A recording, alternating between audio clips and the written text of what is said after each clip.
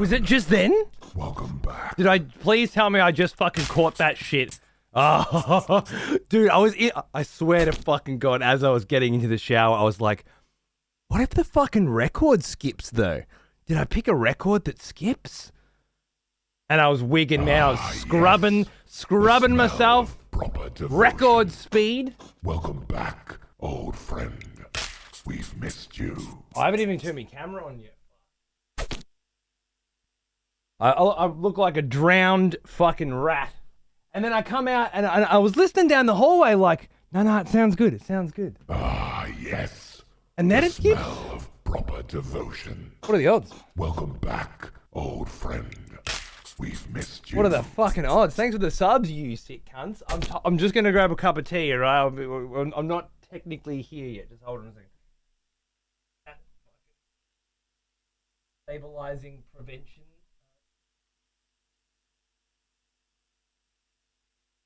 Precarious and precocious. But it looks like she's pretty good. Cool. I'm gonna fix that in a minute. Whatever that is. Don't worry about that. I'm gonna put this up here. Yeah, this is all my wife's fault, by the way. 100% my wife's fault. Nothing to do with me. First, she wants to play more WoW, then she wants to watch more Shogun. I'm like, you know, people want their Elden Ring. I don't give a shit, you know, about you people. I'm sorry. That's the way it is. Okay. Is it good? Yeah. Shogun, I know, I already seen it, but I'm watching it with her, and it was just like episode 2 we'd finished, so after episode 3, and she's like, we're totally watching it. Here's an old one. Almost. I am powerless. 4 years. Mage. G'day, mate. How are you? You sick cunt. I assumed Snoo and not WoW and Shogun. Yeah. You know, it's like WoW, Snoo Shogun, or Snoo WoW. It really depends when you need it. You know, it's complicated. All right. Whew. How's that though? I had a fucking premonition that the record would skip. And it did. That's crazy. We'll have to address that later. For now, I'm going to put the record back on.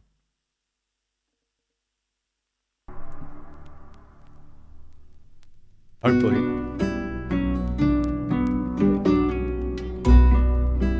Hang on. I'm just going to make tea. It's the weekend where I can drink tea. I'll be back in a couple of minutes. And then we'll fucking do it. I did hope. I'll get to it in a second. Hold on.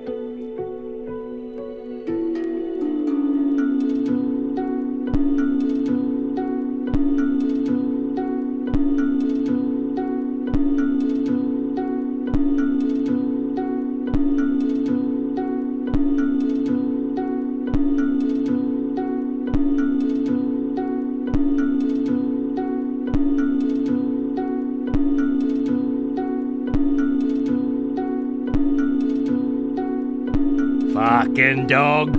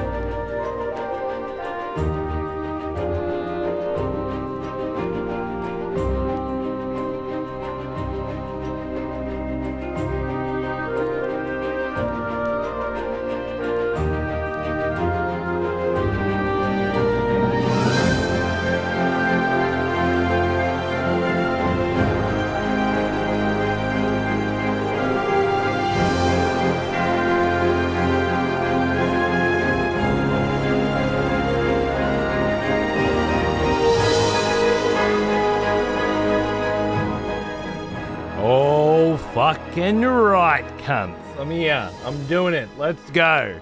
Fucking 12:26, eh? Yeah, alright. 23 minutes for setting up a show, having a shower, and then fucking making a tea. It's not a bad lap. For me, anyway. Nailed it.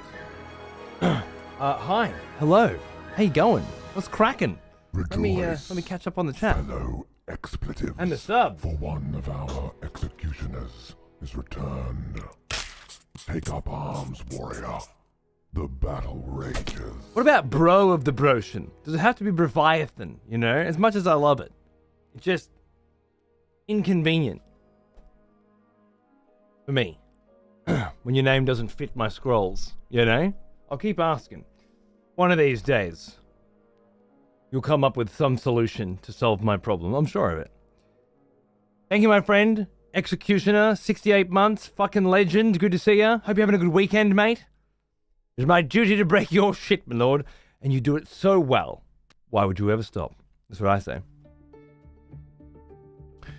I knew this was a long I thought this was a long record. That's why I grabbed it. Decided I'd have enough time in the shower. No, it skipped, though. Renaming to Bro of the Bro. Love it. Surely we have wider scrolls. Are we conserving parchment? I'll have you know, Sir Spew. Parchment doesn't come cheap these days.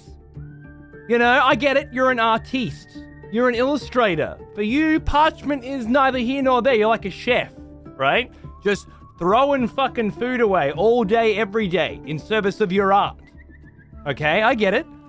But for us normal people, paper doesn't grow on trees.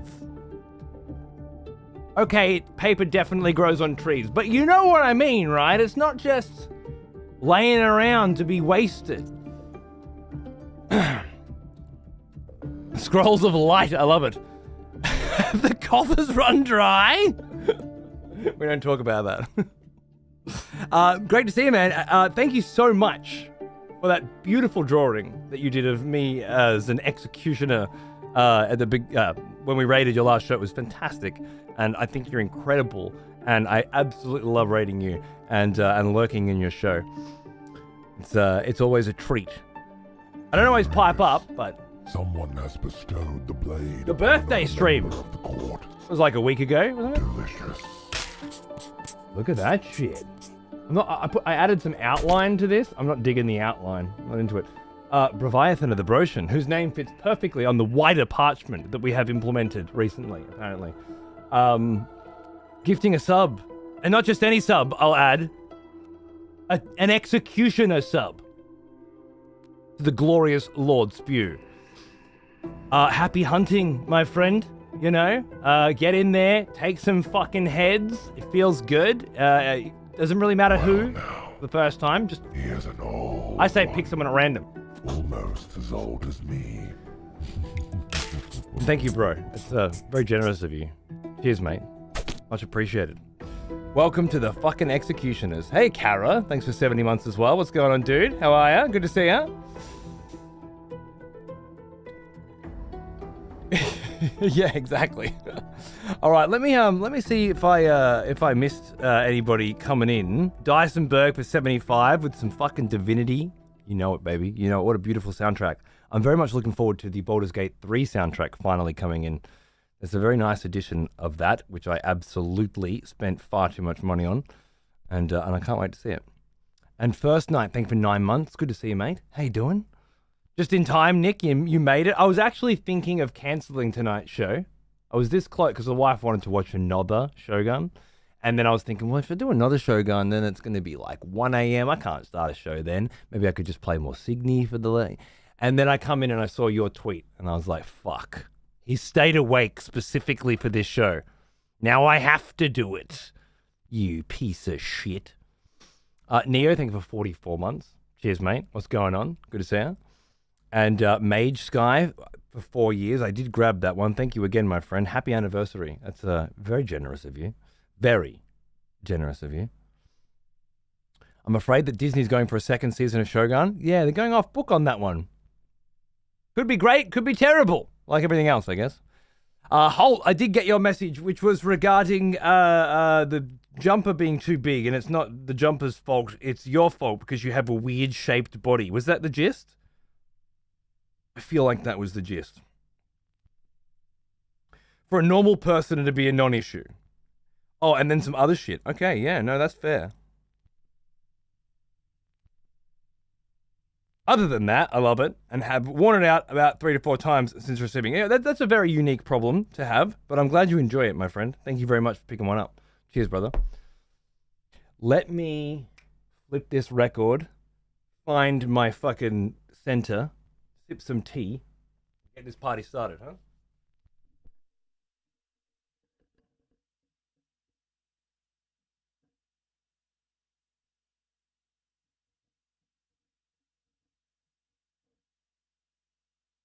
Brief dust.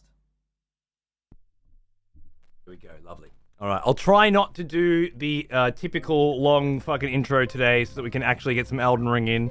I'll try and go a little later if possible as well because I started so goddamn late. Jesus Christ. Did you get my message? Yes. Your message is much harder to deal with. Of proper devotion.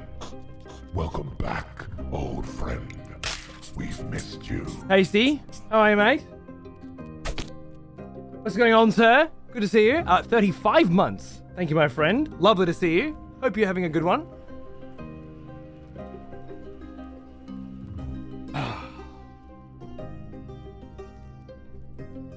Ahoy, cunts. Great news. My daughter was born on the 1st of August. Happy, healthy baby girl, Luna Blacksmithson.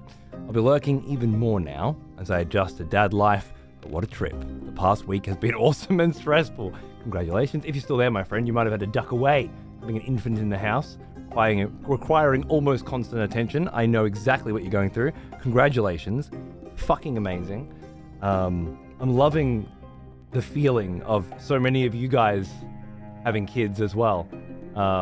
As we all get older, not everyone, but you know, a lot more of us are joining that club, and it's just such a there's such a nice shared experience with it all. So it's always wonderful to hear.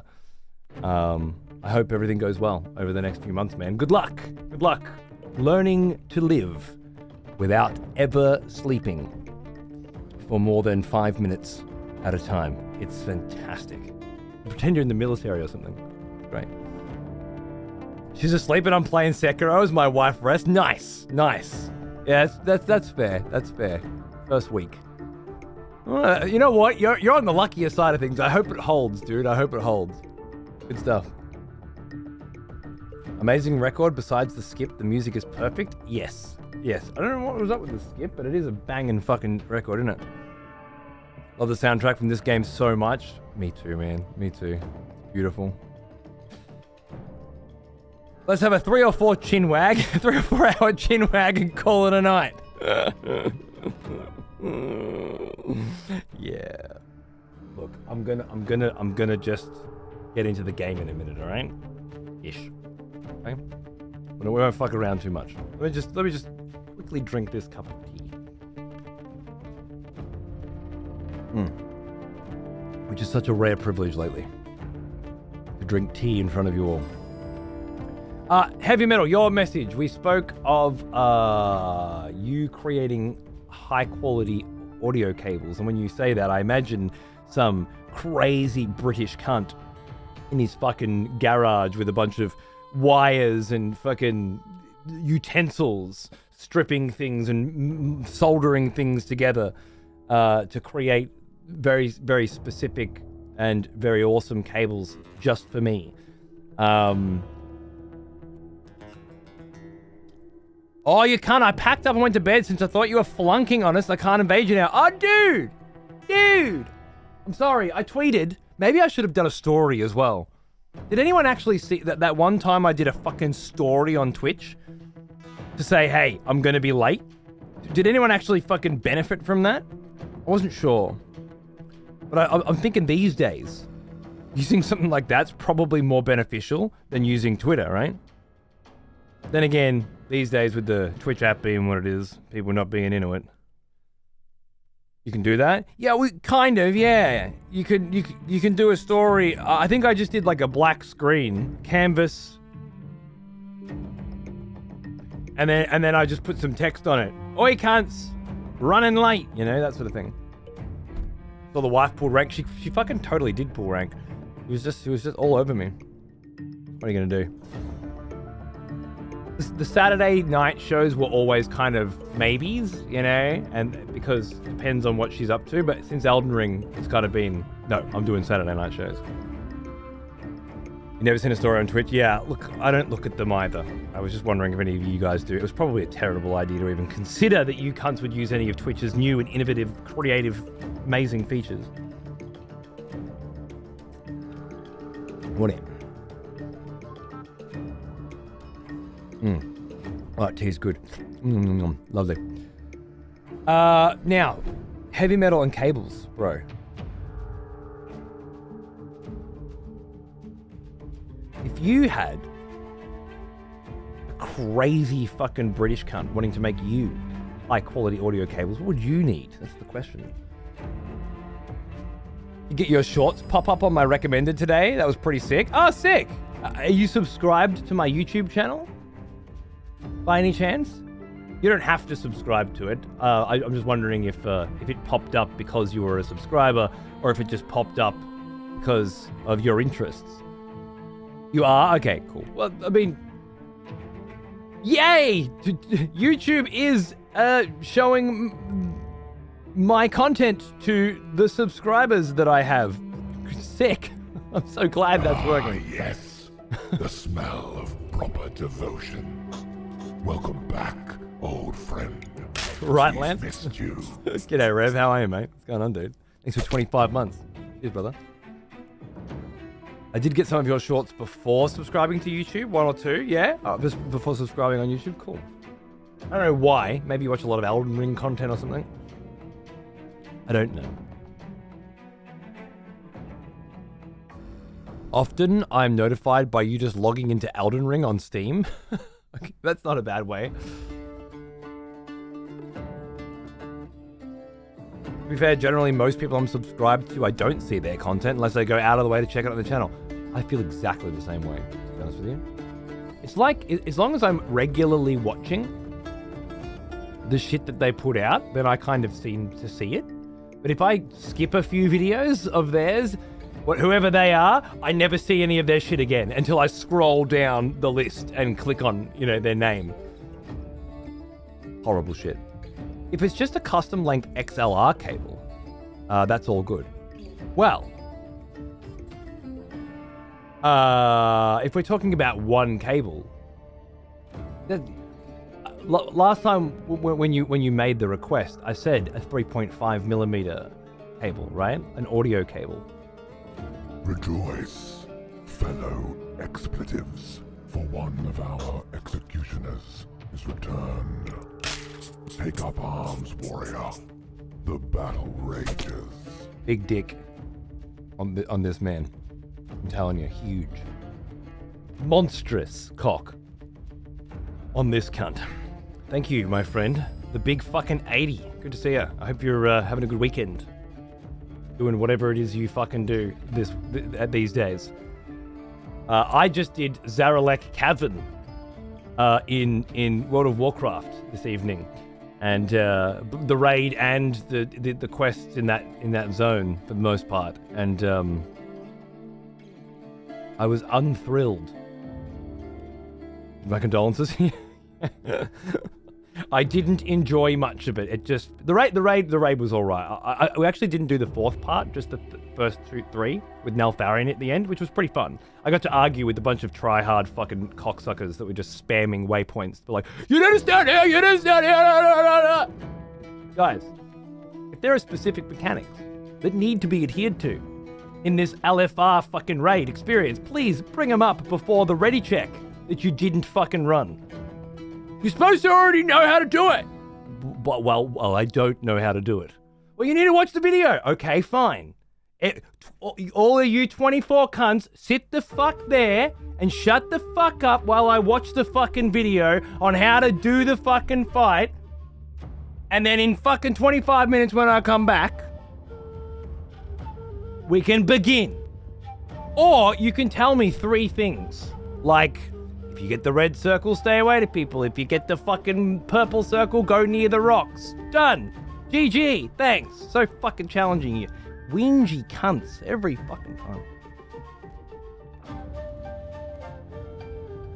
If I stop watching for like a week or two, the algorithm 100% is like, all right, you don't like this content anymore. And I know, right? It's fucked. Here's an old one. Absolutely fucked. Almost as old as me. Bomb Painting, welcome back, man. What's going on, dude? What's that? 57. Thank you. My YouTube is just full of clips of you and Thor. Okay, well, at least someone's like it's popping up for someone. That's good. Before Vlad trots off to whatever hellish pits of Caelid he decides to grace with his presence today, a visit to the Roundtable Hold for a peek around and a chat or two might be a good idea. I think I was planning to go there anyway, because I've got a new remembrance that I need to take in, but thank you. Obviously, after any boss fight, I think it's a good idea to go to Roundtable, but I do need those kinds of reminders. Yes. Yeah, Cal. Hopefully I'll do the Sakareth one tomorrow, because that looks pretty cool. Yeah, the rest was just, God, it's just so much of the waiting for people to fucking talk before you can accept the next quest shit. Ugh. I don't know when that becomes so prevalent in WoW. You just have to sit there while characters just talk to each other about shit. Sometimes they go on, you know. Fucking, can I skip this? No, you can't skip this. You will watch this. We voice acted this. You will listen to this shit. Oh my God. Since BFA, which is where I stopped playing, so I guess that makes sense. They've been going real hard on the marketing for the next X-Pack. Yeah, they have actually. I just started like a month or so before that. Usually if I'm going to play, it'll be at the end of an X-Pack. We'll see.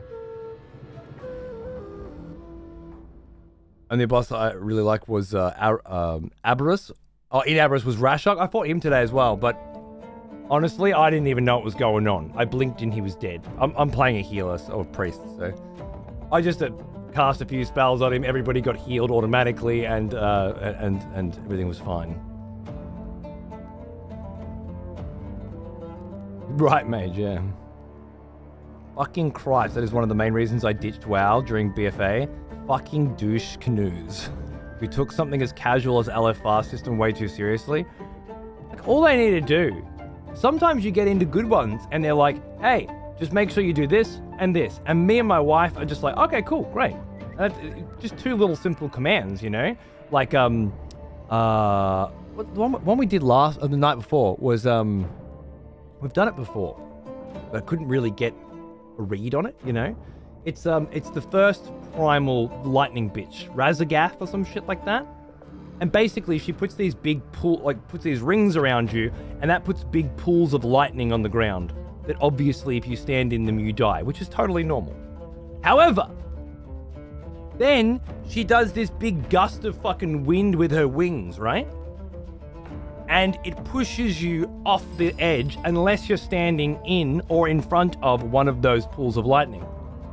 So it's one of the very few raid mechanics ever that's like you need to stand in the shit that's killing you, you know?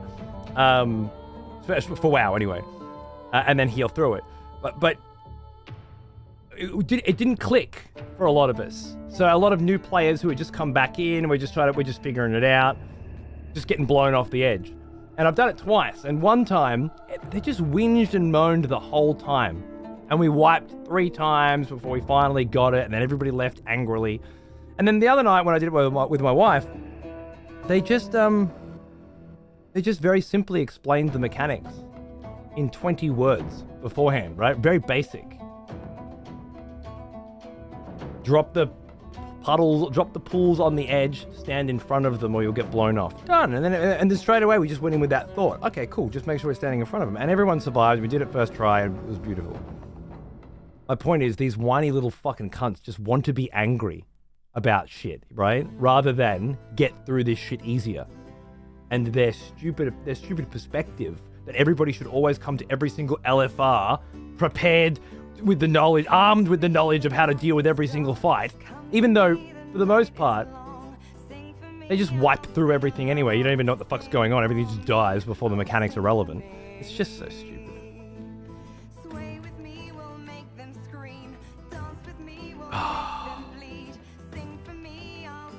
Right, prize. It sounds fun. I wish I could still raid at a decent level. It's not since Final Fantasy 14 that I have, but that's a lot. I play on an RP server. How dare the characters have a bit of it? Yeah, I know, right? I started on an RP server, Silverhand, actually. That was my first.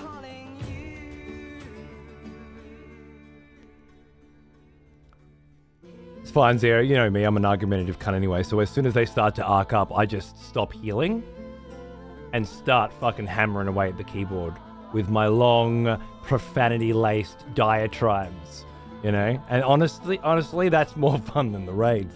I can quantifiably determine how much enjoyment I had in a raid by how much shit I had to give a bunch of cocksuckers. So, it's all good. My wife just sits there and sighs.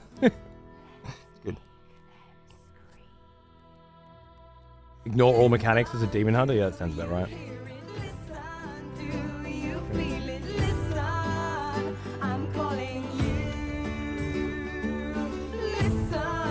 Beautiful. Fair dice, fair. Exactly, Nick, exactly.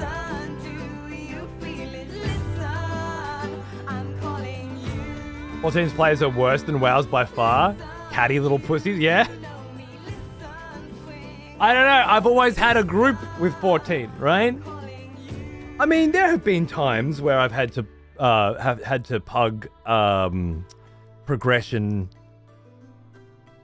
I think it was something like you have to do it 10 every fight 10 times. And if you don't get the gear drop that you're looking for, then after 10 times you can buy it with the tokens you get or some shit like that. Like that's just how FF14's prog works. So a lot of the time you were helping other people get their 10 clears. And we definitely pugged with that and had some fucking wild nights. But the totems, that's it, yeah. I remember doing it with that fucking fairy bitch. Because the thing was, you'd go in with your group of 10, and you'd learn the fight, and it'd take a little while, but you'd get it. And then once you finally got it, you could do it over and over again with that 10 people without any effort, right? Because learning it and getting everybody to do their little bit was the whole thing. Repeating that, no problems at all.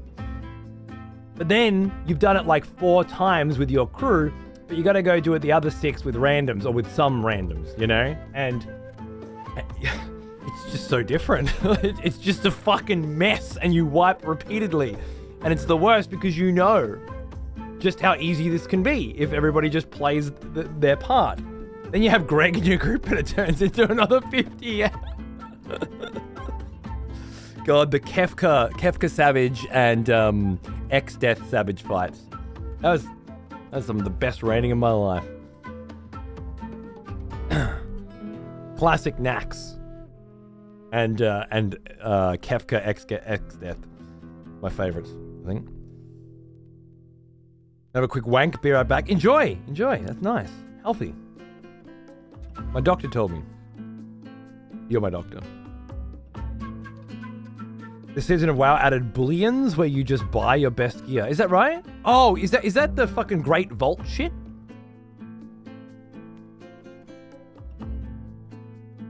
I find when things become easy, they become boring. I agree. Almost always. There are times, you know, I mean, I'm just about to finish my hard playthrough of Signy and Volgar the Viking, although that's going to take a little longer. I love playing hard shit. I really enjoy it. But casual fucking WoW, I don't know. I guess there's just so many little tiny challenges, which basically amount to how quickly can I get this done and get everything that I need to get done. It's a different thing. It's a different kind of craving or addiction than difficulty. Now, bosses drop bullions now. Once you get 2, you can buy any item you want from one of 3 vendors, which all have raid gear. Oh, really? I've probably got a lot of that, huh? Another expletive has You get a bronze drop. I've seen that, yeah. Welcome back. You can turn it in for best in slot. part of this season as a farewell to the expand. Oh, okay. Cool. Thank you. Jamalki! Thank you, darling. Lovely to see you. I was just watching Shogun with my wife, and every time I see Blackthorn now, I can't stop thinking of you telling me the story of, you know, how you used to go to school with him, right? I don't know, I start to fantasize what it must have been like to go be around that crazy ass motherfucker. He's so good in Shogun. He's like such a cool chap. Yeah, I didn't know about the gear, but then I've got an inventory full of shit that I don't understand what it does. So maybe I'll have to look into that. I wouldn't mind, assuming I don't already have best in slot shit. I think my shit now is like 500 item level, give or take, when I've upgraded it to 6 or something. Young Cosmo is a lovely dude, very creative. I'm glad that he went places, man. That's awesome to see. His voice in real life is completely different from his Shogun voice. Yeah. Good acting, man. You love to see it. Thank you, Bloop. Lovely to see you. How you doing? All right, I said I wouldn't faff around all night because we started way fucking late. And if I jump into Elden Ring right now, then it's only been 3 hours, which is basically how long we spend talking shit anyway, right? So, like, it's almost like I didn't start late. Almost. Which is lovely. Assuming that everything works. We get a HDR working, the audio works, etc., etc. You're a higher level gear level than me now, yeah? I guess it's because the last, month or so of an X-Pack, it really is fucking easy to gear. I've just been doing Awakened raids every week, and then there's the Great Vault, where you, like, every week you just fucking get given free shit as well. And then there's I did all the Emerald Dream, like the fucking Super Bloom and the Dream Warden fly around and collect green dots and shit, Just it's been effortless to gear. No buzz or hiss so far. Lovely clean audio. Well, that's great to hear, isn't it? Beautiful. Speaking of audio, heavy metal. I didn't know XLR cables were on the fucking menu. Love the idea of high quality XLR cables. Other than XLR and 3.5 mil.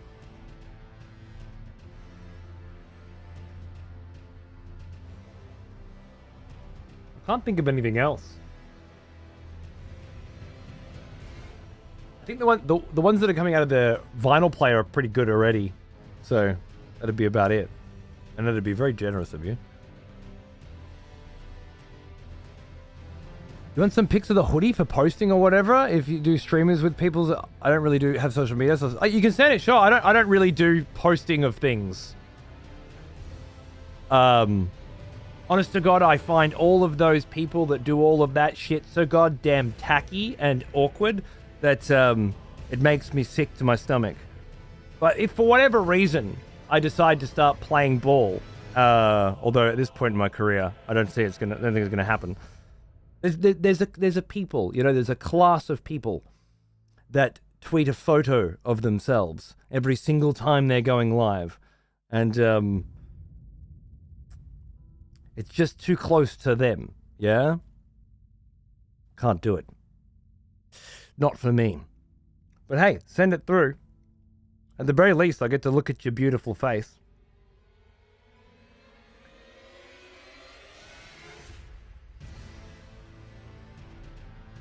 The best stuff comes from raids and Mythic Plus. Oh, makes sense. We're having a rejig of the rig. A rejig of the rig, mate.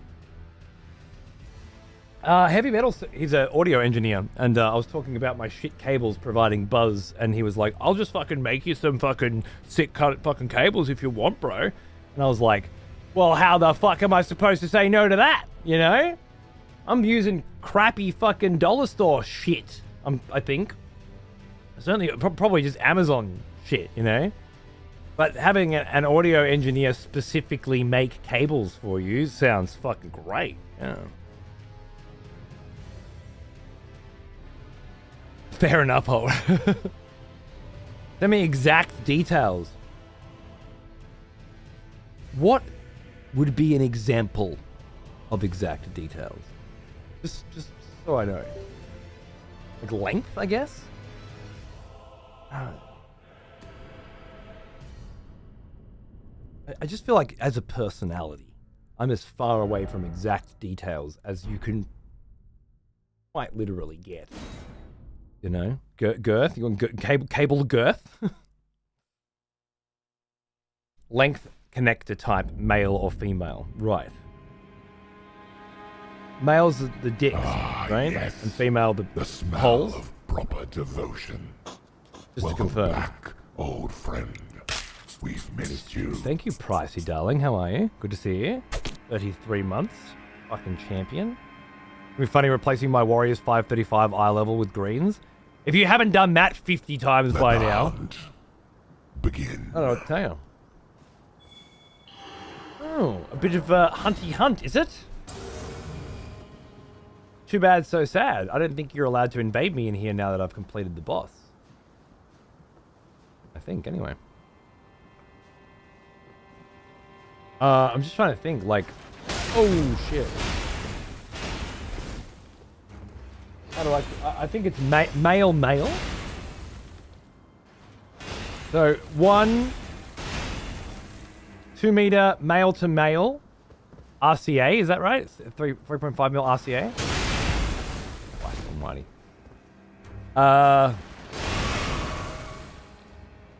Look at those barbs. Brutal.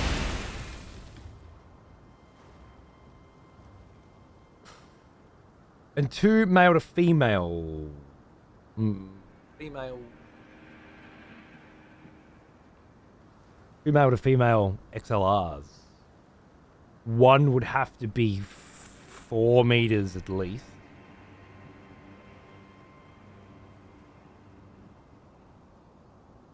I'd go 5.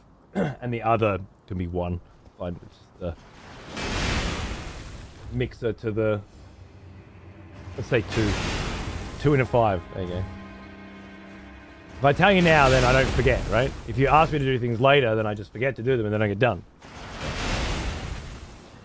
This seems better.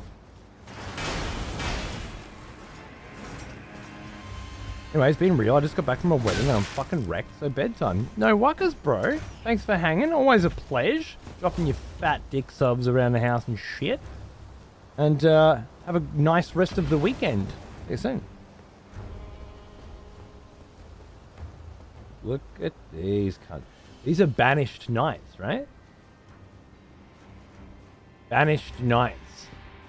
What are they doing in here, you reckon? Bit of a vibe. Bit of a vibe. 1 2 meter, 3.5 millimeter jack, male. 1 2 meter XLR patch lead, and 1 5 meter XLR patch lead. Did I hear that right? Well, no, because I didn't say half of that shit. Like patch lead. I didn't say those words, so you can't ask me if I said those words and then get me to confirm that I said them, right? You didn't hear that. You couldn't have heard that right.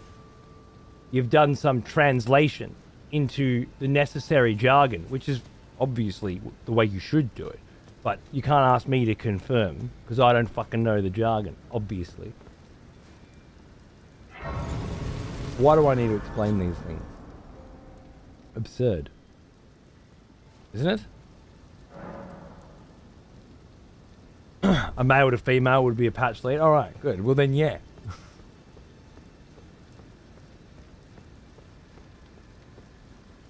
And what about a male to male? Because you didn't specify that in the top part. Is that Jack? Jack plug? No, that can't be right. Gaily, yeah. I get, yeah, 1 homosexual 3.5 mil and one and a normal fucking XLR if you wouldn't mind. Thanks, mate. Yeah, just a normal person XLR. None of that fucking weird shit, right? I'm not into it.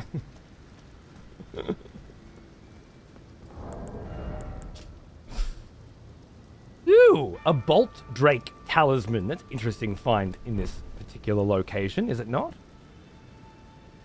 Why would this corpse sitting at this entrance... Also, Nick, if there's any reason why I shouldn't go here before I go to the round table hole, tell me. But otherwise, I'm going to go here first.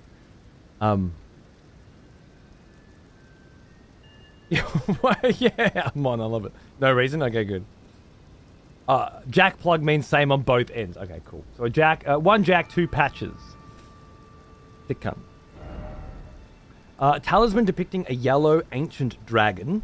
Rejoice, fellow expletives, for one. You would sub as I start reading fucking lore, wouldn't you? Jesus. Take up arms, warrior. The battle rages. Fucking solid schneck, mate. Look at that. 69 months. That's a solid schneck. And an executioner to boot. Ah, yes. Champion. The smell of proper devotion. Good to see you, mate. Hope you have a good weekend. Back, old friend. And to you too, hellbound sir. For 35 fucking months. What a legend. Cheers, mate. Good to see him. What level am I? 80. The same level I was at the end of the last show. Fuck yourself.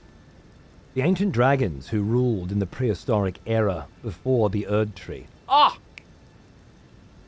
Huge. Huge.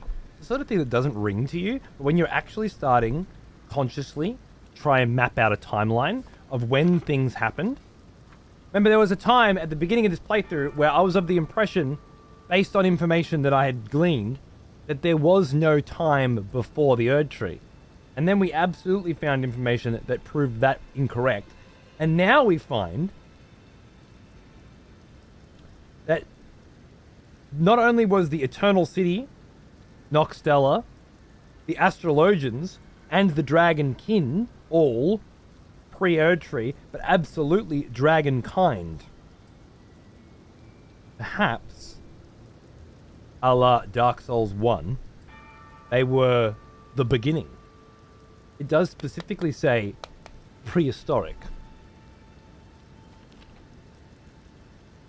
The ancient dragons who ruled in the prehistoric era before the Erdtree would protect their lord as a wall of living rock.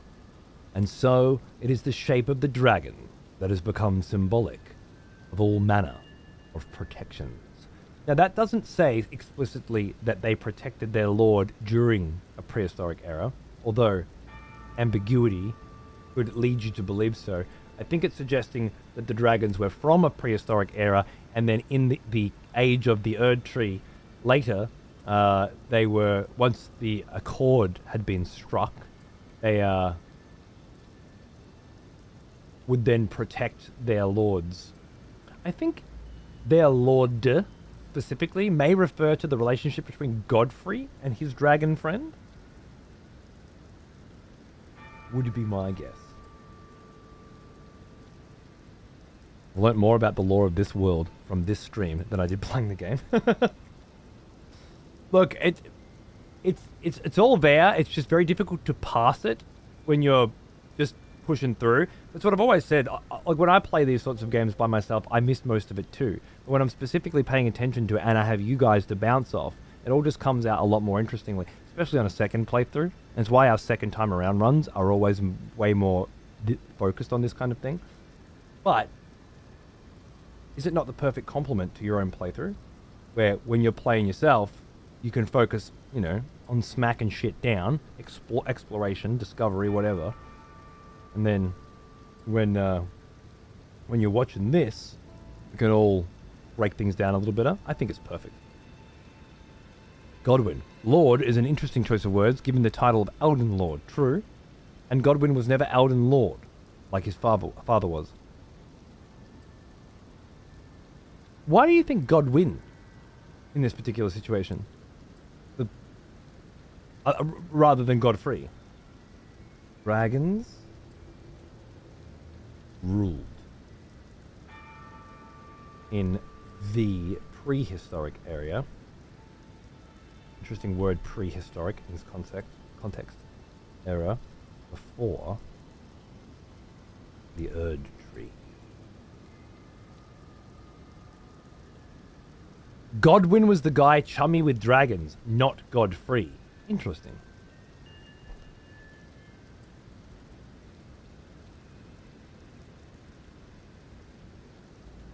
I think once I get to Lindell, I'll learn more about that. I'll keep that in mind. Thank you.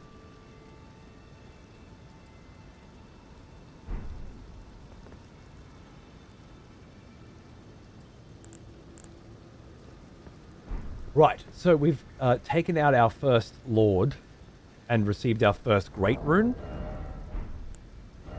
I should look at that, by the way. Godric's Great Rune. Devoid of any benediction. Seek the Divine Tower of Limgrave, which stands beyond the Great Bridge of Stormvale Castle. That's where we're headed. Yes. One day we'll return together. We'll. Isn't that interesting? We'll return together. Him and his dragon? Is the way I think it reads. Which would suggest not only Godfrey had a bond with the dragons, but perhaps Godwin was the first, and then the rest of the Golden Order started to do the same. And it became a family lineage kind of thing. I wonder if there's any lightning attacks around here. Some reason why someone with a lightning defense brooch would be sitting at this exit to the city.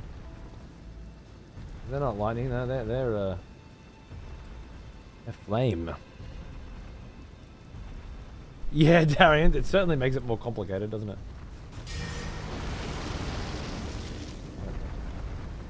Oh. That changes things.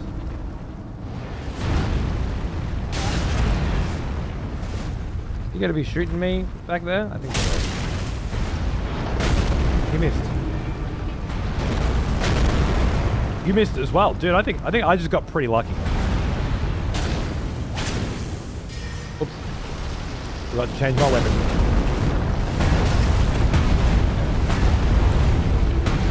I'm thinking, Gotcha. Nice.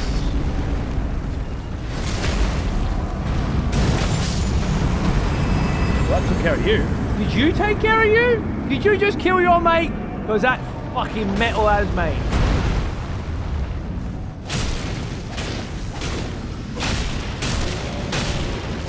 Whoa.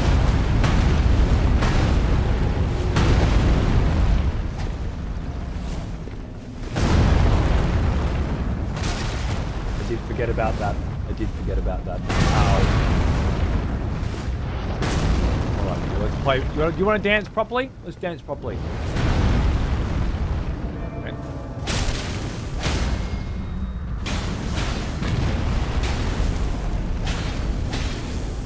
I forgot my buttons again. That's better.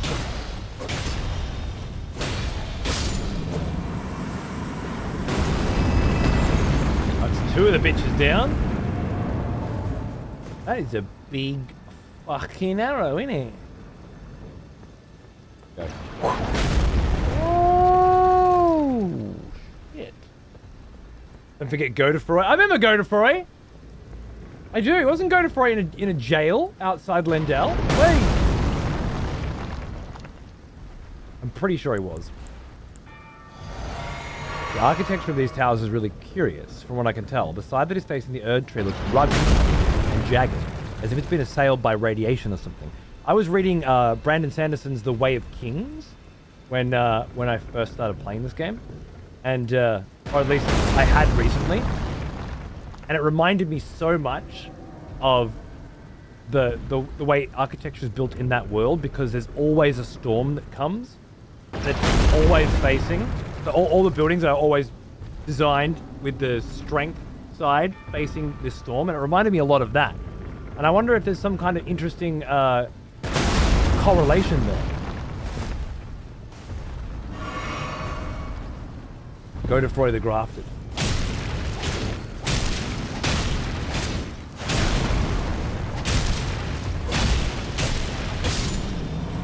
Done. Whole bunch of hullabaloo about nothing, eh? Wankers, the lot of ya. That may be if it was made to withstand rather than eroded. That's how it feels to me. Unless there was some kind of, I don't know. I'd have to check the rest. It could be that some kind of force is emanating from the Erdtree, and it is eroding it, as you suggest, which could be cool.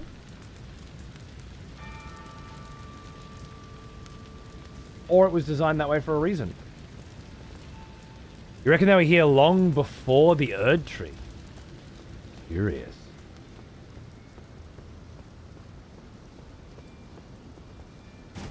I like the sound of that. Zeke. Bit of flavour, mate. Just a bit of flavour. Oh, hello. A warming stone. I love them. It's said that the Erdtree was once as warm as the gentle sun, and would gradually heal all who bathed in its rays. Lovely. As warm as the gentle sun, and would gradually heal all who bathed in its rays? Could that warmth? Yeah. I like that, Darian. Right as we're talking about it, could that warmth be attributed to a kind of radiation that's eroding the divine towers? Are all divine towers so eroded on the side that faces the Erdtree? The last boss that was fought, I'll give you one fucking guess, dickhead. One fucking guess, alright, mate? If you don't get it wrong, you die. Where the fuck am I headed right now? Eh? Could those golems under the bridge have fallen down? That's an interesting thought. But there are 3 golems on the bridge, 2 at least below it that quite possibly would have fallen down, and the bridge itself has been knocked out.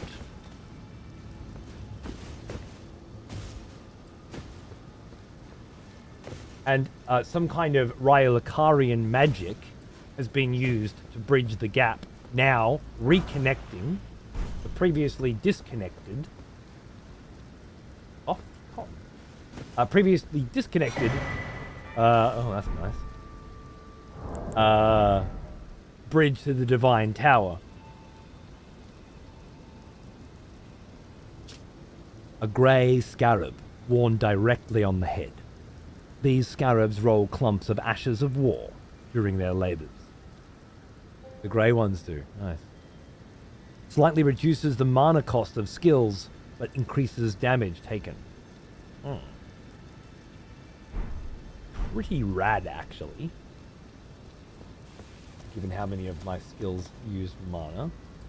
I cannot possibly imagine Vlad ever wearing a scarab on his head again. You know, like the scarab samurai days of yore, they were a time, kind of like people who lived through the 70s wore pants that flared at the ankles. And they see photos of themselves in the modern day and they say, that was a time that happened. But there is no fucking way it's going to be happening again. You know what I mean? They're coming back in fashion? Of course they are. Got flares coming back in fashion in the UK. Over here, every single kid has a fucking massive mullet, like they're a football player from 1949. Absolutely insane. You can't go wearing a scarab over that head? No. It was a different age, wasn't it? It was the best of times. It was the worst of times. Etc., etc. Quote Dickens. Whoa, did you just attack me, Stormcrow? Whoa! Ungrafted Stormcrows! I did not see that coming. Yes. No. Yeah, you're right. No. Who do I want to target? Miyazaki? No. Yeah, no, that one? No, not that one. It's so close. I can almost imagine the target that I want to target. Almost. Yeah, that one. No, it's still not that one. I'm kidding. It's not that one. That's not the one. Nope.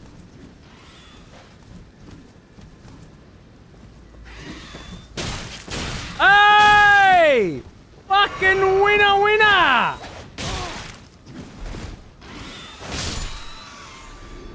Hunt game. Hunt game. Always on your dick, man.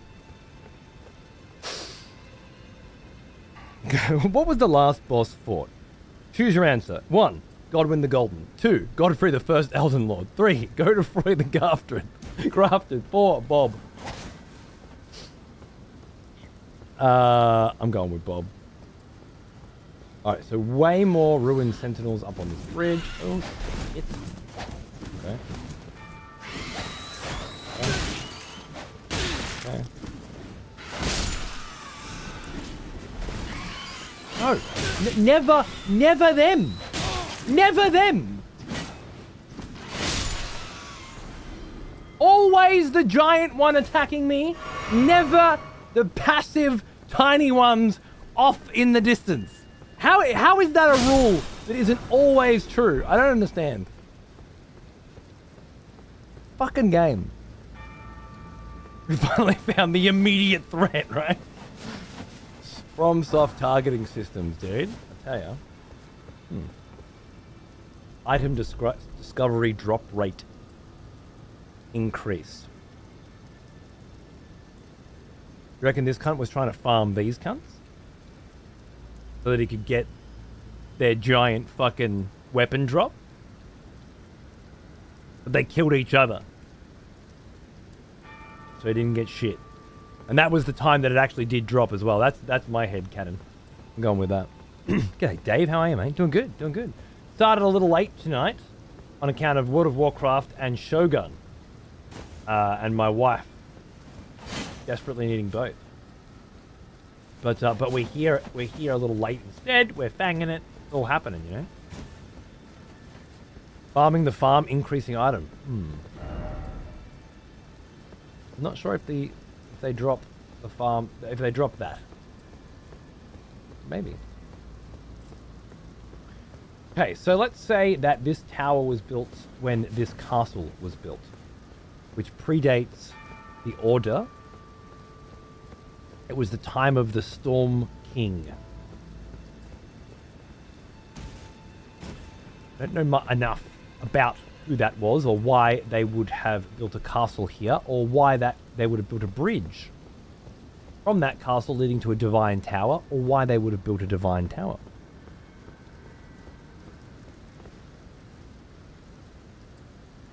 But if we're to believe that the Erdtree came after it, then the civilization pre-Erdtree was quite fucking pronounced.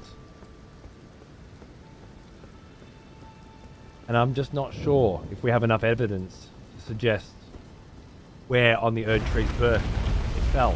Yes, yes. I guess if I were to try to understand what was the tower constructed for, the divine tower, what is its purpose? This speckled design in the walls reeks of Noxtella, right?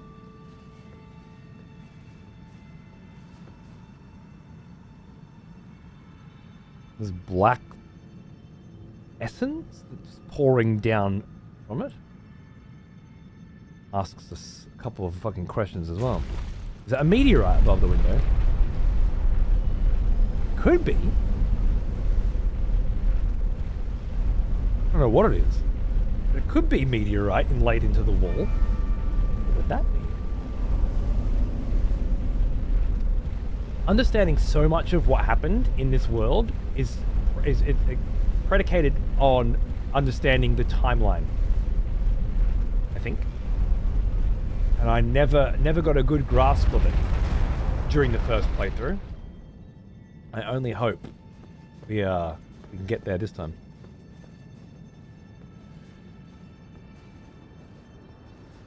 black essence reminds me of the mimics in the Eternal City.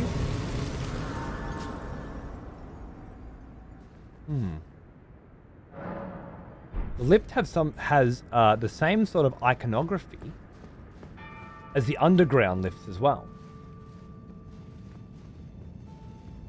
Maybe you're right. And we did have pretty good reason to believe that the people of Noxtella built their city on top of on the ruins of a civilization of the people who built the Palace of Ul, right? As in millennia after the civilization of wherever the palace was. It Ul? Was it Ul or Uln? I think it was Ul.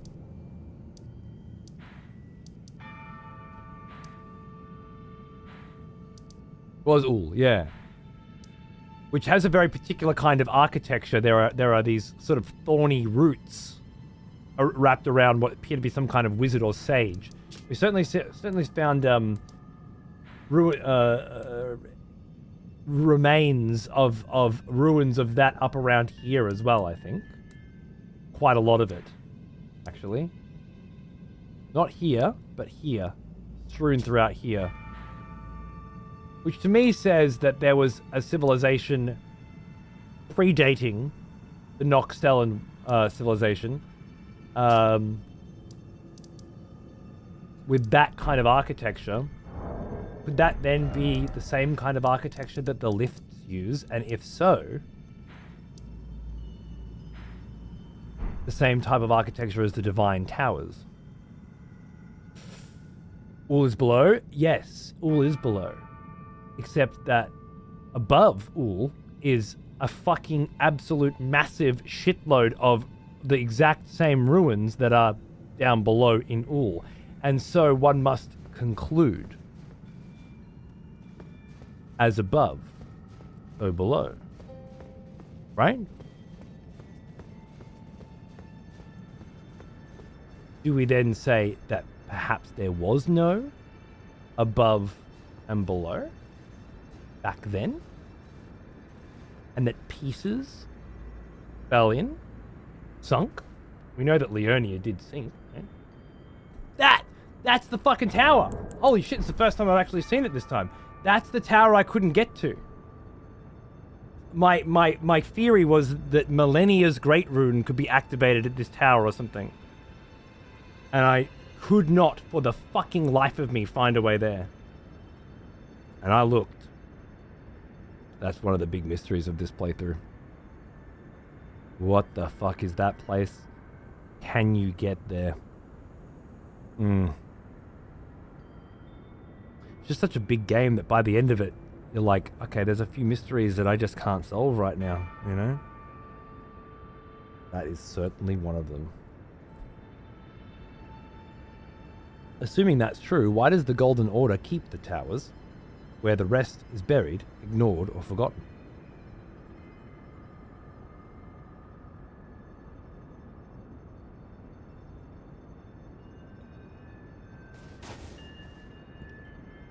The phrasing of that is odd. Are you suggesting that they buried everything else and decided to keep the towers? Because that's what it sounds like when you say that. They decided to keep them, right? Where is that suggestion made? That they're responsible for? Because the Golden Order would be well after Noxtella at the Eternal City, which would be well after this stuff, right? Loving that you had the same wonder as you did the first time you played. Yeah, I mean, history repeats, doesn't it?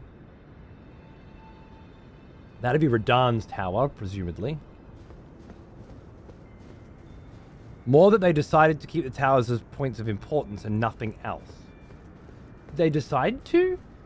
Like, if you are born and there is a tower in the world that you live in, and then you die and that tower is still in the world that you live in, did you decide to keep that tower there? That's such a strange vernacular. Decide. As in, a decision was made. Was a decision made? Like, if they destroyed the towers, well, that would be a decision to destroy, right? But a decision to keep. No. No, I don't think so. I think they needed the towers. And I think they used the towers. You decide to keep using it. There are 2 fingers up here. Now that's different to what you said before. Keeping something and continuing to use something, or beginning to use something, are not the same. But alright. Decided that the Eiffel Tower is right. They can stay right here with us. Fair enough. I'm glad that you've decided that. Maybe the towers are for communing with the will, since there are fingers atop them? Maybe. Maybe. There's also, each of the towers is associated with one of the great people of today's age, right? Or at least of yesteryear. They're still alive today. Till I get to them. Now you can look closer at the meteors.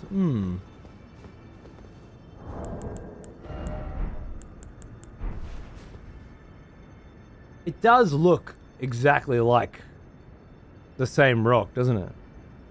That ominous glow moving through it. I think we could safely assume that they are... that multiple chunks of meteor have been embedded in and about the top of the tower.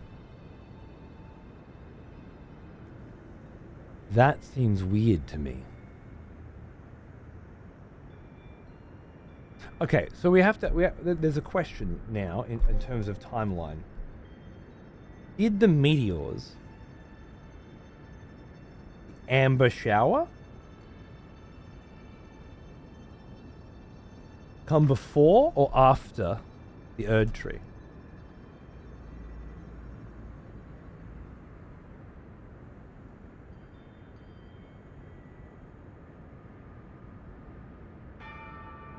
To lock the finger in its place, that's cool. A containment field?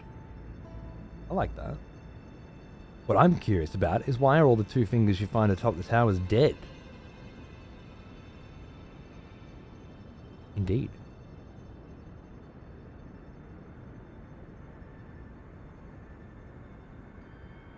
Would be Radan who would have done that. Sorry, done what?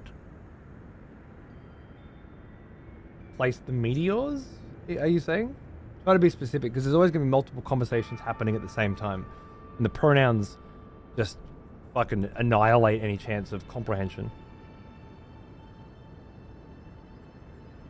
I maintain that the towers harvest celestial energy and power the great runes. They're like temples. And close to the skies for more direct communication. I like that.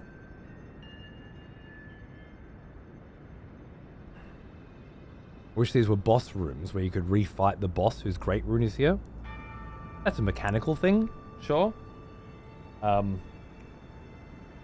Whatever. I wouldn't hate that. Maybe whoever these 2 fingers were trying to commune with, this high in the sky, is no longer there. Okay. Doesn't the fingers being dead, with the associated boss great rune, mean that they lost candidacy for the throne? That's what Rani wanted, correct? To remove the 2 fingers linked to her. Well, we're not kind of at that point in the story right now. But so I can't really... That said, we're probably not going to get to that point in the story. I'm not sure. I can't remember the specifics. Could only really use what I've got now and extrapolate backward from there. The Round Table folk know there are other fingers, or do they believe it's just the ones there?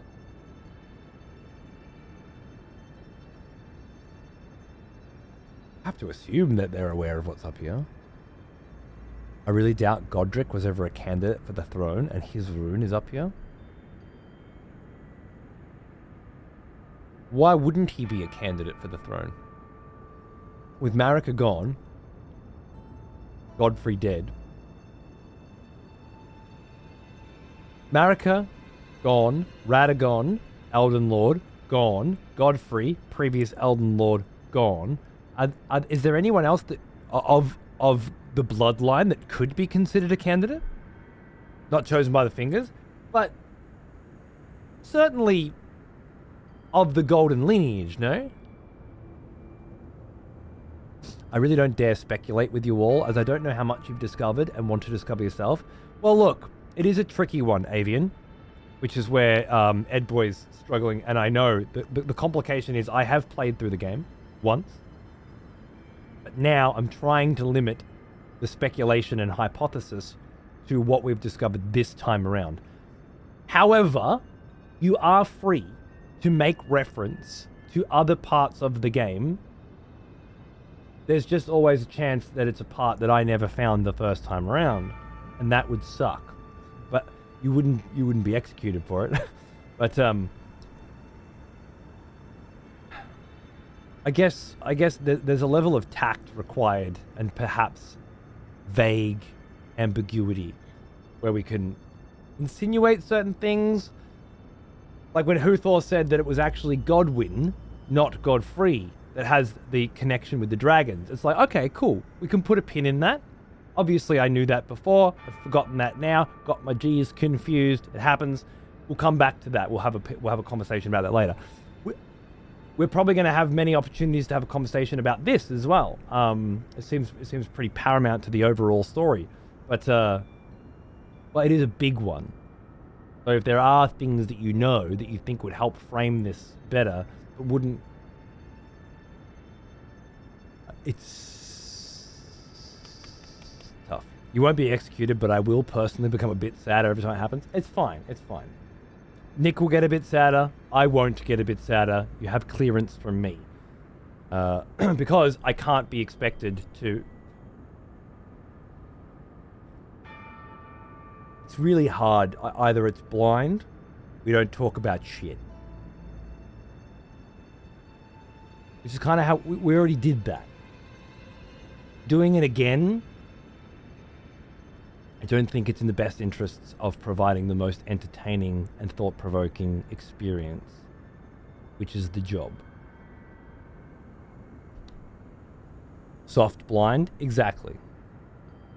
Nothing about the DLC. That's a completely different fucking story. We have to assume that the DLC, or pretend that the DLC doesn't exist until we get to it.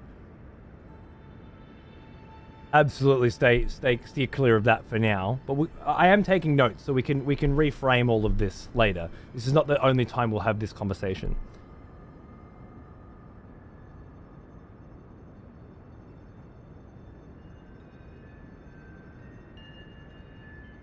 More of a one-eyed playthrough? Love it. Very, very well said. Holy shit. A tirade of new voters has been conscripted. The next execution will be... messy. So I haven't fixed that. Vert, you fucking absolute legend. What's going on, brother? Look at that. Having a fucking good weekend, mate? Coming in and throwing big, fat 20 packs out of nowhere. You legend. Thank you, man. Now, welcome, guys. here's an old Enjoy your one, subs. almost as old as me. And Vert, thanks for looking out for the motherfucker. Cheers, mate. Hope you're enjoying the Elden Ring. Nirak 57 as well. Cheers, brother. How you doing? Good to see you, mate. You know, it gets serious when the notebook comes out. I've actually had the notebook out the whole fucking playthrough this time. It's serious this time. The first time, I didn't want it to be that kind of experience. Nor was I aware how big this thing was. But this time, I'm just making notes of interesting things that I want to be able to come back and go, did we ever, did we ever find an answer for that?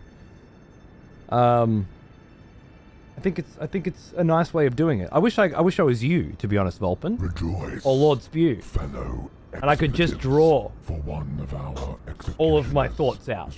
But I can't, because that's my tree. That's my Erdtree. The battle rages.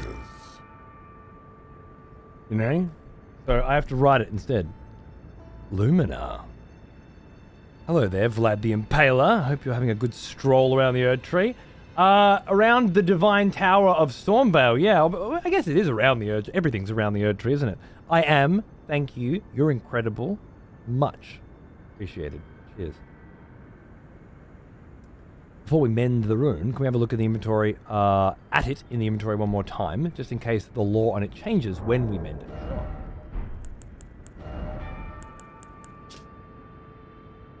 I'll just take a screenshot of that as well, just in case. It's nice.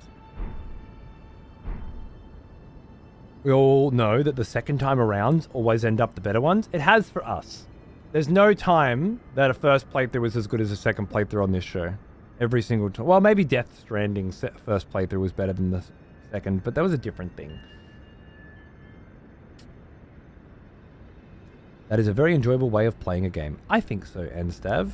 And more importantly, I think it's a very enjoyable way of streaming a game. As in, what's different about playing a game versus playing a game in front of a live audience that you can interact with?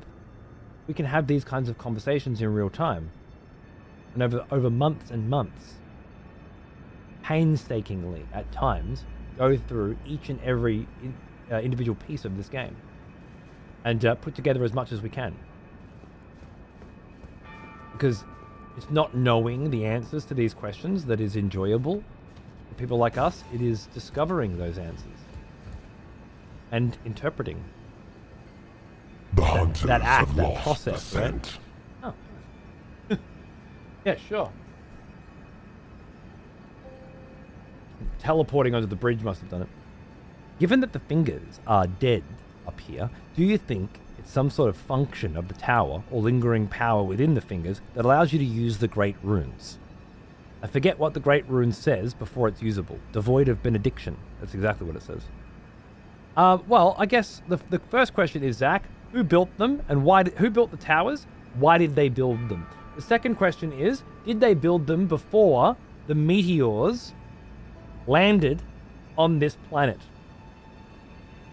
If so, then the meteors were there all along, and so they built them into the tower when they built the towers would be the assumption. If not, then the meteors were added to the towers later. Which architecturally doesn't make a lot of sense to me, but narratively certainly could.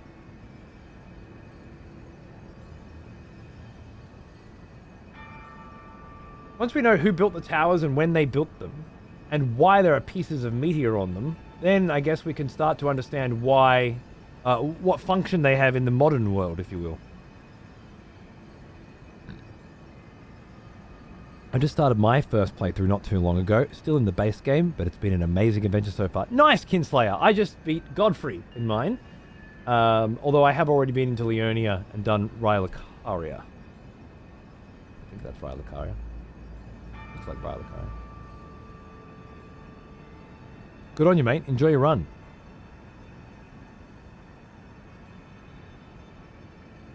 Good on you, Odin. Cheers, mate. Shout out to the DS2 flavor. Yeah, that was. I'm looking forward to another one on that. I love that. It was my favorite. It was pre-Vlad too. There's a lot of precursor Vlad in that run. Hell, a lot of this run is based on it.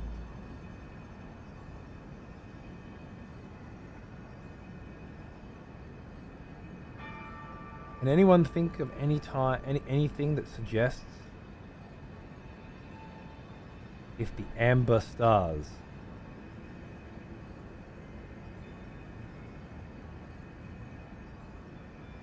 were before or after the Erdtree?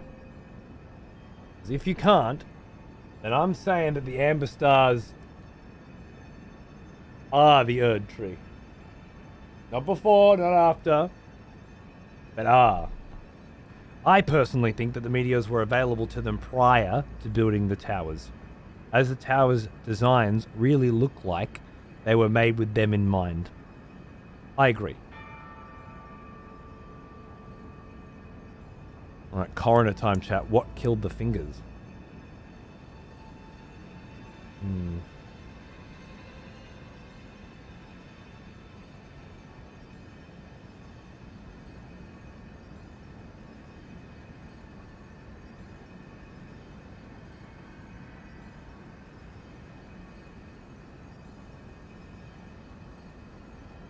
What's the design around the meteors?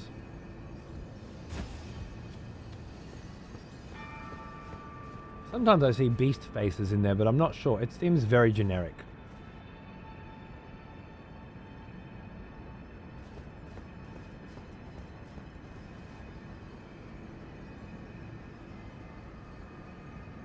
Maybe the fingers of the rune? Maybe the rune was powering the fingers. Maybe the rune is the finger's soul. They look like they've been dead a while. Did the shattering kill them? Good question. When did the fingers die? What killed the fingers?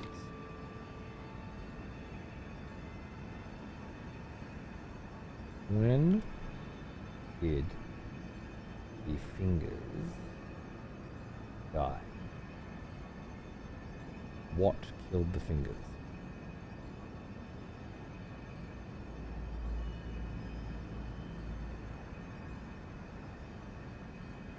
The generic design around the meteors will appear again in the game. You've seen it. I remember having a big whinge about it during Farum Azula. So we might have to take some liberties there. Not sure exactly how we're going to handle that. An old NES gamepad. That's what killed the fingers. Love it. They did kill the fingers. Hey Nova, darling. Too much fingering can kill your fingers? That's actually been proven false. Sorry. Not related to Farum Azula, you don't think so? And it's got to be related to the Palace of Ula ruins, I think. Which is the best name I have for them now. There's small, jagged bits around the inner circle. Rings of the meteor inlays could have been added after the fact, in my opinion.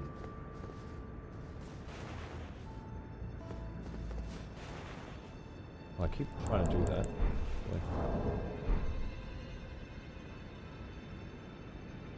I like that interpretation quite a lot. I didn't notice it, but you're right. It does look jagged, doesn't it? And haphazard. It could be a reach. But it could also be to indicate... Like what if something else was there before? And it was ripped out. And then this shit was shoved in as a way to bind the two fingers to these spots.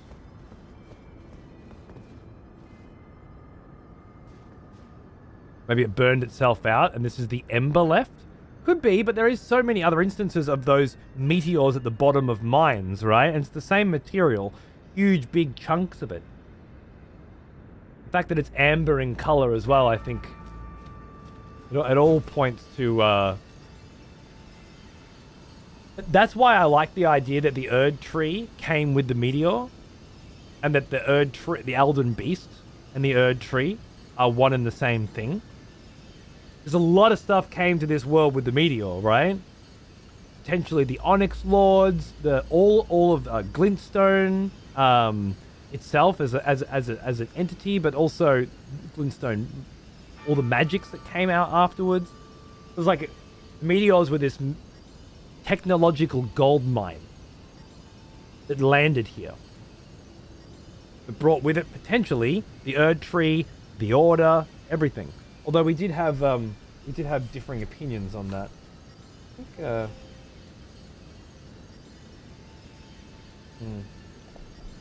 more to learn. The black goop's very interesting. You're right.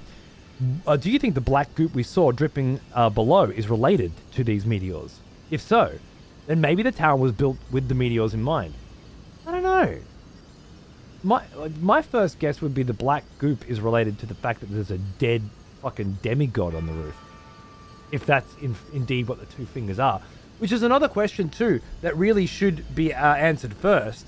And I might add it here as an aside. What are the two fingers?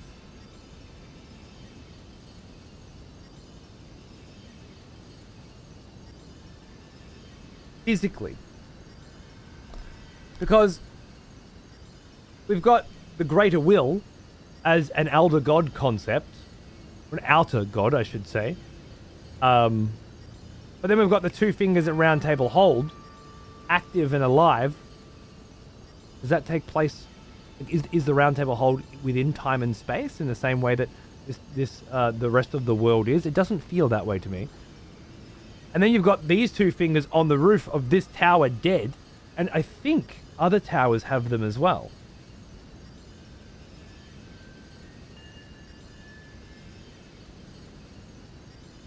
Try to think of the meteor slots and the filigree as a generic symbol known to all civilizations. Okay. I can do that for now. Obviously a rendition of what everything looked like before the Elden Ring shattered.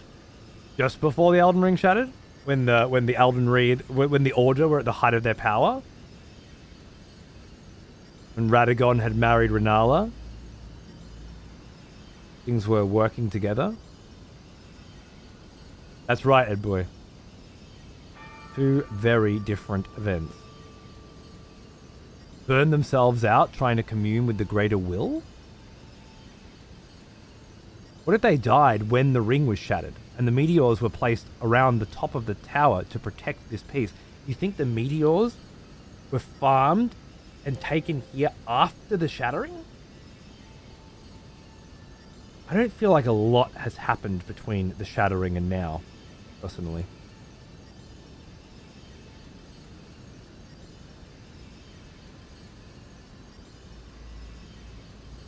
I know several groups seem to think that the two fingers are corrupted, so perhaps these towers were indeed instructed to contain them, or constructed to contain them, instructed, converted.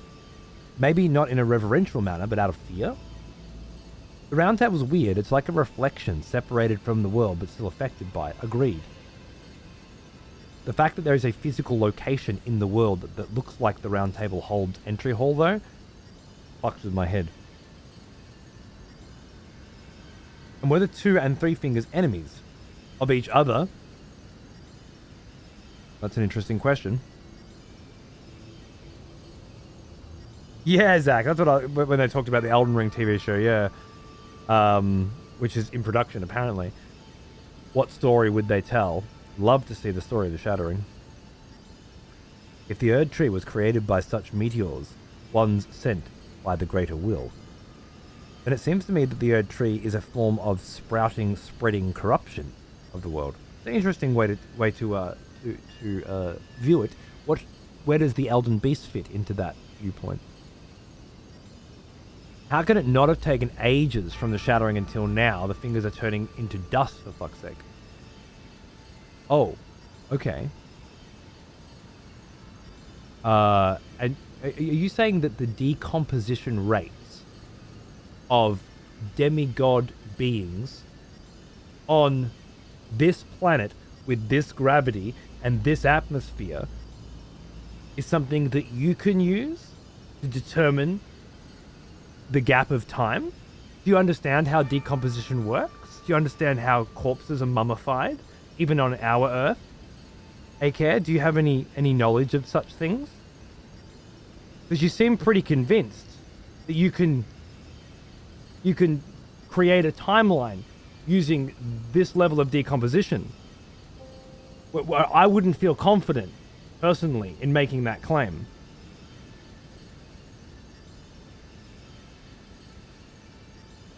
The many-fingered hand enemies that are scattered throughout the world?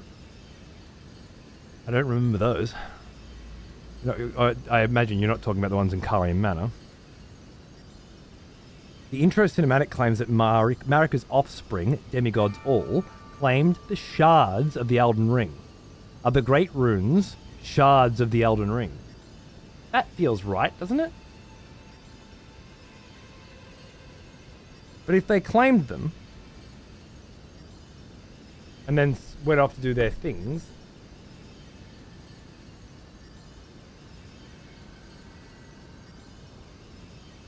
Radahn claimed one, and he went off to Caelid. Marika claimed one, she went off to the Erdtree. Godric claimed one, he went off to Stormvale. Hey Lopes, your package is on the way. I DM'd you tracking. You're a champion and I love you. Thank you. I can't wait to get my permission. Here's baby. If they're decaying, it does imply that something is eating the 2 fingers to decay it. True. Doesn't give us any indication of how long it's been, I don't think. But it does get kind of crazy with all the outer world entities that are trying to insert themselves into this world. Absolutely. What about this elder god of rot that was contained by someone from Noxtella? How many different outer gods and elder gods have been vying for supremacy in this world? Throughout how many different timelines and civilizations? 2 fingers are supposed to act as a messenger from the greater will. And when we say the two fingers, we're talking about this two fingers, or I'm getting confused with the two fingers that everyone seems to be referring to. The two fingers. I know of two fingers already, and we're basically in the first hours of the game. Are there not more two fingerses? Do the other towers have two fingerses upon them? I only assume that was the case, but I can't remember. Those hand enemies are also in the Frost Mountains and by the Volcano Manor. Do they wear the same jewelry? Of course, Lopes, baby, of course. Thank you, my friend. Does the Greater Will encompass everything? Do the beings known as Outer Gods operate within the Greater Will's realm of control? Hard to know. Has he finished Renner's questline? No. I believe I've started Renner's questline.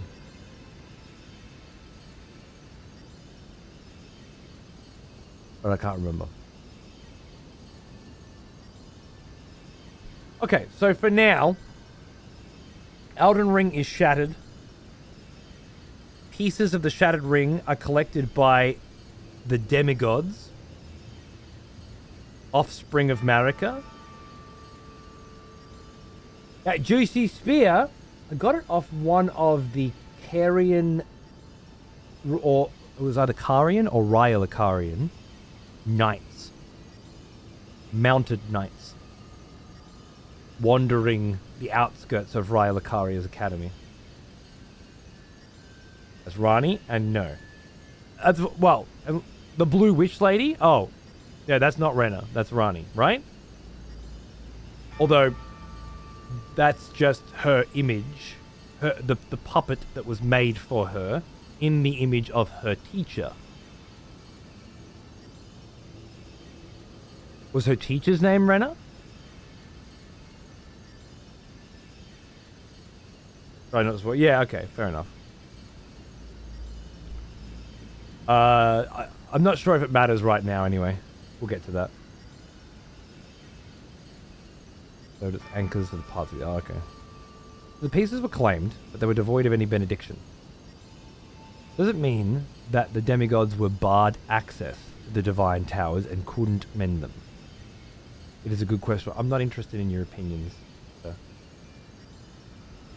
Things that you enjoy and don't enjoy have no impact or bearing on me and whether or not I will enjoy them, for I do not know who you are. And I'm not sure why you would think that it would. What we're talking about here is how these pieces of information can help illuminate the story, the many stories in this game.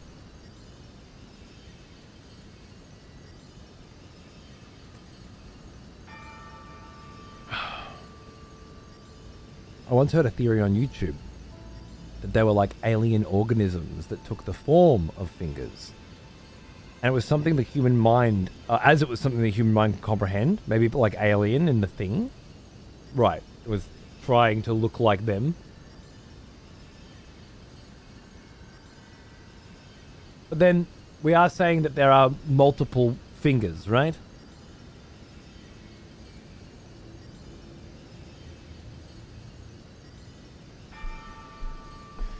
Nick's thinking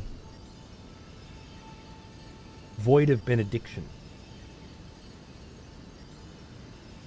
Is it possible, Nick, that the runes became void of benediction because we collected them? But we could assume perhaps that prior to us killing the holder of them, they weren't. So we could say, for example, Elden Ring shatters. The demigod children collect pieces of the shattered rune, which are devoid of benediction. They bring them to divine towers. Godric, obviously, running down to Stormvale, brings his here.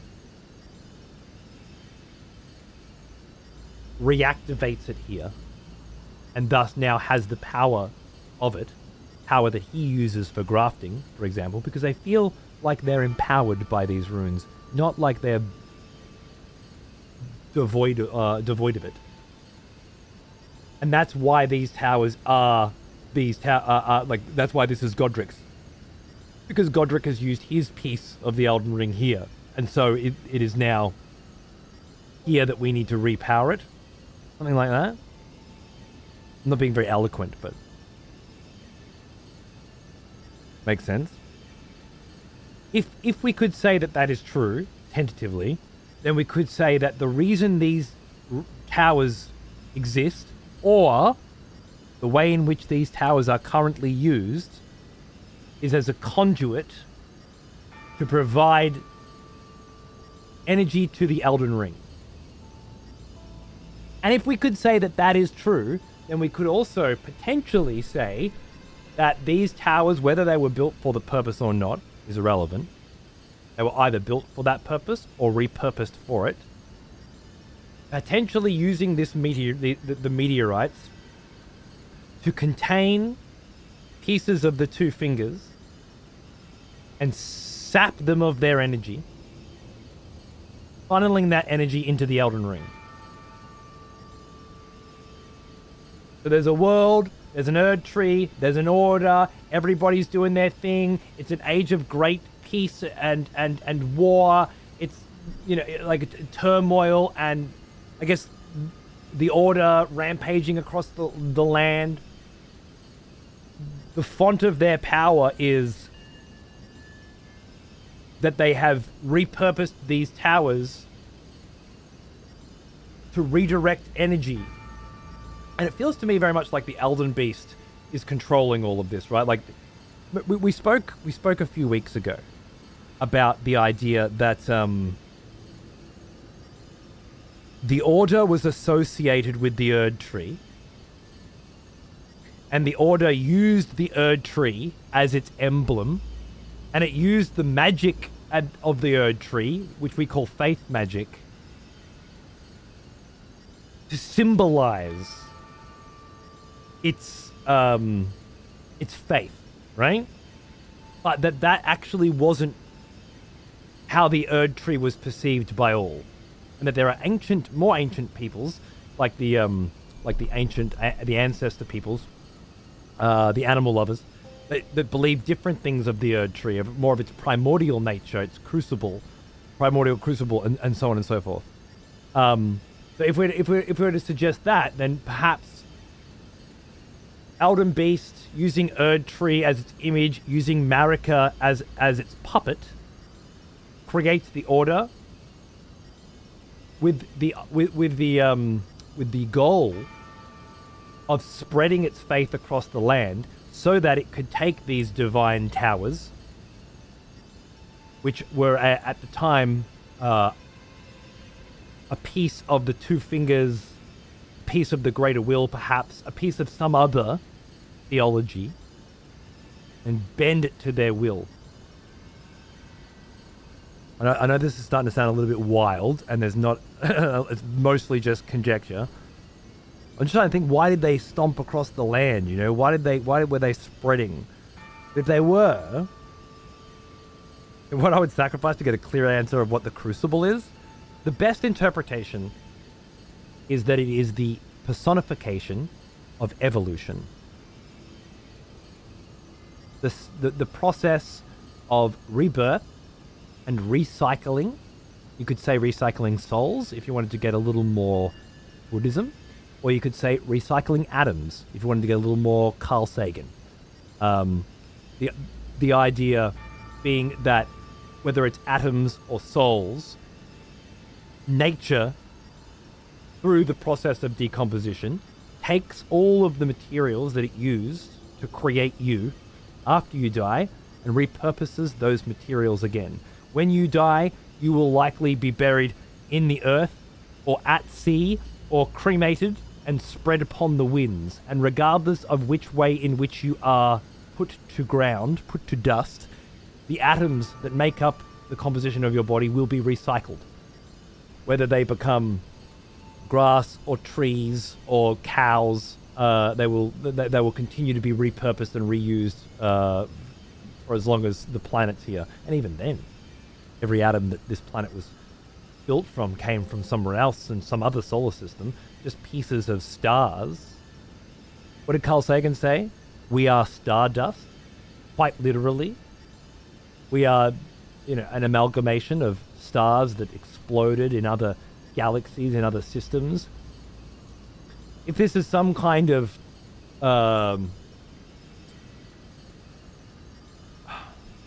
representation of that, and that's the natural order of things. The Erdtree, the primordial crucible. The problem I have is pairing the Erdtree and the primordial crucible together.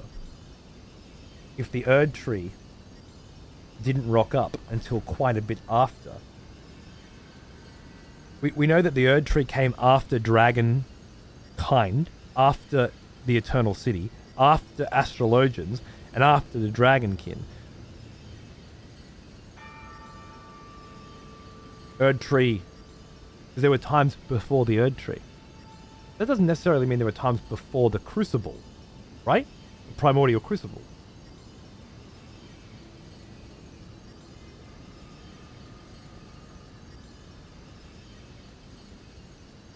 Maybe the Crucible was used to kickstart the Erdtree's growth. I can't imagine they'd want to defend a tiny sapling for centuries. I don't know. On my way to make a Buddhist Carl Sagan for my next playthrough. Nice.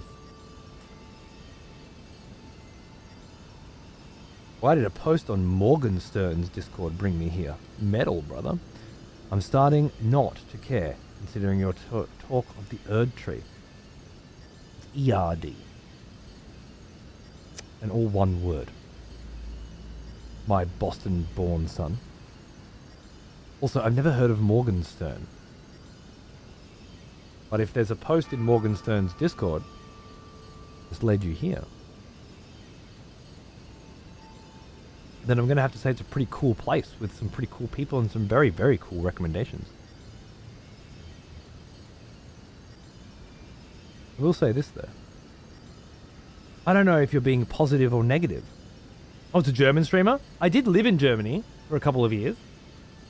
Most of this show's roots, I technically started this show when I was living in Holland, in Netherlands. But it was in Deutschland that in Berlin, that I technically did the first couple of years, or the first year of this show at the very least. So maybe there are some old roots there?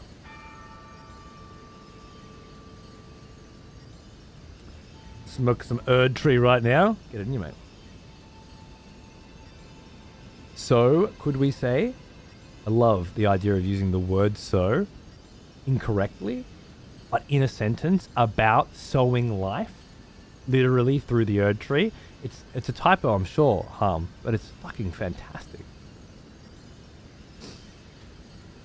So we could say that it used to be an ecosystem where life was recycled. Something changed and the runes were given to the Erdtree as a parasite. And when the Elden Ring shattered, there was no recycling whatsoever. The process is stagnant. And that's where the undead are coming from. We're trying to figure out what makes the Erdtree the Erdtree. Was it just another great tree before the Elden Beast? Or did it have special powers before the Elden Beast's arrival? If it existed before the Elden Beast's arrival. I'm an American in Bavaria. American in Bavaria hanging out in German Discords, following random links to Australian Twitch streamers? That is fucking metal, bro.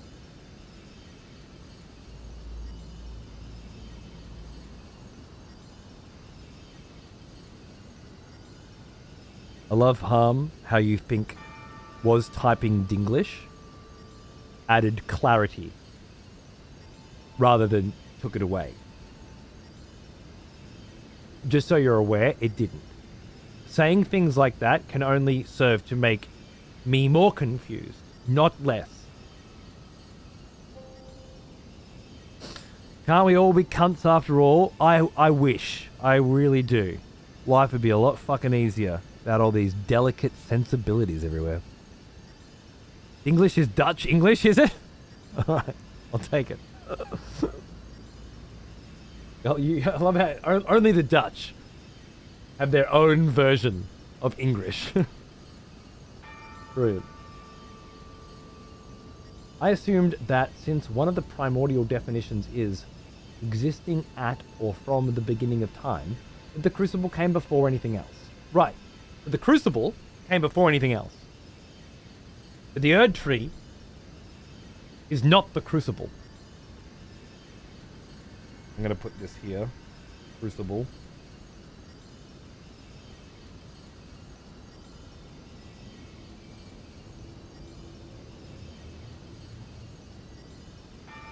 The beginning of my timeline. Literally. Primordial. And then Crucible into prehistoric. The dragons being the first beings to come of it, perhaps. Just a suggestion.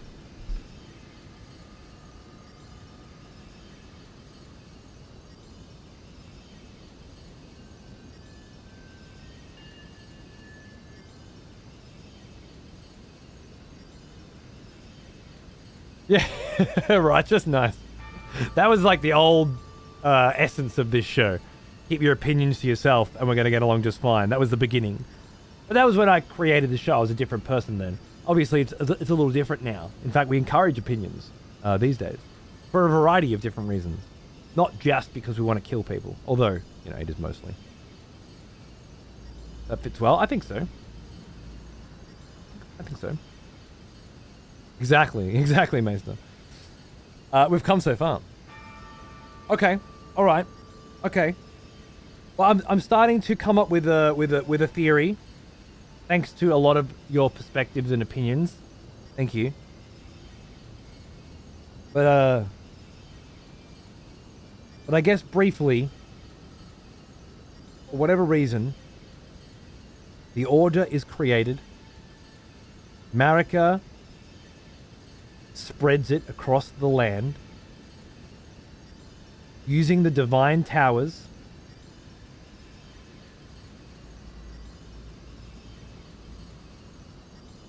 to power the Elden Ring, which is essentially a great rune, the great rune. Her power comes from the great rune. Its power comes from the divine towers. They funnel into it. The Elden Ring is shattered. Her children take pieces of it and root those pieces in respective divine towers, which become their divine towers. This is Godric's divine tower, not because it's Godric's divine tower, but it's because it's the divine tower closest to where he was. And so he rooted it here. What that means? I'm not sure. It might mean that they put pieces of this meteor here to contain its power and funnel it into their piece. But we can say, or at least I can say, as part of my theory, that that when Godric took his piece of the Elden Ring, it became his great rune. But it was devoid of any benediction. And I can postulate that he came here and did this.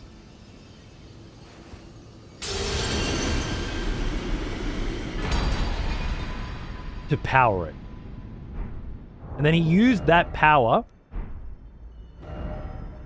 to begin his unholy crusade of grafting things together with the end goal of being so powerful that he and his other, which we're going to say for now is a dragon, that he grafted at the end.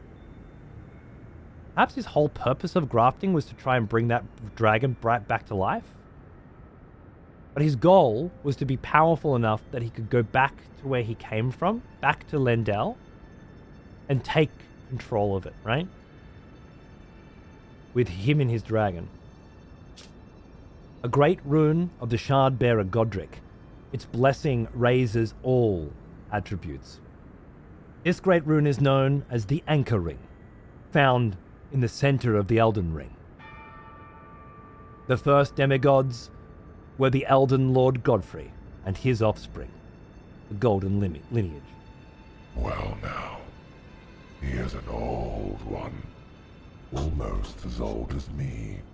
Activated, or powered his grasp. I think so. I think Radahn's is what's helping him keep the comet in the sky. I think Marika's is what's helping keep the Scarlet Rot from consuming her entirely. And I think that I forgot the other ones. I think Renala's is what's helping her continue the process of her own process of recycling and rebirthing with the goal of perfection. Her own crucible. And if there's another one, I forgot it. Is there another one? Can't remember. Oh, and Rykard. Well, I think we can all imagine what Rykard's using his power for. That's right. Thank you, Air Collapse. How are you, mate? Good to see you. Look, my little story here probably has a lot of holes that we can poke in it as we go forward, but this might be the first time I have a really, really rough... You like, fellow baby? Amen. A really, really rough description of what I would consider to be the plot of Elden Ring.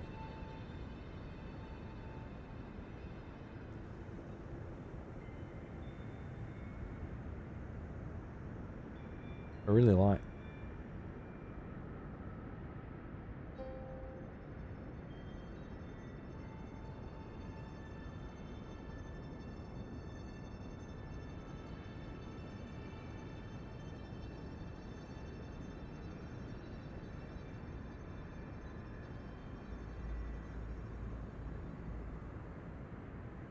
Plot is Vlad arrives and fucks you up. Don't worry, Vlad's plot will continue. It always does. I remember you. Back from war, are we? Good. Savage Mogwai. This is 16, man. How you going, dude? Of course, the center of the Elden Ring raises all the attributes. In other words, the anchor of all the values that the Order embodies. I'm being symbolic again, but with this coloring as well, it seems to be all of them to some degree, blended without becoming mush. It's nice to see with all attributes. That's cute. I like that. The question is, why does this fucking knob jockey get that one?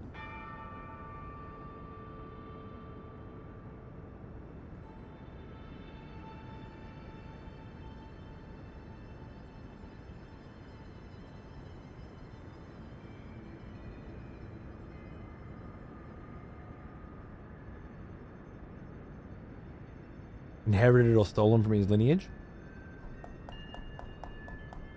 He's the last in the line of Godwin the Golden. Godfrey the Golden?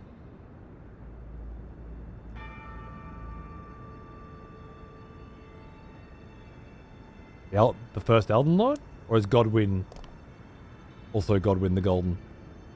Where was Godfrey when he died? Maybe Godric was the closest to him. Interesting. Where was Godfrey when he died? When he was stabbed in the back on the Night of Black Knives, correct?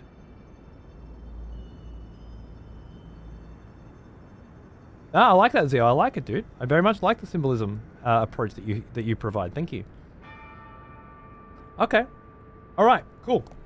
I've got a really nice sort of beginning template for how I see things went down now, which I don't remember having, not to this degree anyway. Now I'm going to continue to look for ways to poke holes in it. But I've kind of got a plot, right? Like, these guys went their separate ways and used their runes anchored in towers nearby them to, or maybe not even nearby them. It is nearby them in a lot of cases, but it's not with Millennia perhaps. Anyway, anchored their runes in these particular places so that they could draw power from them. And that's why we need to go back to those places if we want to reactivate, repower the runes. So there's an explanation for why we have to do the things we have to do. And again, could be bullshit, but it certainly seems to fit well enough for us to at least have an idea. Now that I've done this, I've repowered the rune in the corpse, the decaying corpse of the two fingers, surrounded by the weird meteorite that seems to be at the center of everything that's going on. Now that that's happened, I can go to... Why? This is the equivalent of driving to the milk bar, but why not? I can now bind that rune to me, I believe. Indeed I can. You can use a rune arc to even... which means we can start using rune arcs as well. Which is something that Nick especially would like to see incorporated into the PvP elements of this playthrough. And you know what? Someday we may. Alright. Took a jet downstairs, why not? Okay, so we've got our first Divine Tower. We've got a whole massive chunk of story coming together. I look forward to continuing to fuck with that. For now though, let's head back to the Table of Lost Grace and have a chat to all of the peoples here. You know the first thing I think of when I see this particular two fingers? Old.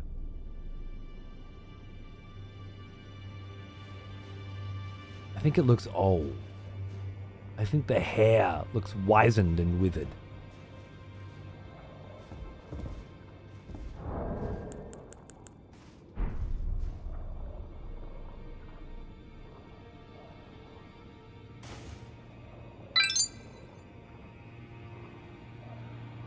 That's pretty good timing.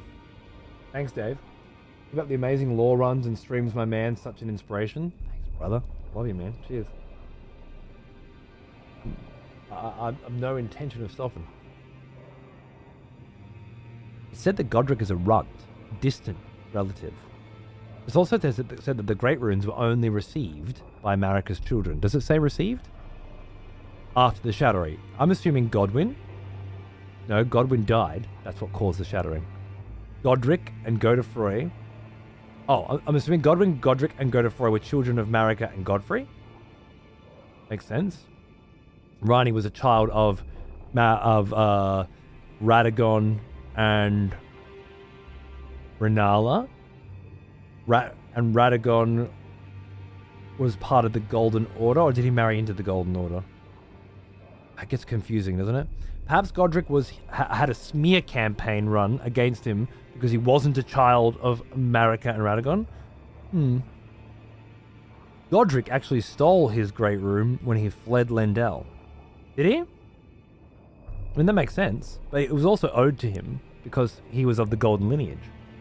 What makes you think that he stole it when he fled? I like that. I'm just not sure what leads you in that direction.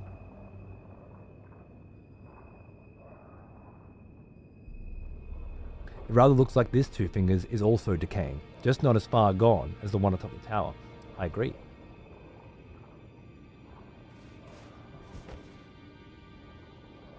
Yeah, Maester? I had my doubts, but look at you. Only once before have I seen two great runes together. Look there. The fingers shudder with exuberance. Fine work, brave Tarnished. The greater will is pleased. You have earned the right to become Elden Lord. Now, seek the Erdtree and an audience with Queen Marika to become Elden Lord and restore the Golden Order. The fingers expect as much from you as they do young Gideon. Take this, a token of farewell. Nice. Very nice.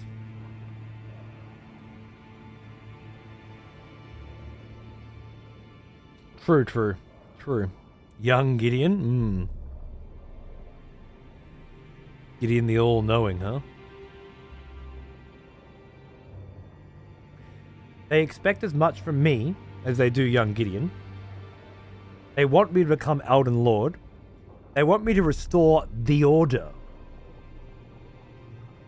Does that imply that they used the divine towers to power the Great Rune when Marika was at the head of the order intentionally and she was working with them? But now, since the shattering, these demigod children are taking the power for it?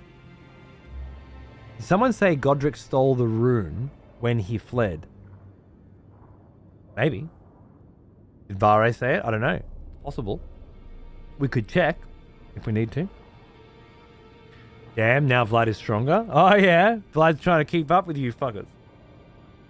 The Golden Order is a lie. I mean, sure, but it's also not a lie, is it? Because it's a real thing that is referenced thousands of times.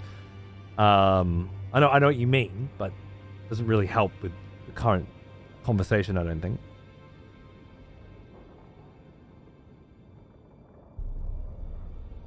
This is the first time I read the description on the Talisman pouch? Really? Now, go forth, become. Why? Why do you want me to become Elden Lord? A small withered bag, knitted by hand. Got one from Margit, get one from her. Bestowed upon the ruling Lord, or those attempting to become the Lord. Very interesting that Margit had one, right? Was Margit the ruling Lord? Or was attempting to become a Lord?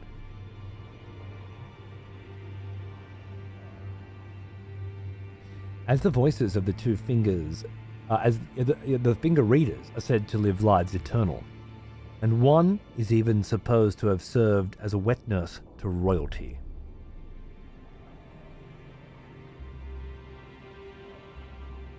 I feel like that is a reference to Rani.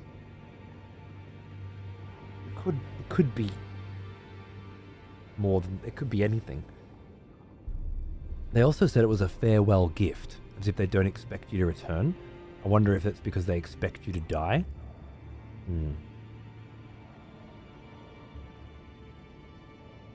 For all we know, Marika had a hand in the killing of her son, and the death rune disappearing.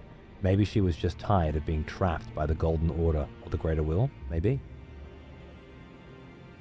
Strange that the fingers are content with you only having 2 great runes and don't ask you to gather all of the remaining rune right, because you can, I assume, technically go and go to Lendell right now, fight the omen out the front, and then from there you need to burn the tree in order to get in, so you go up the mountain to get the great fire.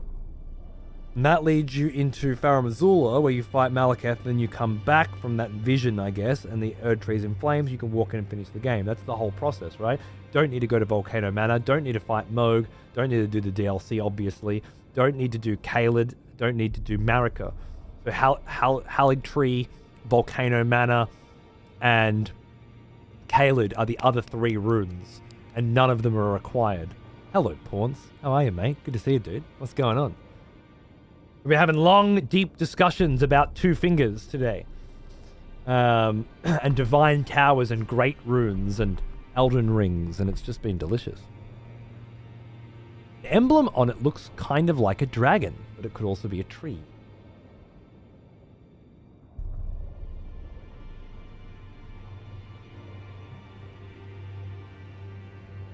Knitted by hand suggests, in my opinion, that the finger readers make them and give them to those becoming the Lord at the request of the 2 fingers, which brings us back to the 2 fingers wanting Tarnished to become an Elden Lord. And as Nick says, not specifically wanting them to return all of the shattered pieces of the Elden Ring.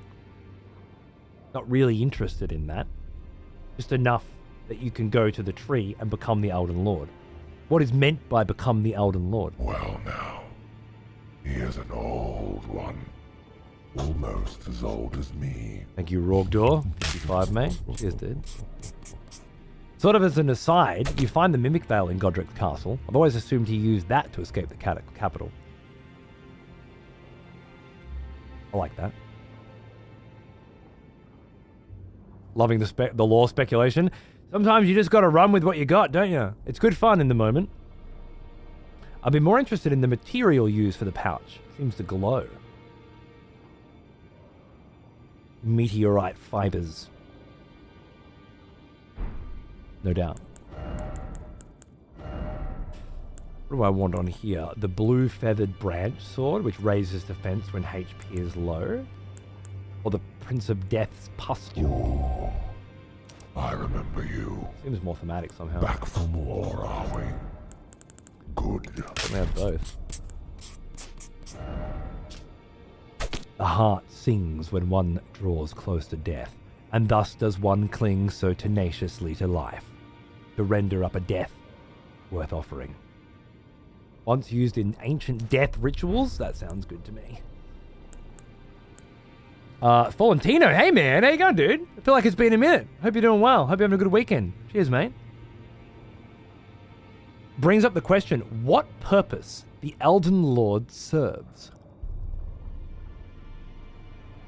They obviously need an Elden Lord. And their goal seems to be the profilation, spreading of the Order. Is that why the Elden Lord is there to keep the Order alive?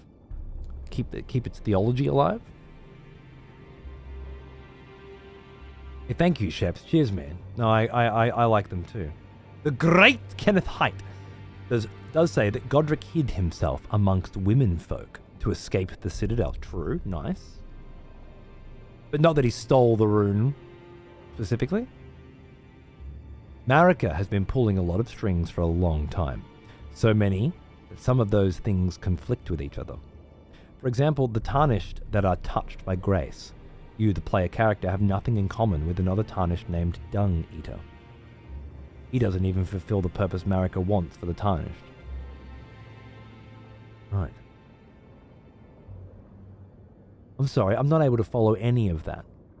I asked you specifically how you know that Godric stole the rune. And unless I missed something. Did I miss something? No. No, you said Godric actually stole the rune when he fled, and I was like, how do you know that? And then you gave me... What a diatribe. Maybe there is sense in there. I know I just can't seem to get to it, but I really cannot get to it. Seems absurd to me.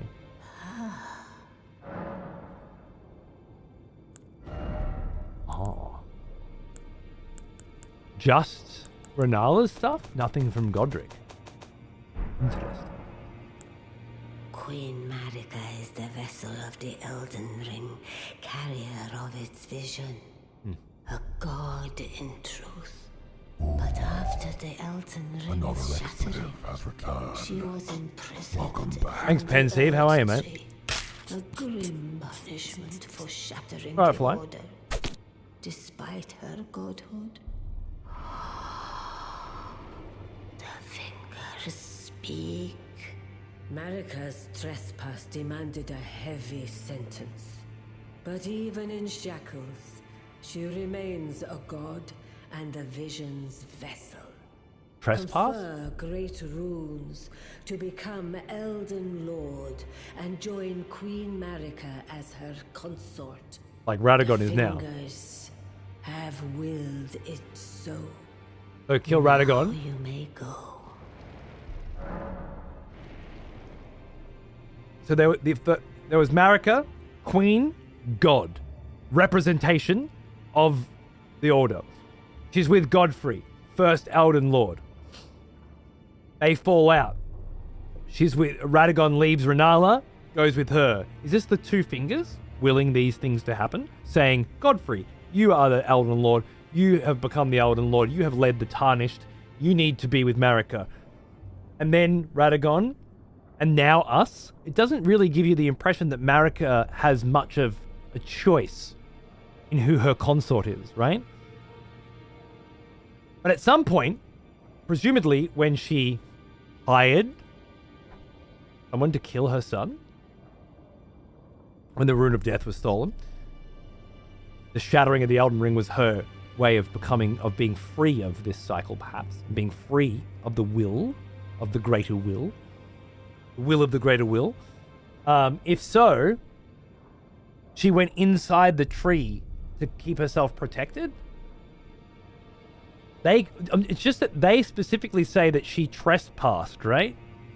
Or transgression? So it sounds like the consort must be an Elden Lord. Agreed. But then what does it mean to be an Elden Lord? Physically, what determines, what act creates an Elden Lord? Wonderful.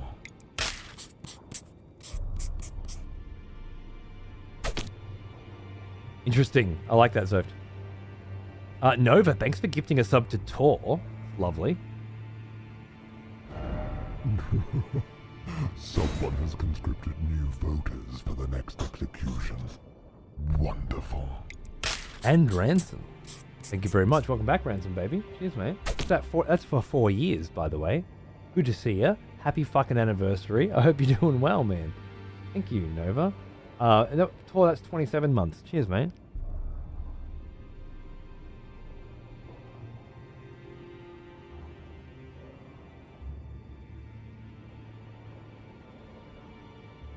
Never vibe with the theory that Marika was involved in Godwin's death. It only seems to suggest that she wanted out and this was her way out, but maybe not. Yeah. The Axe of Godric, a great axe wielded by Godric the Grafted.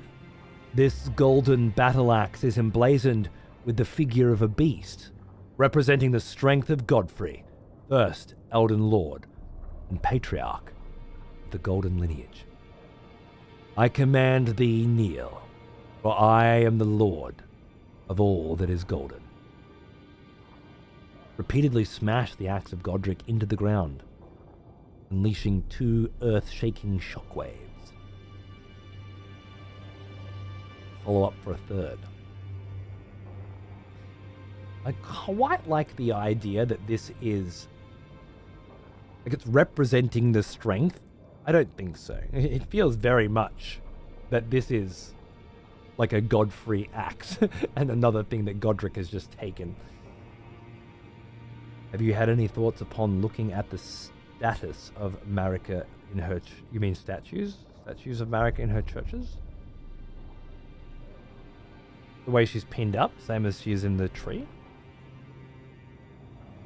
You mend the runes into the Elden Ring, thus becoming the Elden Lord.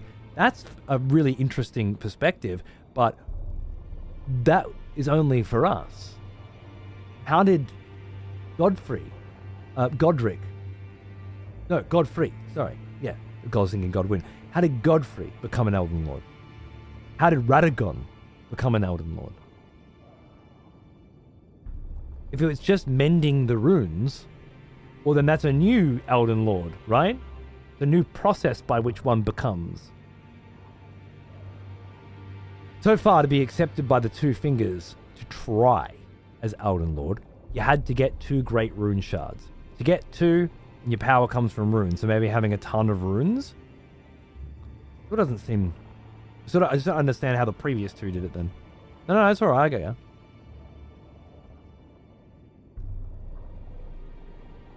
I think you need to be the consort of a god like Marika. It feels like the other way around. I don't think Marika went into the tree for her own protection. I think she's imprisoned there by the Greater Will as punishment. What did the Greater Will say just then? Oh, the representative of the Greater Will just say then, though. Didn't it imply that she transgressed, was it? And I read that as trespassed, maybe? Didn't they win control over it in combat or some ritual when it was whole? I don't know. Are you fucking telling the story or what? I can't ask questions and then have them fucking answered to me in questions. Can I? I'm just postulating that the way in which one becomes an Elden Lord is different today than it was then, and that's a fact. If we are to assume that the way we become an Elden Lord is by collecting pieces of a shattered Elden Ring that has only been shattered once. It was trespass? Okay. Her trespass was too great to be overlooked. What do you think then, Ataku? What if her trespass is not inside the Erdtree? Then what is her trespass?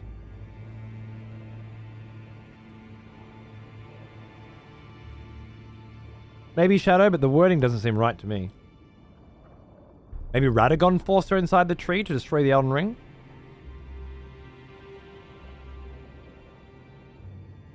Godfrey, if I recall, speaks something of the sort, of some kind of battle, or some kind of contest that's required to become the Elden Ring. We need to know more. We need to know more to become the Elden Lord. Sorry, we need to know more of Godfrey's journey. I know he took Tarnished across the ocean or something in little boats. I remember something like that. We need to know more of what he did and how it led to becoming an Elden Lord, which means we need Godfrey timeline, pre and post Elden Lord.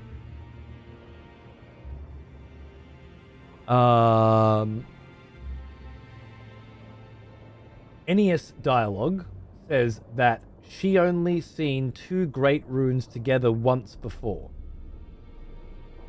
Makes me wonder which runes and how they eventually came to be held by bearers at the start of the game.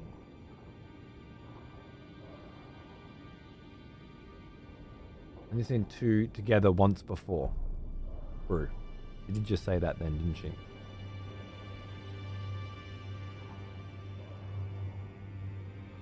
She can't be talking about... So it must be post-shattering.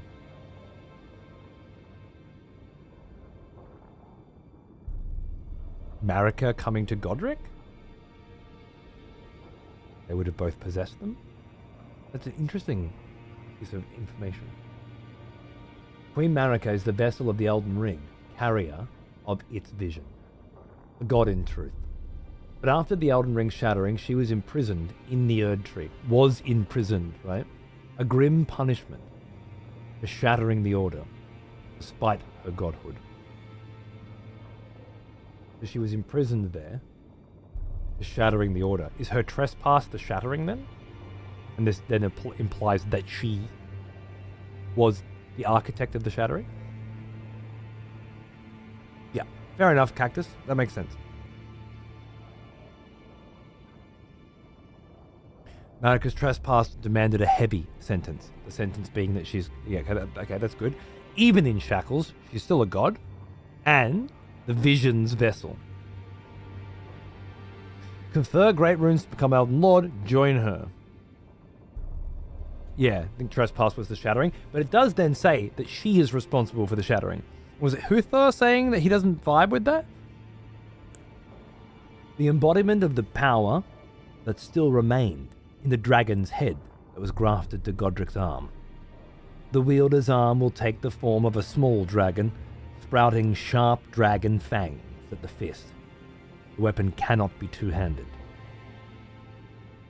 You can grant the small dragon a fleeting glimpse of life and thrust it skyward, spewing flames over a wide frontward area. Nice. No, I just don't vibe with the idea that she was involved in Godwyn's death. Was it not Godwyn dying that shattered the ring?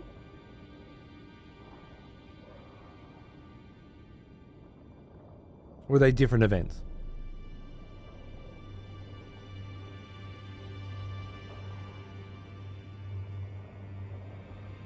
Right, Kaiser.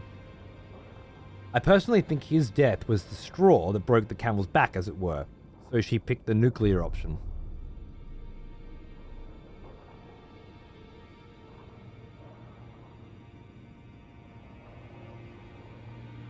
It does sound a bit rapey, yeah. That wouldn't... That's... given that what we know of the 2 writers, the 2 core writers behind this game, Martin and Miyazaki, that certainly wouldn't be the first time that they referenced history and its rapiness.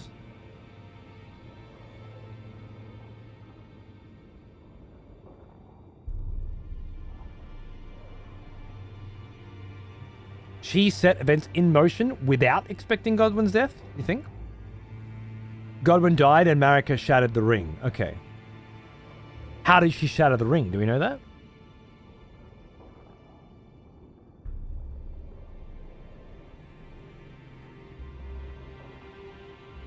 Like the Spear of Longinus? Where do I know that reference from? Can't remember. No parent should have to bury their child. Right. Even gods, and it shattered Marika's sanity. Godwyn's death got her to break the ring. So then somebody else killed Godwyn because they knew that she would do that? Would be the assumption, I presume.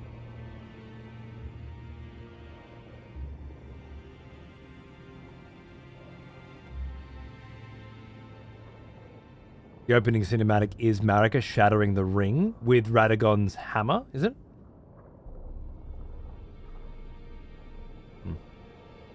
Not sure. Cool though. Cool. There's a lot there, man. There's a lot of bits coming together. It's from Evangelion. Oh, I thought so. I wasn't sure if Evangelion was referencing something else, but absolutely, I know. Then I know exactly which scene. I think it stabs straight into Shinji's mother, if I remember correctly. Down in the bottom of nerve or something. It's been a little while though. It's from the Bible. That's what I was thinking. Right. That's why I didn't say Evangelion and look like an anime idiot. I left a back door out. I'm sorry that you didn't. Huth. No, not Huth. Whoever referenced Evangelion.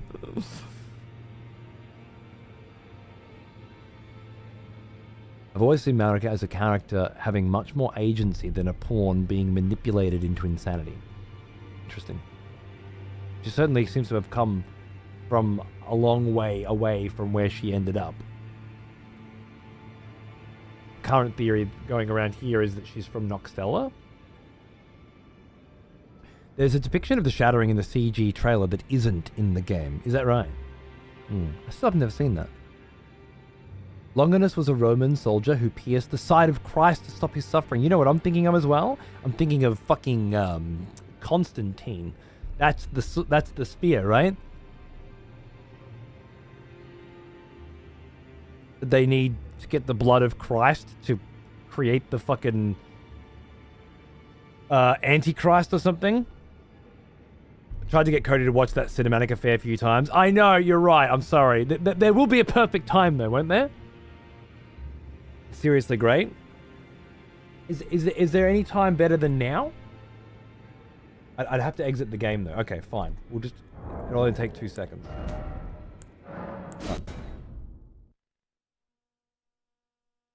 Let me find it. So good. Well, seeing as we're doing major plot stuff today, it seems like the right time to finally look at it. If my computer agrees, it doesn't seem to. Fucking Elden Ring, seriously. So it's gonna be original Elden Ring CG trailer. Is that right? 5 years ago.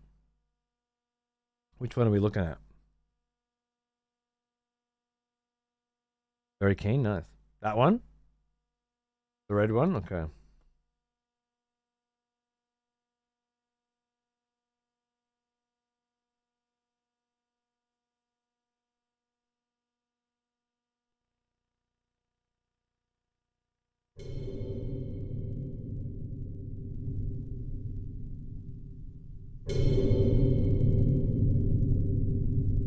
Is this the mending or the shattering?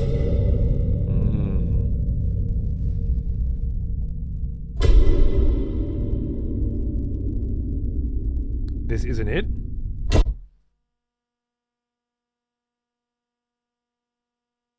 But this is also good. Well, when in the lands between.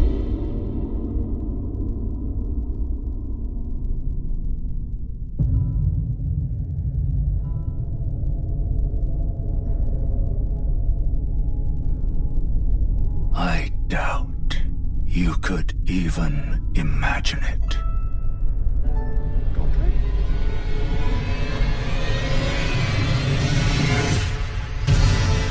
That which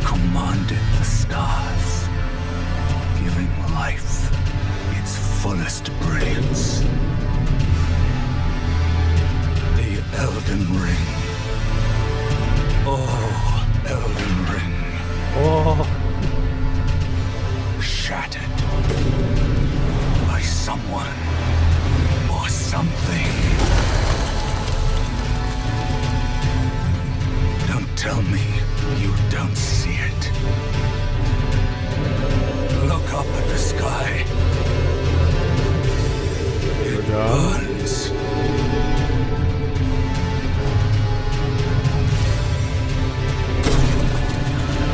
Does this feel like terrible audio quality? It does, right?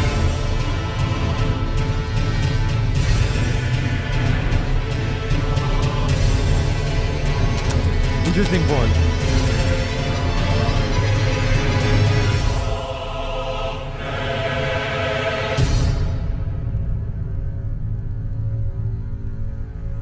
The audio is fine on the Japanese channel, of course. What's this fucking PlayStation? It's just the official Sony PlayStation channel. That's all. Curious. Someone has bestowed the blade upon another member of the court. Delicious. Hi, Hachiro. You fucking ledge. Bringing Red Planet back in? All right. That's an old executioner right there. From a time long since past. Back now. Perhaps to reclaim his legacy. Let's see. Thank you, my friend. It's very generous. Was Radagon hammering the anvil there for sure? Marika was only there briefly at the end. I believe somebody suggested that it was switching between the two. I imagine becoming Marika's consort perhaps means that you are quite literally fused with her. No one said fucking a god was going to be easy, did they? It's a bit messy. Different shots have Marika and some have Radagon. So either we're looking at two different, like a non-linear time situation where Marika shattering, Radagon trying to repair, perhaps? The shattering and the futile attempts at mending. That's what you're thinking. All right. That's pretty fucking rad. It said a few other things too. Control over the stars. Stuck out. Right, true. That sounds lovely. But I feel like I don't need to know that before I watch it, do I? Will I not understand that when I see it? Why is it important to have that context?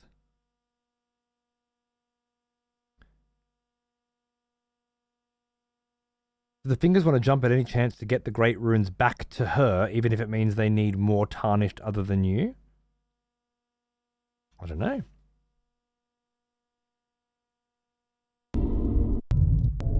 Doubt you could even That's Godric, imagine it. right? Why is Godric telling us this? Under the stars. That which commanded the stars.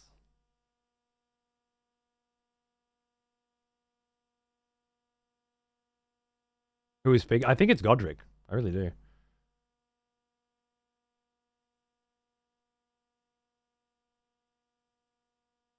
Not seeing that? Okay, yeah, cool. Thank you, guys. That which commanded the stars. We're saying that the Elden Ring commanded the stars, and if that's the case, commanded the Elden Beast? You don't think it's Godric? Sounds like Gideon? Gideon's got a very distinct accent.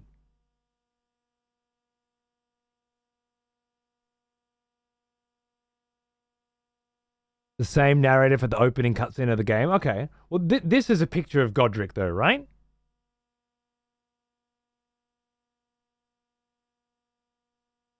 That which commanded the stars seems in line with the astrologians falling out of favor once the ring control over them meant they were out of a job. Interesting. The character's Godric. Okay. So then, if Godric is not the narrator, why is Godric here?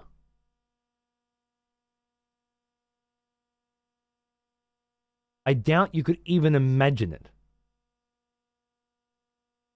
What's the point of having Godric here?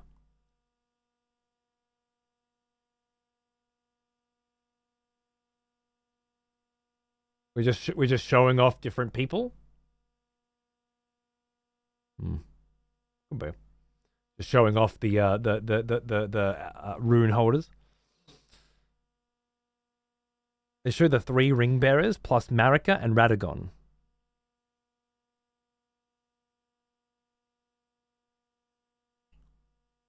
The 3 ring bearers? Rune bearers? Godric is symbolic of the end of the Golden Order. Could be. Poor Godric, even in the trailer. It's just, what's the point of him being here? The shard bearers. Well, actually, Godric is a shard bearer. Marika is a shard bearer. Radagon is a shard bearer. It's actually only missing Renala. Did I say Radagon? I meant to say Radan. The 3 rune bears, yeah. There's no Renala and no Family Guy. Oh, all the arms and fingers. I doubt you could even imagine it. Lots of manipulation, which, by the way, comes from Manus, aka hand. Very sneaky hint at the 2 fingers and all of that. You and your symbolism again. That's what we like to see. No Moog. But does Moog have a rune? Does he have a blood rune? He did. Interesting.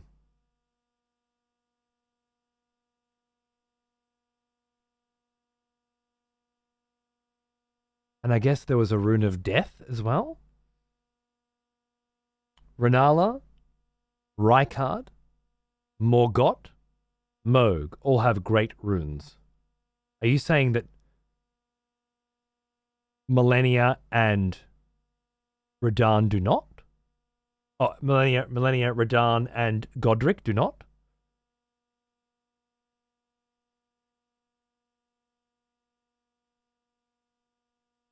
I made 2 of the cables? No shit. Make the rest later in the week? That's fucking quick, why don't you, crazy cunt? Got a notification on Twitter that you're going to stream late. Oh, the dog shit Twitter is? Yeah. Notifications just fucking in general are useless, aren't they? Oh, sorry, that aren't shown in this trailer specifically. Okay, right. Millennium Stream. Okay, yeah, no, you're right.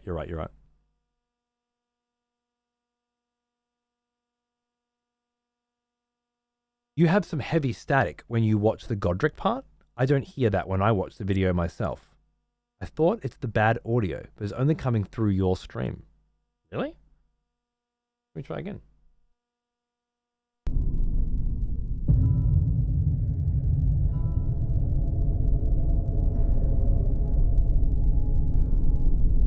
I doubt you could even imagine it.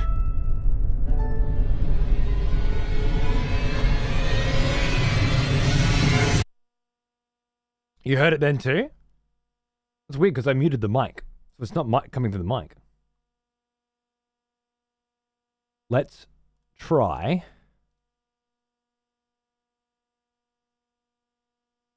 this one. Peggy 16. Let me know if you hear it again.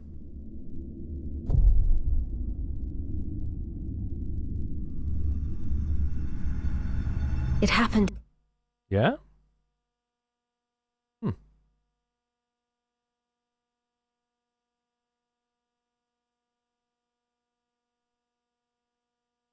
Comes through on the bassy bits? Peggy 16.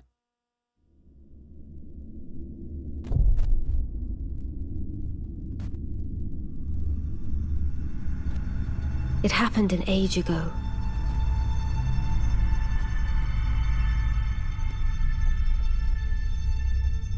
But when I recall, I see it true.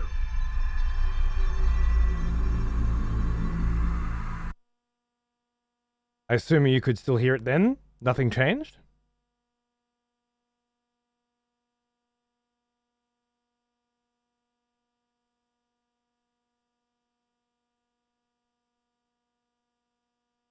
If the mic's muted, it can't be mic feedback. Nothing changed. Interesting. And you don't hear it when I'm in game, right?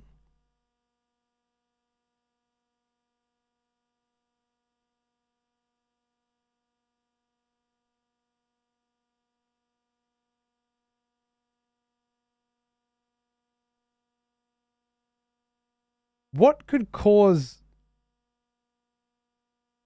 Because it's the same input going for all audio from this PC is coming through. Might be capture card to the other PC being shit.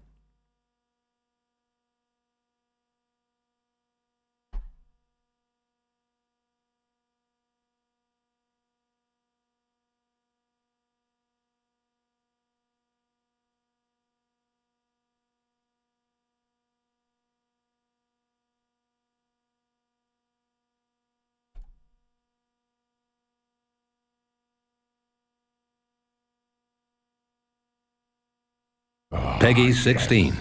The smell of proper devotion. Thanks, Ben. Welcome back, old friend. We've missed you. It happened an age ago. No static? Okay.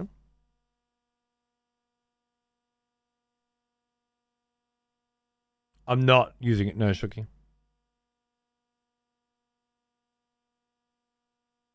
YouTube does have volume stabilization shit that they just implemented. Could be. But if the PC that I'm streaming on is not having it, Here's an just the PC that's old capturing. Almost as old as me. Very interesting. Hey, Mike, how are you, mate? Thanks for 93 months. Cheers, dude. Good to fucking see you.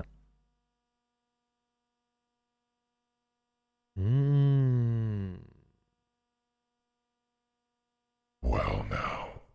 Hally Man as well. Old one. Hey, dude. Almost as old as What's me. up? Yeah, I'm glad you could catch a bit as well, dude. You're working on the fucking weekend. Calm down, buddy. Jesus. Well, shit.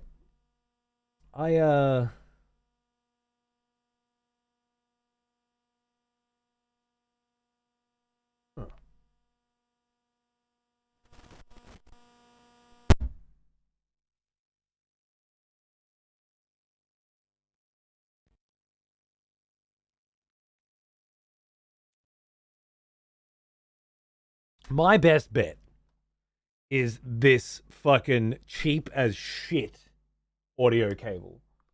Like this, I don't know what about it it makes it so cheap. Maybe it's the type of plastic or something, but it feels like about the cheapest possible audio cable it could be. So maybe it's that, you know? That's my... right, does it not look like a $1 cable? It does, yeah? It's just some Amazon shit. Okay, I'm making them as quick as I can. You live on the other side of the world. I don't know how quickly you make them is going to matter, but thank you.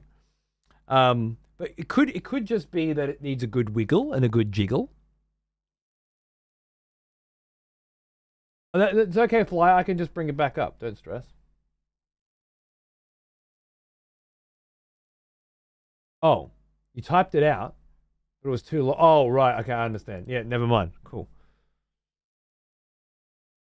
That sounds like a long explanation to point at a very specific piece of information that confirms what you're saying. Unless what you're saying is a theory.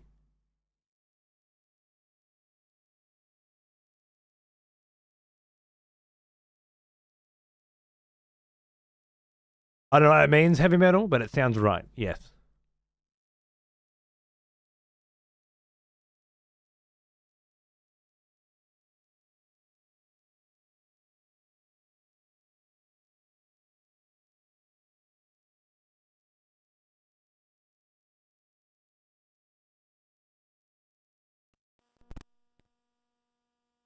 Let's try again. On a night of wintry fog,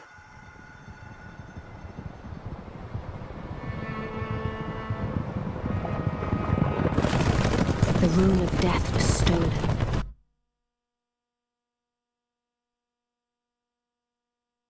How's it sounding this time?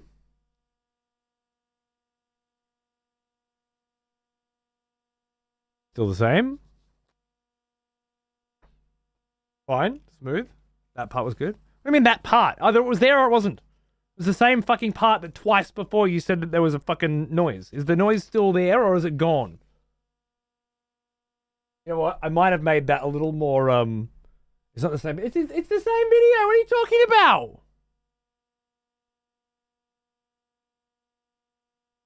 As the Godric part? Oh, but did we not test it on this immediately after the Godric part?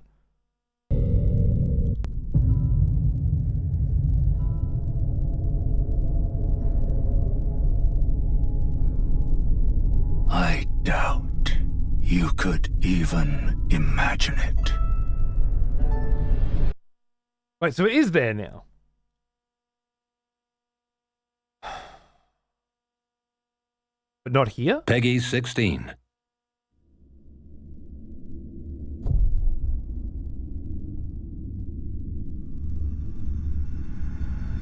It happened an age ago. Still there, just faint.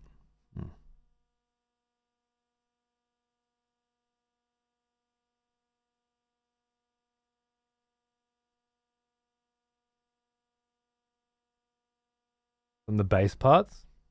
For some reason, this cable, I presume,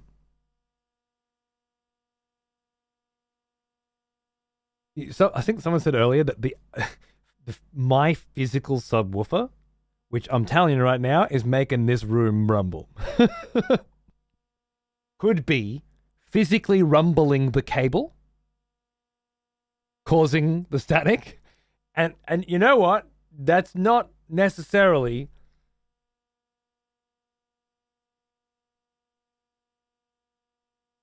right, pawns. Okay, so it could be that, because it wouldn't happen on the other computer because that cable isn't being utilized. It's going directly through, right? But for here, for the capture card, I've got an audio cable extracting the audio. So if the subwoofer is actually rumbling that cable and that's causing, because it's a shit cable, it's causing that, that's pretty rad. I like that. Let's go with that. Let's go with that for now, and then we can watch. This E3 trailer does sound better. Is it the same trailer though? Peggy 16. I think you're talking about something different.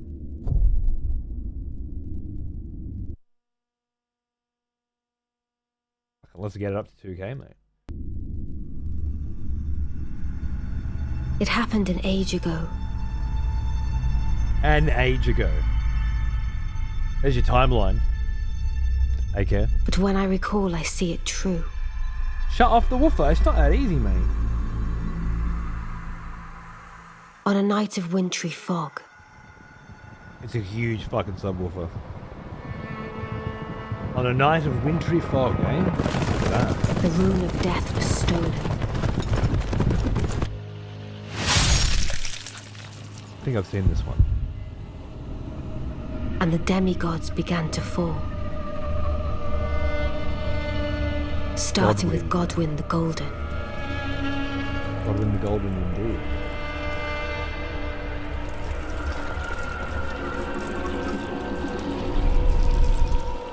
Queen Marika was driven to the brink. Death.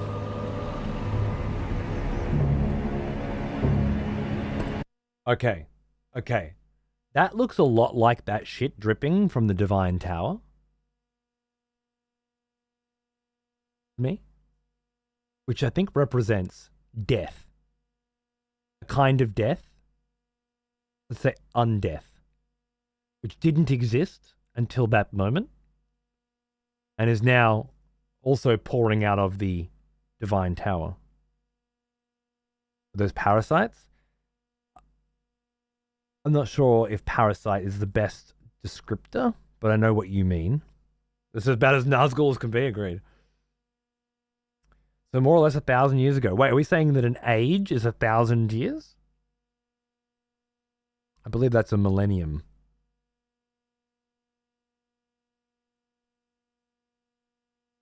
Was the Dark Ages 1,000 years?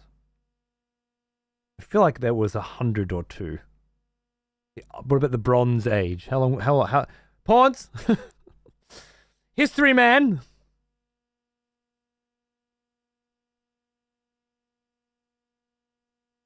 Right, Onnings. That seems right. Look, there was stuff inside the tiers just then. Agreed.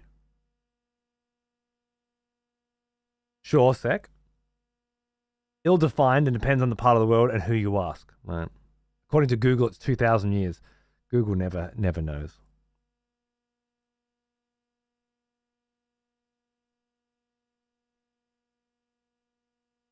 1,300 years for that. He wrote it as things were 5,000 years ago. Who knows if that time's though? What things though? You know, we talk about the Shattering was 5,000 years ago, or the dragons were 5,000 years ago. The Erdtree being born was 5,000 years ago. From likes being vague. Agreed. But she says an age, so.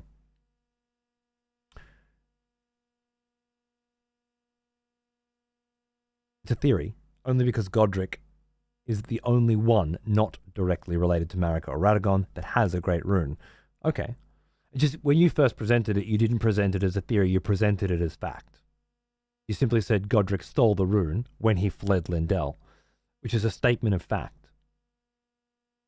Which could have been avoided if you presented it scientifically as a hypothesis that you were cooking on. So just for future reference.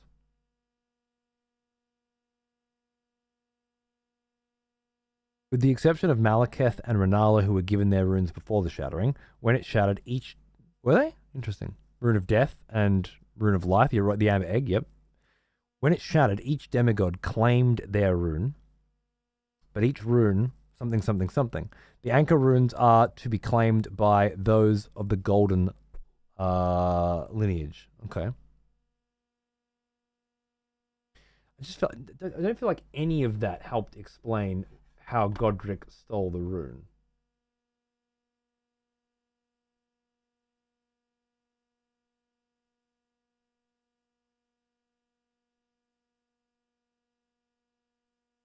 The industrial age, for more recent examples, was 200-ish years. Okay. And maybe it's like he aged it by 5,000. That goes back to primordial then, I think. I like that anyway.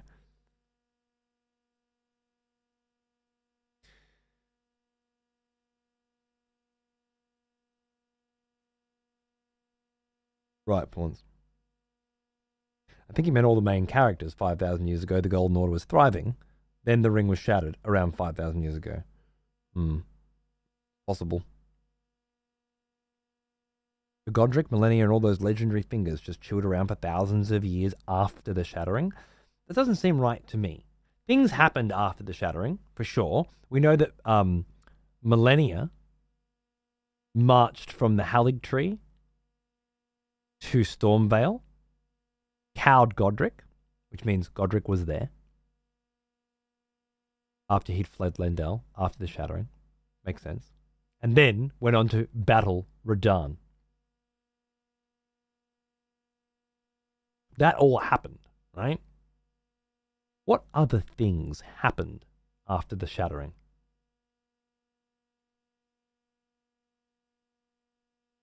It's been long enough that Godric appears to have created some kind of cult.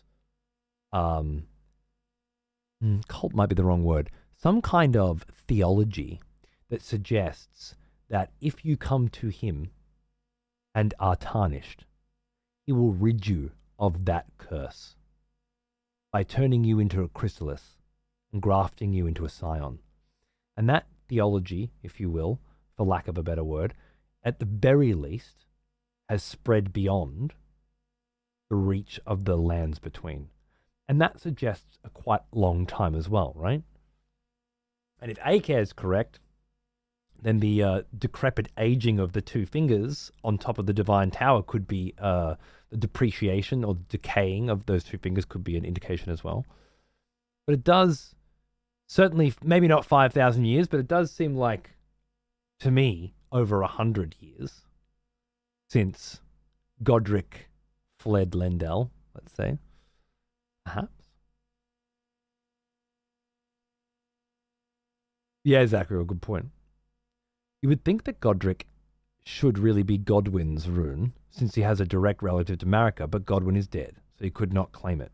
Godwin has 2 corpses in the game. One in Stormvale, which means Godric stole it like he did many other things from Lendel. He possibly even grafted some of Godwin's corpse to himself, which may be why he was able to steal the Great Rune. I can't find too many connections to it. There's some interesting stuff there. The idea that Godwin followed Godric. Now that I find fascinating. Had we ever looked at it from that perspective before? Why did Godwin go to Stormvale? Through the roots of the Erdtree, you know? Does that say something about what happened?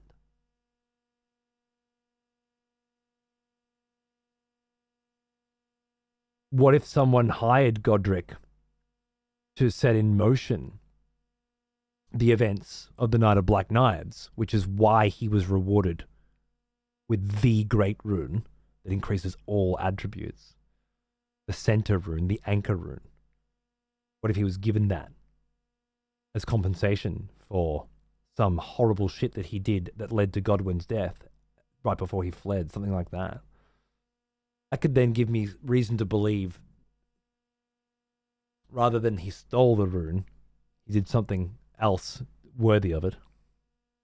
Anyway, it doesn't really matter. I was very interested in the idea that he had stolen it because I missed that. And now, of course, we discovered that that was simply a theory. And it's a good one, I guess. I can't really follow it, but I'm sure there's good reason for you to think that. However, it has led me to believe something else completely. I'm going to definitely be chewing on that one.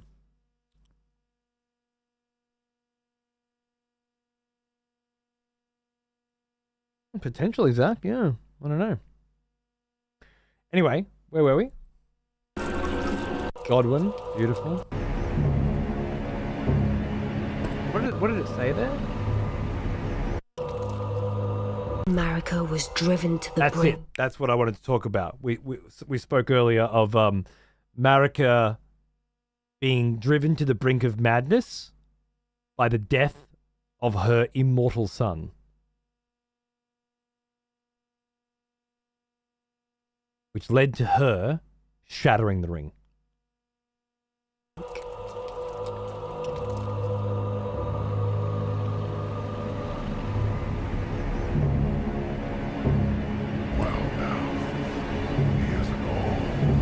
Whoa. The shattering ensued, a war that wrought only darkness. War. The Elden Ring was broken. But by whom? And why?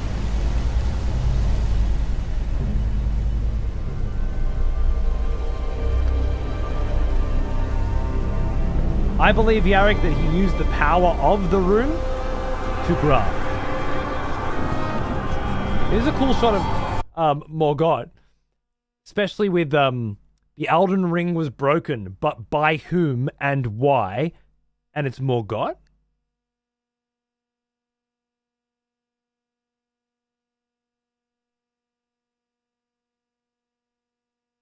There's the throne. It's empty.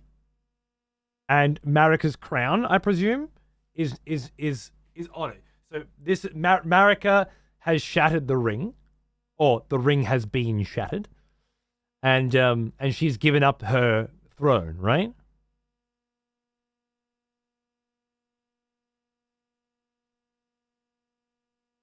Is that their crown or not her crown? Onyx?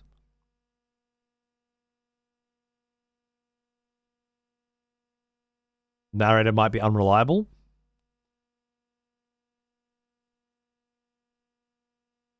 Isn't that the same crown that Godfrey had as well? Has as well. Probably the same crown that all Elden Lords have. Could be. The crown of Elden Lords. Does Marika ever wear a crown?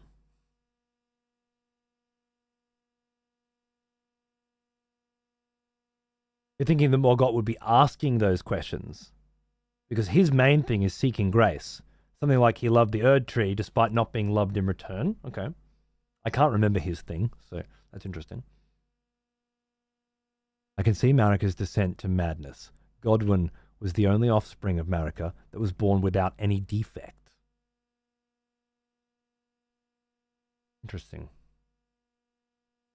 Godwyn the Golden, now the Prince of Death,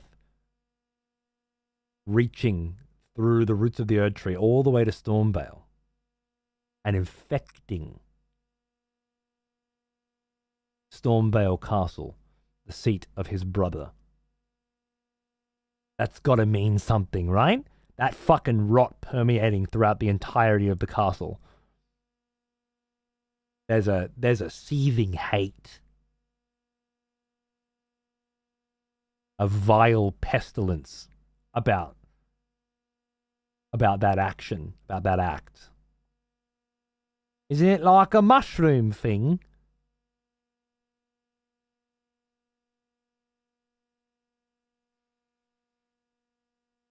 You what? Tarnishing her perfect golden order? Stormvale has to have a real deep connection. I just can't pinpoint it. But if Morgott here, who is custodian of Lendel, is asking who broke the ring and why, then he doesn't know that Godwyn has been killed, and that it's made Marika mad. But by whom? And why?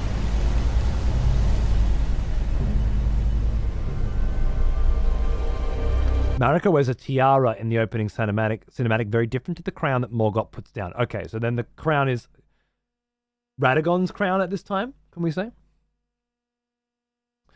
And the symbolism is that Radagon has also left the throne and that Morgott is now taking control in their stead. Mushrooms spread beneath the earth like crazy, forming biomes and symbiotic relationships with other beings. Yeah, mycelium networks. So do roots. Right? Why are you saying mushrooms?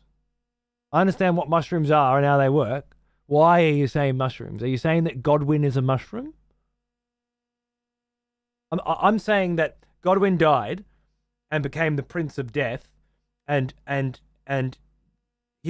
under the ground he has spread in one very specific direction and stopped, been unearthed at one very specific place, and then one very specific network of rot and decay and thorns has affected. There are literally holes in the castle, not dragon attack fucking marks, and there are those too, to suggest, much like Lendel, that the dragons attacked at one point, but I think it was at a different time for a different reason. But anyway, it feels like a very specific connection from one place to the next with one very specific goal in mind. A mycelium network feels to me like a network of fungi throughout an entire area that are all speaking to each other at all times. Do we know that it hasn't spread anywhere else? Well, what are you trying to say? That we should just assume that a bunch of shit that we don't know if it's happening or not and can never prove that it's happening or not? Or are you trying to say that there are instances in the game of Godwyn spreading in different directions and I don't know about them? I'm not sure. Are you hypothesizing, Nelly, here using things that have happened in the game? Or just pissing in the fucking wind? I love the idea of a mycelium network and communicative relationship between one place and the other. In fact, I would suggest that the Erdtrees themselves, the minor Erdtrees, could very well be part of this of a network like that. But pissing in the wind? Okay. All right. Try to find something in the game or something somewhere that gives you a reason to feel the way that you feel. Some connection. Like the Erdtree having minor Erdtrees throughout the entire land, that could be a connection, right? They thought they got him. Godwyn simply refused to die. Perhaps his perfect form was able to morph the death rune's wound. I don't know. I feel like that's a reach. The reason he was stabbed is to make Marika break the ring, is what I believe. The reason he died is because a piece of the rune of death was taken from Malakath, used to empower a weapon that could then kill a god or demigod. I think that's right. All established in-game by the descriptions, I believe. I think there is some suggestion that the outer gods act like parasitic fungi. Right, but unless you can find that suggestion, I don't see the point in bringing it up right now.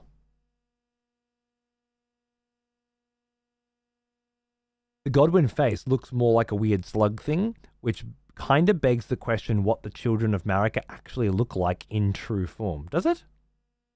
I don't think so. Although it's an interesting thought.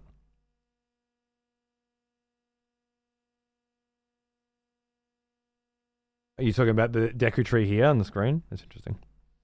When I played the game, I got the feeling, I don't know, is that Deathroot is entangled with the Erdtree and saps strength from it, slowly killing it, corrupting it.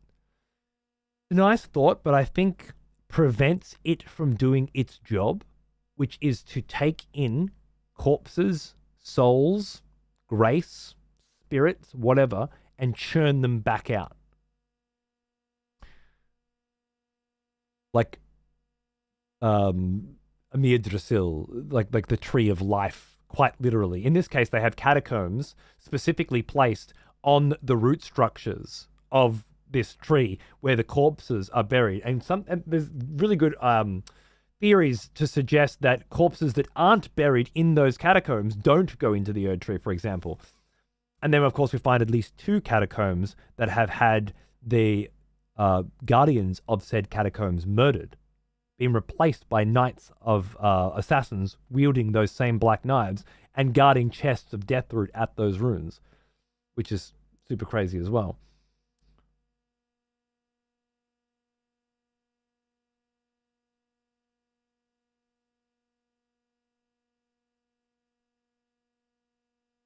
No, because that's what the mods are here for. From the description of the knife, black knife print that you found, on the Night of Black Knives, someone stole a fragment. That's why I thought it was a part of, yep. And imbued it. Yeah, so that's what I just said, right?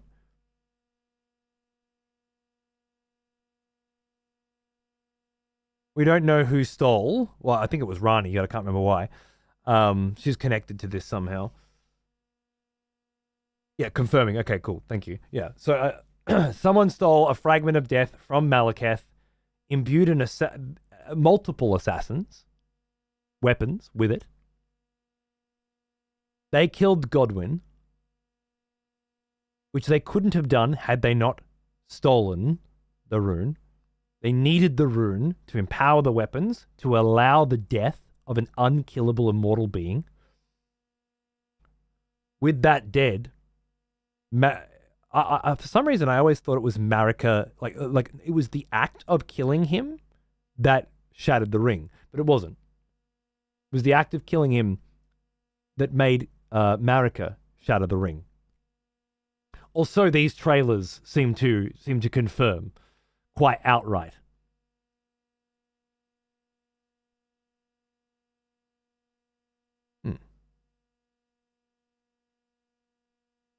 There is a mention about what happened to Godwin to turn him into the Prince of Death. Is it on the pustule that we find next to him? I can't remember. Could it be that those catacombs are preventing souls going back into the Erdtree?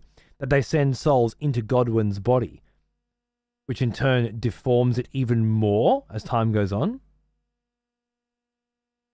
Might be. I don't know. I feel like we need to look at that big ass fucking dragon down in the roots again, with Fear's narrative as well. I think there's more that needs to be addressed before we can get into that. No worries, Vaughn. Take it easy, mate. Anyway, for now, Marika's grief shattered the ring. When the ring shattered, there was war. What are we looking at now? An attack on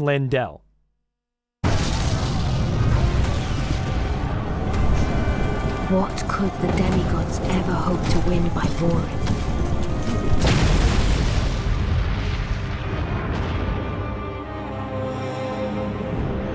Who was attacking Lendel then?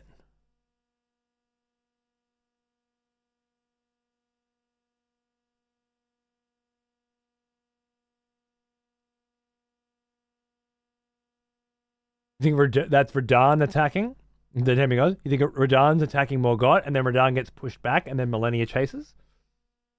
Rykard attacking.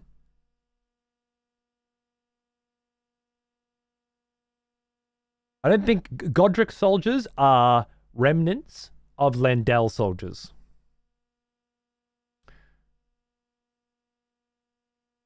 The Stormveil emblem on one of the dude's backs. That would be interesting. Volcano Manor. So you think Rykard's attacking?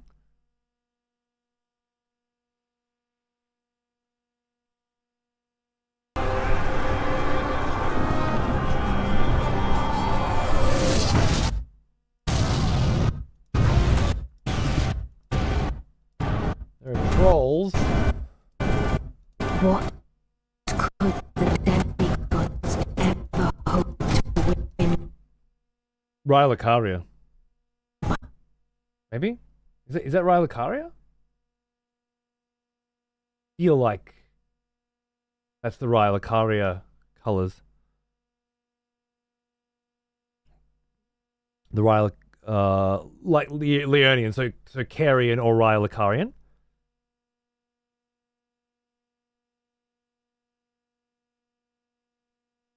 The alliance of Moon and Flame. Renala and Rykard?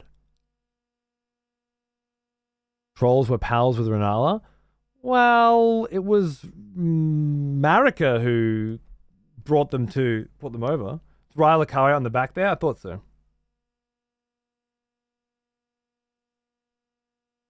Thanks, AK, but I managed to solve my problem without any help from Mummy or Daddy. Thank you.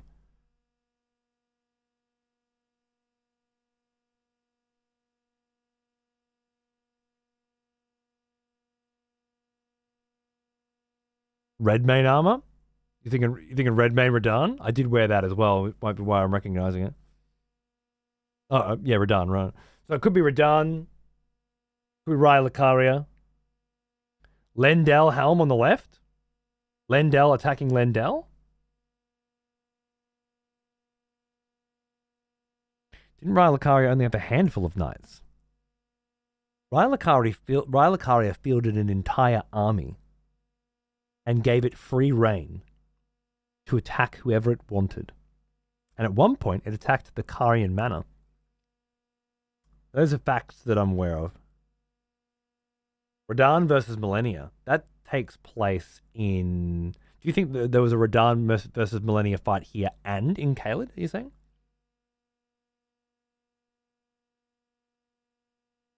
Who was in Lendel? Morgott right now. I don't think that's Lendel. Each faction has soldiers with that kind of helmet. Right, I agree. Could it be, with the leadership and center of power broken, the demigods and the people rebel and try to take as much as they can for themselves?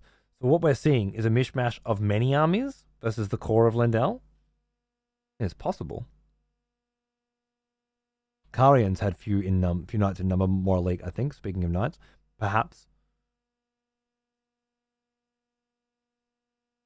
Guy on the light looks like Godric soldier armor, but Godric soldier armor isn't a thing until Godric escapes Lendel and becomes the ruler of Stormveil.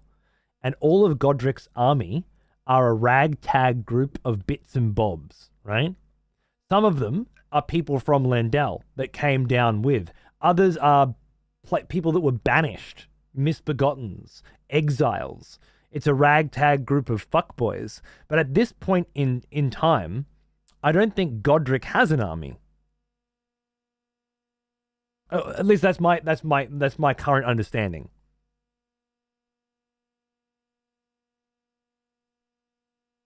Tree plus beast on the right is Godric's.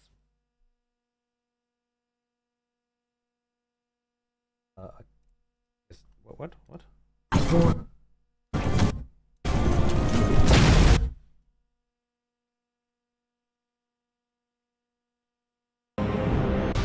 Gods ever hope to win by boring.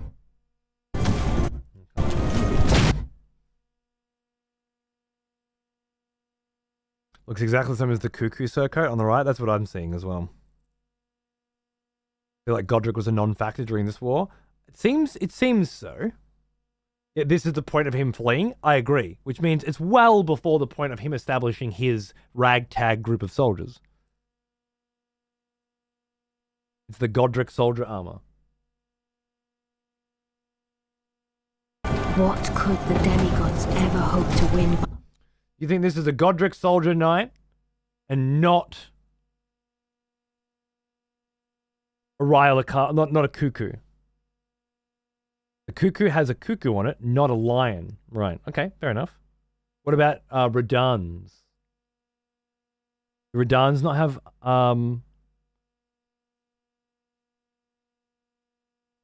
why I think it's Godric with Godefroy. Godefroy is imprisoned in one of the jails. Trolls are also used in Stormvale a lot. More than in other areas. There are a lot of them, you're right. Good point. Tarian is blue on the left, red on the right. Okay. Radahn is not a vertical split. Red on top, blue. All right.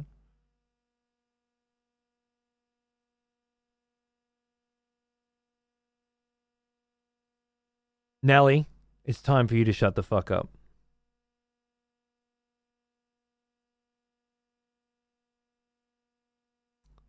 Lion on the red is Radahn's soldier armor. Lion on the red is Radahn's soldier's armor. This is lion on the red, right?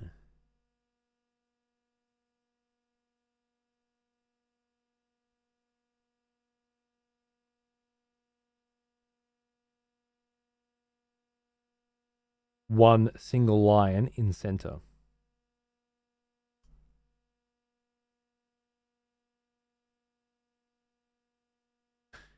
That's the only way it makes sense to me, Zach, yeah. The Godric soldiers are wearing armor so old that it stood for something else before what we knew it as now. Could it be Godfrey? Remember that Godfrey has his portrait in the throne room at Stormvale. That was his castle once, right? The axe that Godric wields is Godfrey's.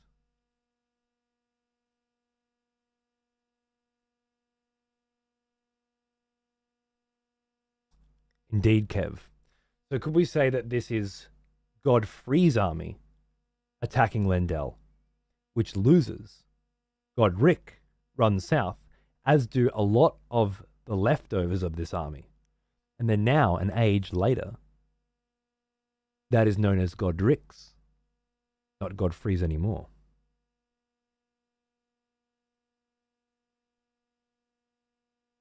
I like it.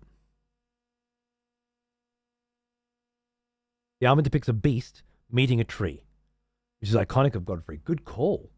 Godfrey the beast, tree, Erdtree, representatives of the Erdtree, or vice versa even, I like better. Godfrey, Erdtree, golden lineage. Beast, there are many references of Godfrey meeting with beasts. Ancestral warriors, befriending the ancestral warriors, befriending the beast people, the beast clergymen. Wasn't Godfrey left out of things before the Shattering? Because at this point, Radagon was Elden Lord. So Godfrey must have already been banished. Banished to Stormvale?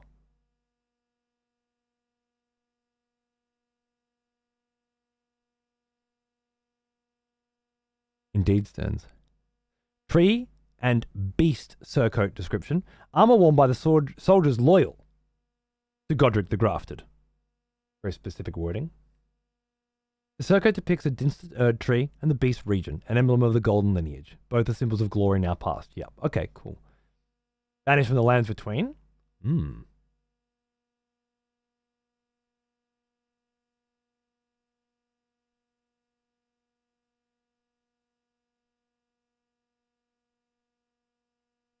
If he's banished from the lands between at this point in time, then who's currently running Stormvale? Hey, D-Rex, how are you, man? It's actually been about 3 fucking straight hours of lore discussion today, I think.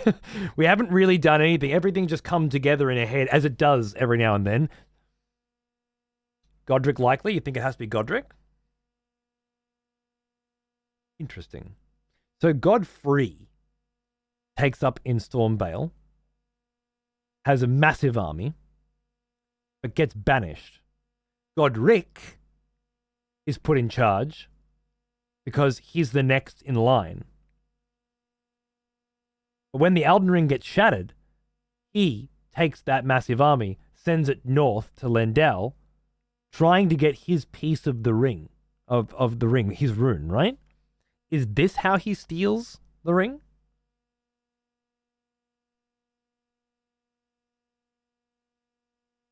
The armor description does seem to confirm that the armor has been worn by an army loyal to the Golden Lineage, not to Godric specifically. Also, the question of Godefroy, who did his silly little stint that got him in jail. Yeah, I don't remember that one. I remember him. I remember the jail. I don't remember what got him landed him in there. I don't know who else would have had it at this point. Well, the question is, who would have sent it at this city at this time?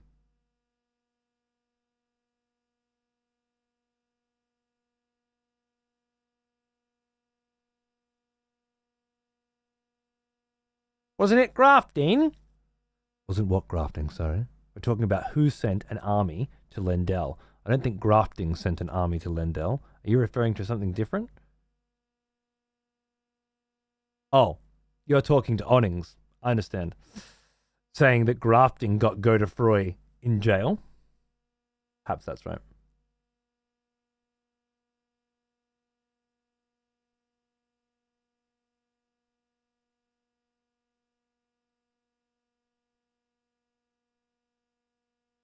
I caught up eventually.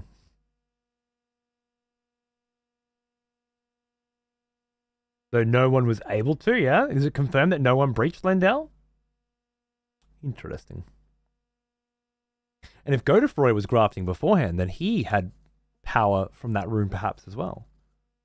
This was a fantastic day to call out Sick. Hey! Fuck yeah, Sick cunt. I'm glad you could be here, man. Cheers. Great fun discussing all this stuff in much more detail and depth. One of the sword monuments in Altus mentions that Lendel was attacked twice but breached none. Okay. Dan also attempted to attack and was fended off by Morgott. It's in the opening cutscene of the game. Right, so that would be the second time then? Potentially? By warring. What did they hope to win by warring? Pieces of the rune. Pieces of the ring.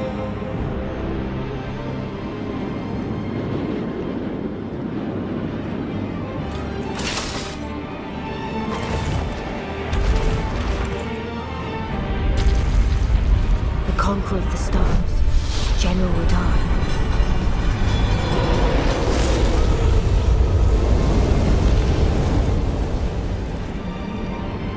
And the blade of Mikkel and Melania the Seventh. These two were the mightiest to remain, and locked horns in combat. They were the mightiest to remain.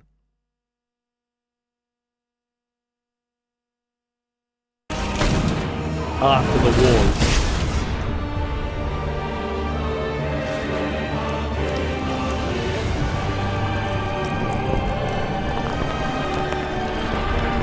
But there would be no victor.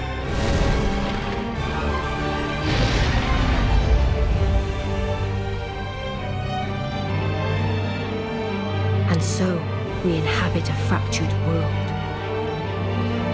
awaiting the arrival of the Elden Lord.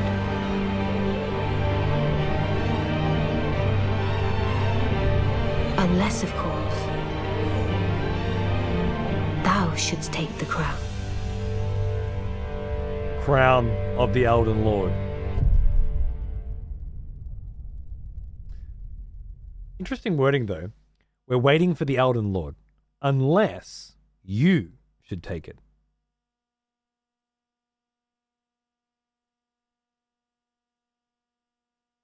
Unless a tarnished should take it. So it is the crown, and that's what makes you Elden Lord? Well, I don't know if it makes you Elden Lord, but it's certainly the Elden Lord's crown.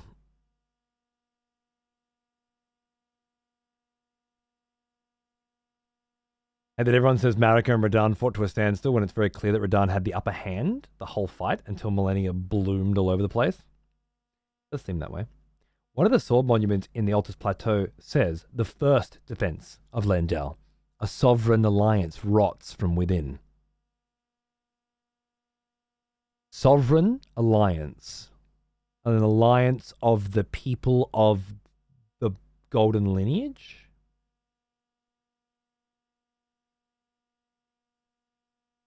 A sovereign alliance rots from within. Traces yet remain of bloody conspiracy.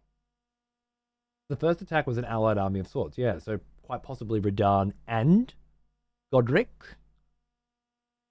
and Rykard and Rylakaria and Karia? Too hard to know.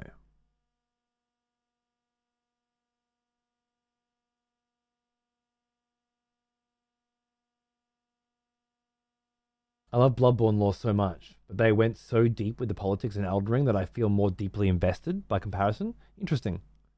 I guess it feels more like a grander story, like the story of England, as opposed to the story of one town in, you know? And obviously, Bloodborne's bigger than one town, but it all centers around the catacombs and then the, what is it? I've got too many Elden Ring I can't think of the name now. The old section. You know what I'm talking about. The town with the church of the blood. Yharnam, old Yharnam is what I'm thinking of. Thank you.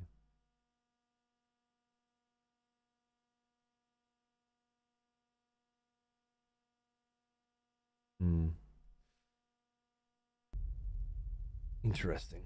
Very interesting. Fuck it, I'm getting some tea. Oh dear.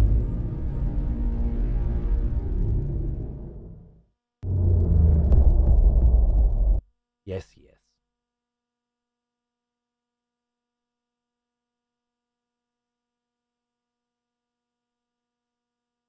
I probably shouldn't look at anything else, right? Well now, That's enough? he is an old one. Almost as old as me. Hino! Think about 88 months, mate. Cheers, dude. How you going? Thank you. How long's the show going for? Well, yeah, normally we would wrap up in 15 minutes, but I started late, so I think I can go a little later. So let's say we'll go for an extra hour if I can.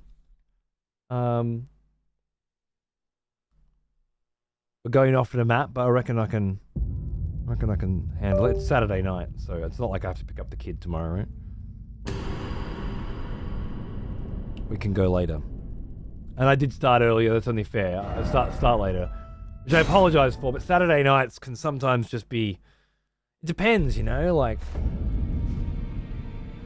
At 10 p.m, the wife can either be fucking ready to go down or spruced up, ready to party. Yeah, Stearns. Yeah, I don't want to look into DLC shit. All right, more law, dude. Mashing the law tonight. Now we're gonna have to go through the entirety of the roundtable hold. I'm sure there'll be no needs to stop and discuss many of the things we have stopped and discussed tonight here. Yeah, Zach, that was cool as. We knew we'd watch him eventually. I fucking loved seeing visibly things like Godwin's death. Whoa. Crazy. And the smacking on the ring. There's some really vivid, beautiful scenes in there that up until now I really think I'd only imagined. It's in the aftermath of the sieges on Lendel. Seen them myself. Millennia's rot flower. Yeah. Radahn. like, was it like Master of the Stars? And then he just uses the meteorite magic.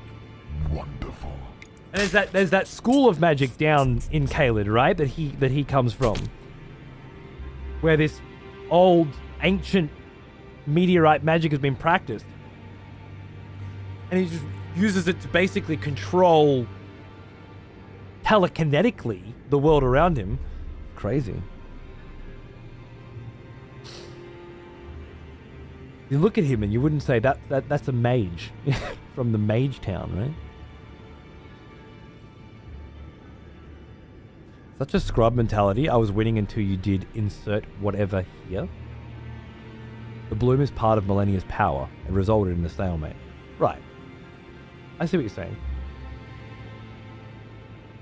I also see what they're saying, though. Like, from the perspective of a noble jewel. But her power is rot, and his power is the stars, meteorite magic, which really is just magic. Because, as we know, all magic of this place is derivative of meteorites. It's just a particular school of it.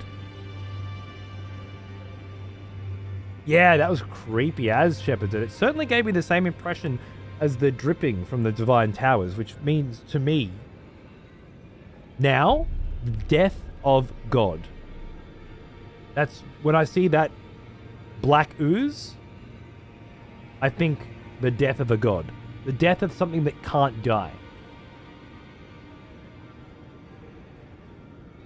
How long do you steep your tea? Wow, it really depends, doesn't it?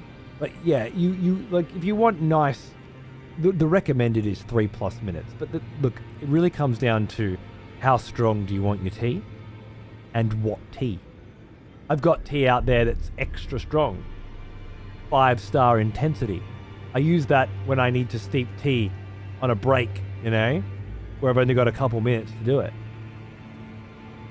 But this one was 2 tea bags in a big cup, but they were both really, it wasn't strong tea. It's called billy tea.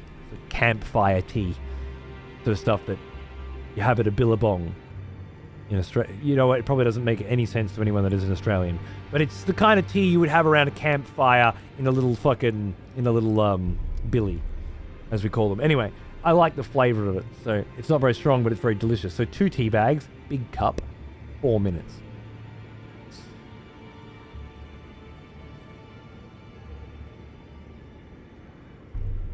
There's no honourable combat if one of the two is missing an arm and a leg. Of course, Scarlet Rot is her power. Fair enough.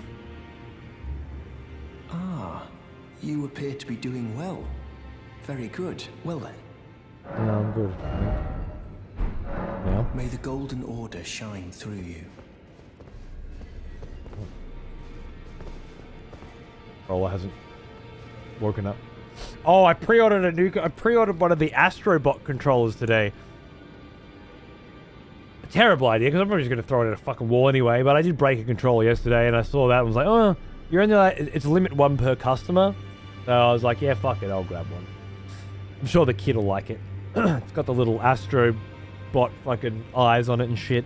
Look pretty cute. What is it? The map indicates it will lead I know, you we're going to go see him. I think we're doing the storylines. There's just other stuff to do. Ah, shit! Rogier? Ah, you made it. Ah, we meet again after all. I apologize for any offense given by my bearing, but I'm quite unable to move, you see. So, what do you need? I did, but I could justify it as, I have a kid, right? He'll love it. Can't wait for Astrobot. Really?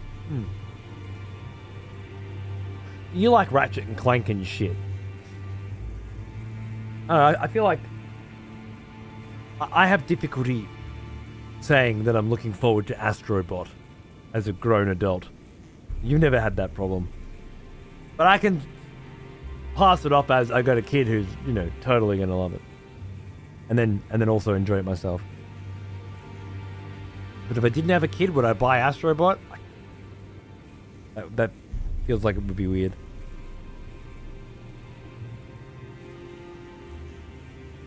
I'm 40 and single. I can't justify it. Agree. You made the right choice.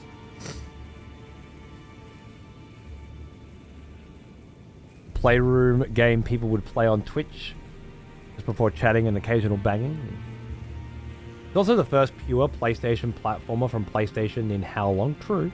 I have no idea the last time they made a platformer like that. I mean, you're right. It does harken back to an ancient era of gaming, and I do quite like it. Like, well, at least I liked the one that came with my PlayStation well enough. I didn't play it for very long, but I know people were speed running and shit, and my kid has played a lot of it over the years. But you're right. It does harken back to an era of gaming that is mostly gone now, and supporting it seems like a good thing. I was supposed to have a wank 50 minutes ago. That's how good these law discussions are, bro. When the law is better than the coming? Unreal. Do you ever do any writing as a hobby? He is an old one. Almost as old as me. I can hear that game audio buzzing too. But I don't think it is. I think it's the flies around Rogier. Hey, Ondrox, thanks, man. How you doing, dude? Yeah. This is why it's so hard to bloody know. Is that a bat? Now for some lore? Fuck yeah, bro. Get into it. Just a stank from Rogier, yeah, because he's slowly decaying, right?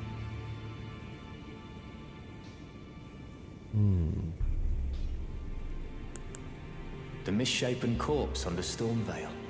That is a sacred relic of the Black Knives plot, as that famed night of assassination is known. It happened during the golden age of the Erdtree, long before the shattering of the Elden Ring. Someone stole a fragment of the Rune of Death from Malekith, the Black Blade, and on a bitter night, murdered Godwyn the Golden. That was the first recorded death of a demigod in all history, and it became the catalyst. Soon, the Elden Ring was smashed, and thus sprang forth the war known as the Shattering. I once wished to become a scholar, you see. I've spent many an hour scouring the archives for knowledge of that fateful plot. The world has grown crooked, and if you intend to put it to rights, you'd better understand what happened to make it this way. And that thing is to blame for the shape I'm in now. I urge the utmost caution. Don't disturb the corpse more than necessary. Corpse?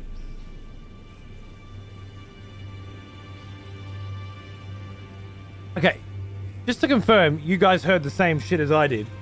He said that the shattering happened a long time after Godwyn was killed, but then immediately after that said that it happened soon after. Is that right?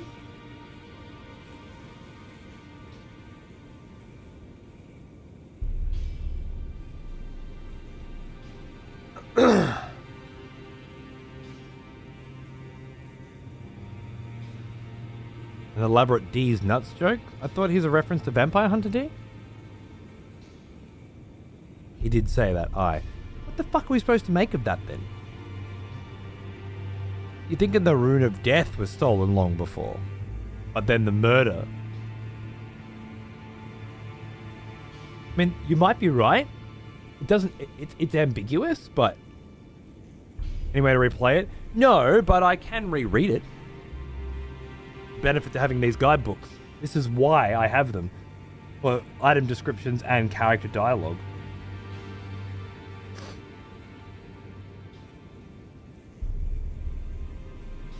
Literally got caught on the exact same dialogue. Well, that's interesting that you got caught on it, and I got caught on it because we just spent so long discussing that exact timeline.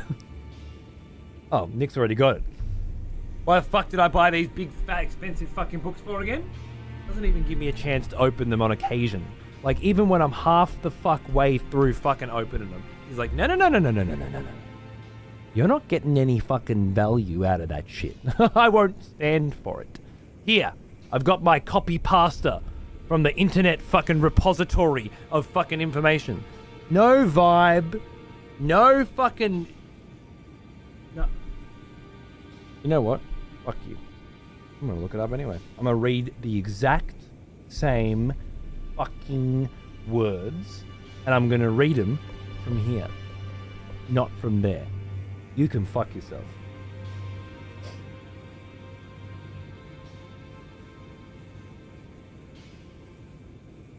Rogier. $3.98.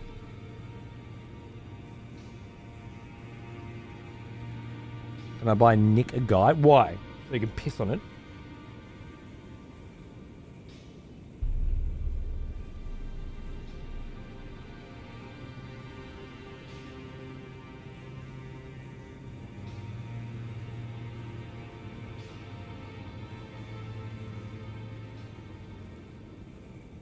The misshapen corpse under Stormvale. That is a sacred relic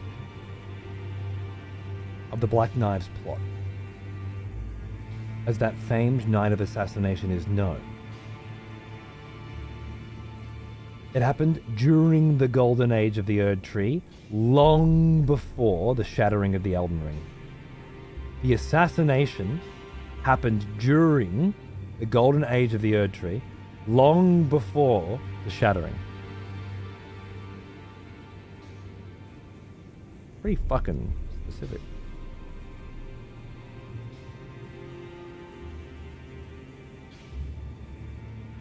And then, next sentence. Someone stole a fragment of the Rune of Death from Malekith, and on a bitter night, murdered Godwyn. That was the first recorded death of Demigod, and it became a catalyst soon.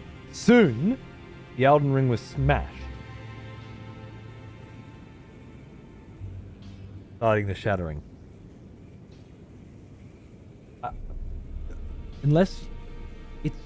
So they stole the fragment way before the assassination. Is that how it reads to you? Because it's not how it reads to me.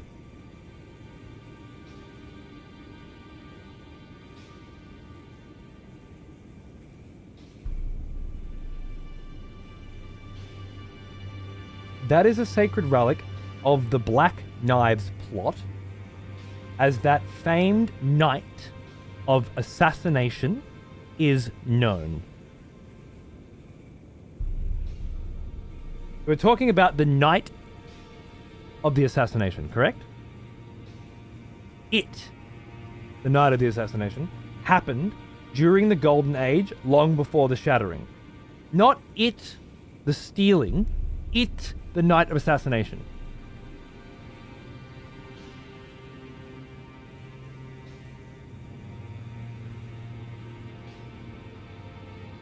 They're not gods, they're demigods. Marika's the god and she's immortal.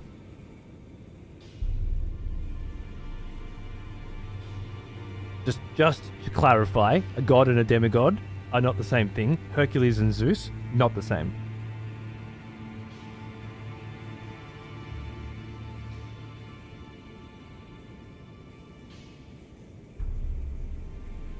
It could be Ag, but that would be the first instance where we have ever thought that the shattering didn't happen in the course of 1 minute.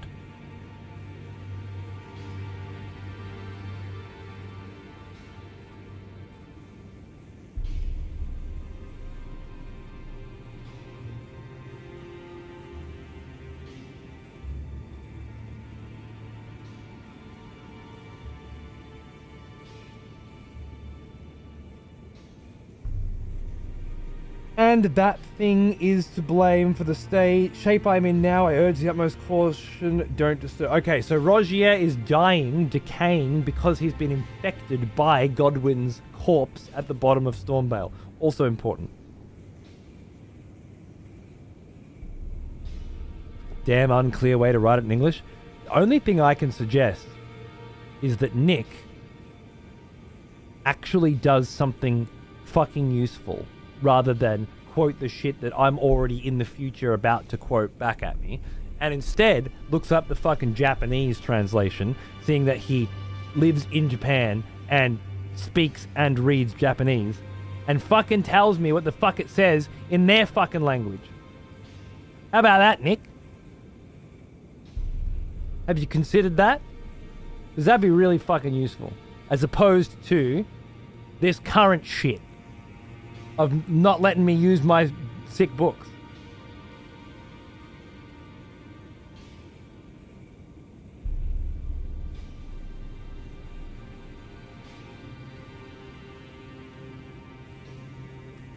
There's a difference, Odin, between killing the first demigod and then killing demigods.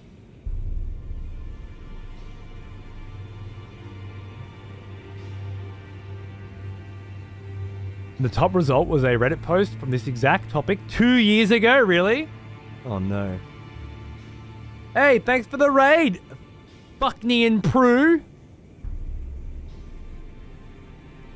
Cheers, brother. I respect the one-man raid vibes. Goes great.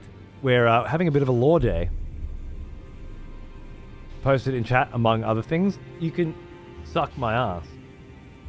But if you could, while sucking my ass, also, yeah, see what you can do about Japanese translations. I remember reading Loki's Abyssal Archive, and basically every single section makes reference to how the reason he thinks this way is because the Japanese description actually says devotion.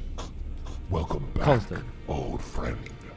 We've missed you. Nelly, you fucking mushroom. Blow it out your ass, would ya? Fucking first he's talking to me about fucking mushrooms, and then he's like, could you just look at the fucking armor in the fucking game? Well, of course I can, but I wouldn't need you to tell me, would I? Because I know where the armor is. Welcome back. Heck you. And thanks for 37, man. Welcome back. And 8 months for Prue, too. Thanks for the raid. Thanks for the sub. That's a bit fucking generous of you, isn't it? Just being a sick cunt. Cheers, mate. I have one last enemy to kill in the DLC, and that's the boss. Sounds about right. Here's an alternative translation. In the prosperous era of the ancient golden tree, before the Elden Ring was shattered, someone stole the rune. On a cold night, Godwin the Golden was murdered, becoming the first demigod to die in history. It is said that breaking the Elden Ring became the notch that led to the start of the war.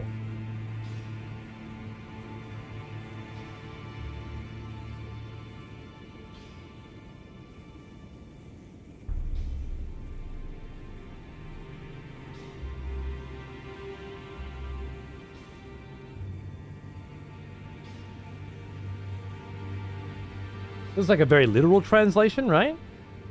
Is that what it is? Because if it is, it doesn't have the same problem, does it? Kind of leads credence to my idea now that the breaking of the ring took time.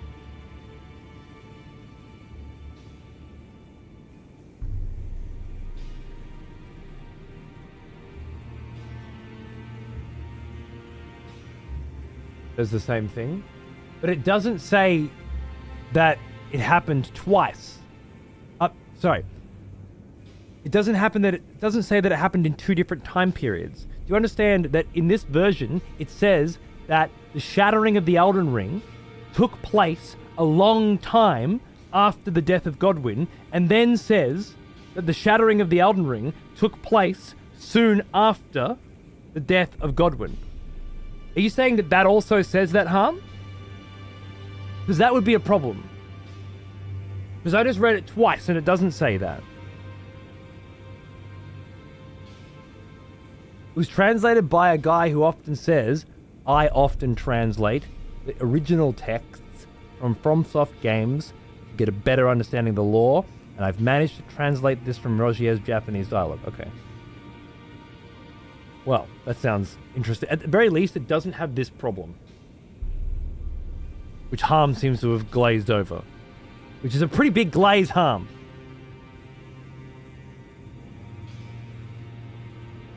Fair enough, Ag. But it could make sense, but I don't see anything in that that suggests that it does that it did happen that way. Right, Shooky. Doesn't give us a time frame though, does it?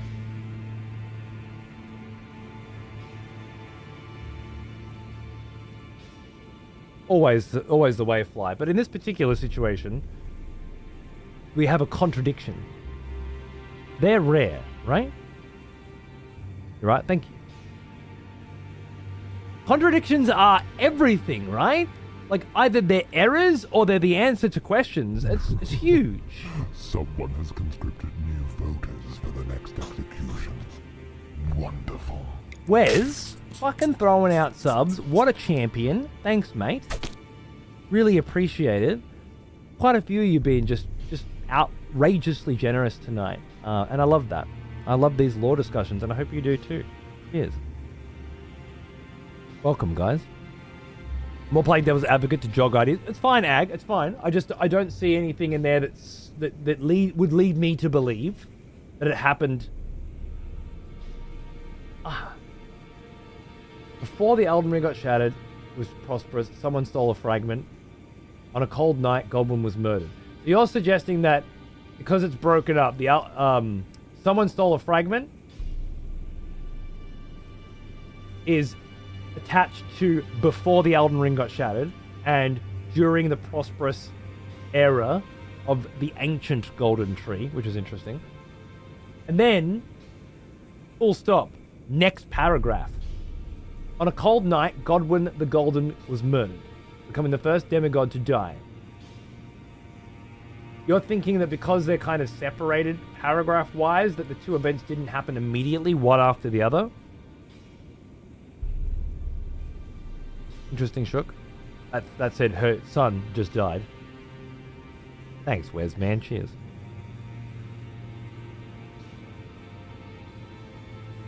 You're right, Ag. It doesn't.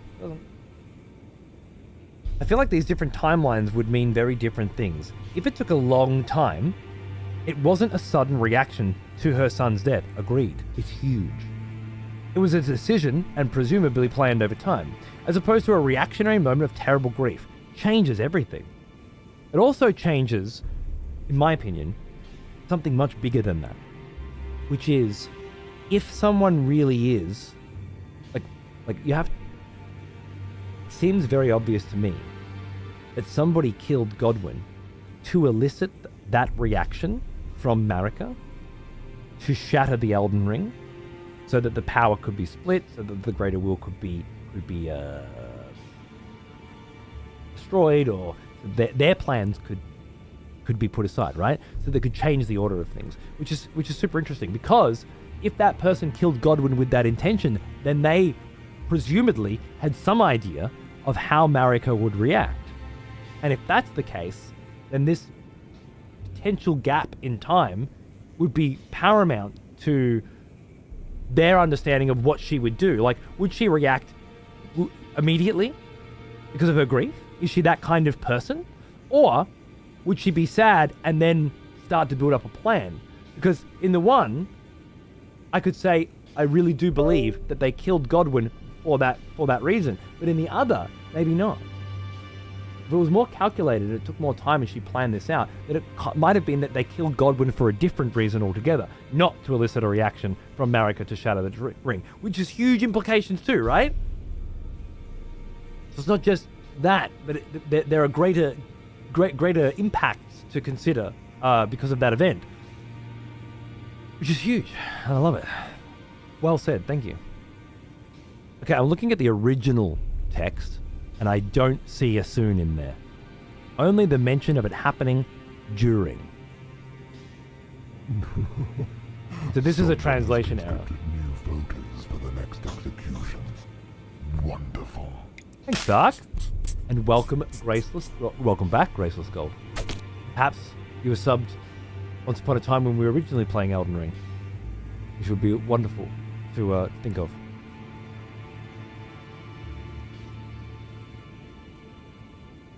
Time frames being absent in the alternate translation, I agree with that. Contradictions. Well, contradictions, yeah, they're usually where you find the nuggets, right? Okay, so bad translation, nothing to worry about. Seems as though the room was stolen as part of the plot, and it happened immediately after. That's what I'm resting on for now. Room was stolen. Plot was enacted. Godwin was killed. Marika was pissed.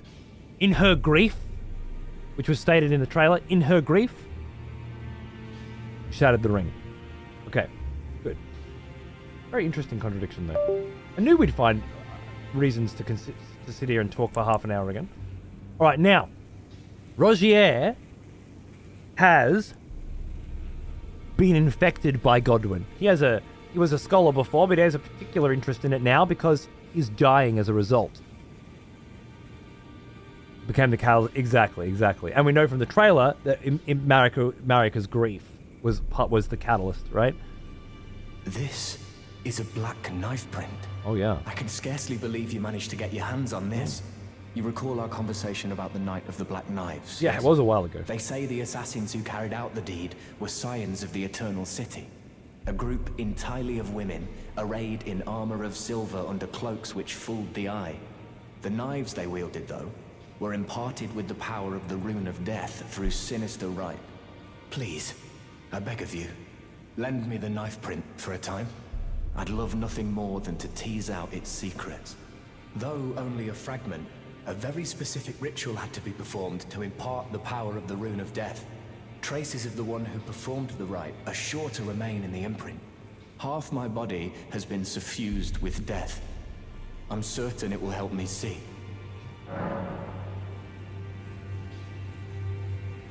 Scions from the Eternal City were the assassins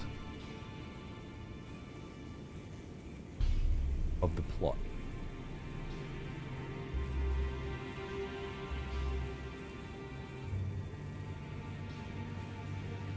Fair enough, Charger baby. Always a pleasure, mate. Have a great weekend. See you soon. Scions is huge? Scions is huge.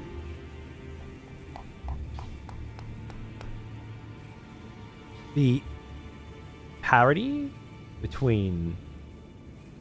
Not parody. The parity between Stormvale and the Eternal City. Between the grafted scions and the scions that were used to assassinate. The Eternal City, what were those again? The Eternal City is Noxtella, giant city under the ground that we believe, quite potentially, Marika was born in. Women only, wearing silver armor under magic cloaks.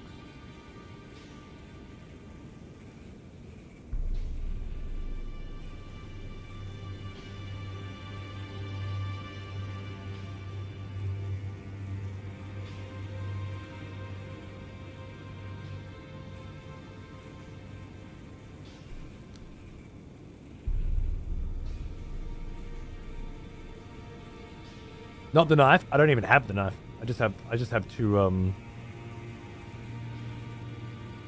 trinkets and a print. Oh boy, here I go symbologizing all over the place again. Keep it in your pants, Theo. Silver and Eternal Cities have another connection. And that it's the fool's the eye aids to some symbology regarding the color silver as it's used in this universe, being shifting and taking on the form of other things. Mimicked here in this in their universe as well. It's also interesting in the context of how silver is used in our world, playing second fiddle to gold. Okay. Speaking of death and death root. Ah, so you've met Dee. Dee is an old friend. We found ourselves journeying together for a time, bound by our exploration of death. But our paths have since diverged, never again to cross. Though that's hardly an uncommon fate for two friends. Ain't that true? Dee was telling me that he discovered the mark of the centipede.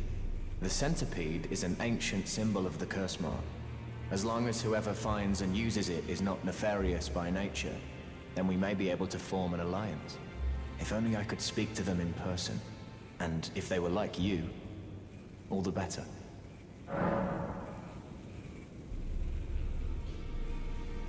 What did he say? The centipede is the mark of what?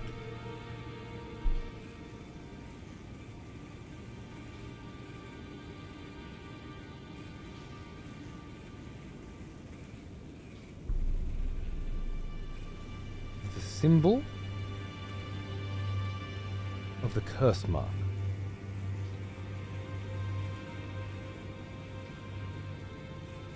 The fuck does that mean? The curse mark? Oh, still need something?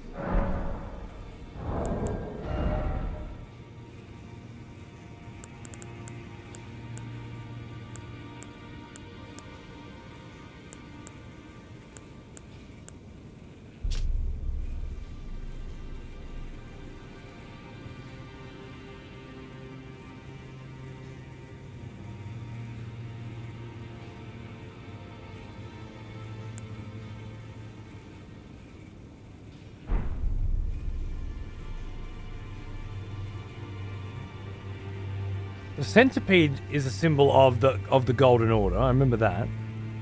And you find centipedes in the churches of Mariko. Is death considered a curse to the beliefs of the Golden Order? Could be. Centipede is the symbol of the curse mark. Doesn't match up with what I know. Oh, still need some. Ah, you defeated Godric and claimed yourself a great rune. Looks like we both got what we wanted out of Stormvale, didn't we? Well done, friend.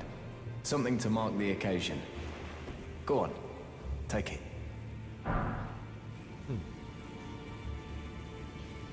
Oh, I do like that sword.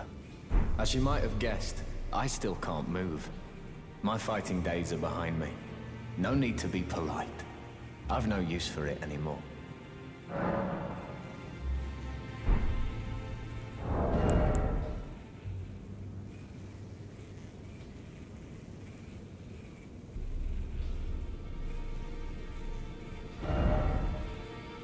Get rid of this fucking hatchet finally, maybe.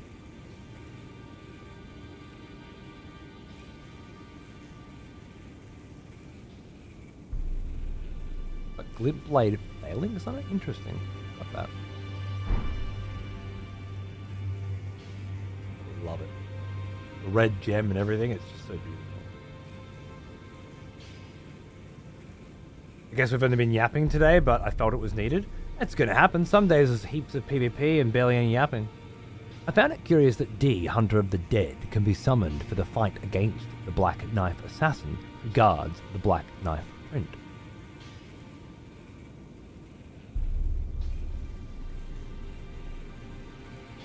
That is interesting. Oh. Oh, Must be something to do with Rogier and D both looking. It's making me heavy. I'll have to change it out. Yeah.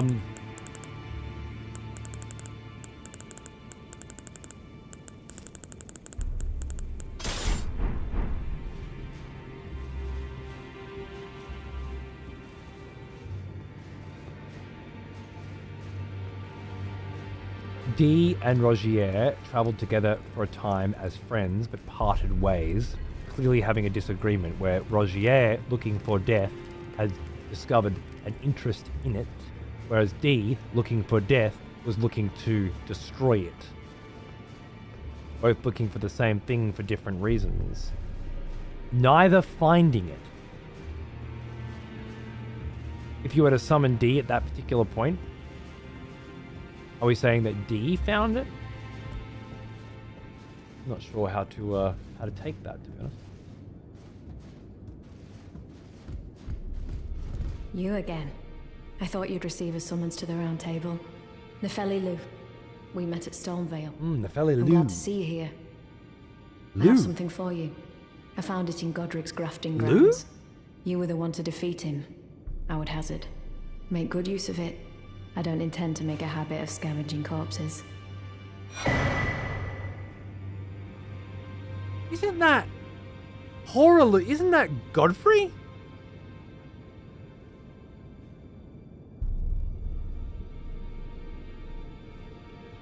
Huh. She's a descendant of Godfrey?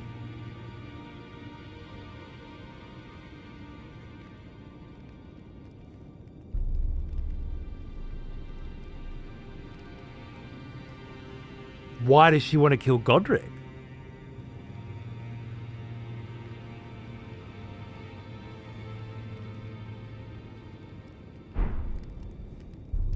Ah, yes. I wonder if you've met my foster father. He's in his study. The room Ensha's guarding just over there. That's Ensha. If you haven't already, I advise you introduce yourself. Foster father. Father is leader of the Round Table. I'm sure talking to him will be worth your while. It's about time I headed off. I'll see you again, warrior, should the fates deign it. I never saw her again. It's about time I'll see you again, warrior.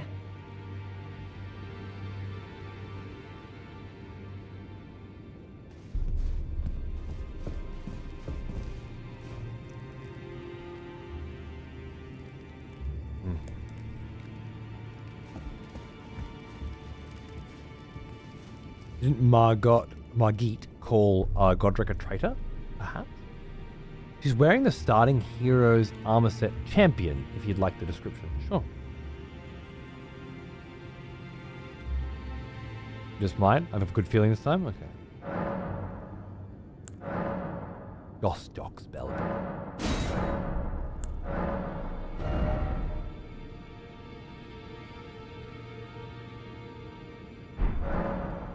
All that thief shit.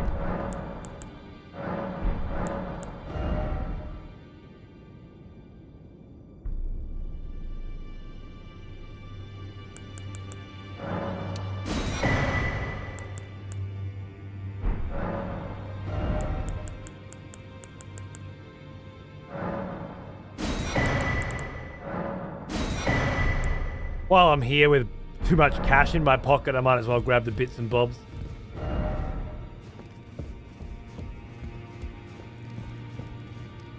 Is it the Bell Spirit for summons? Any lore on that? It is, and I have read it before. I don't remember what it said, though. A bell capable of summoning various spirits. Only one type of... Yeah, no, it's got nothing on it. It would have been why I didn't grab it.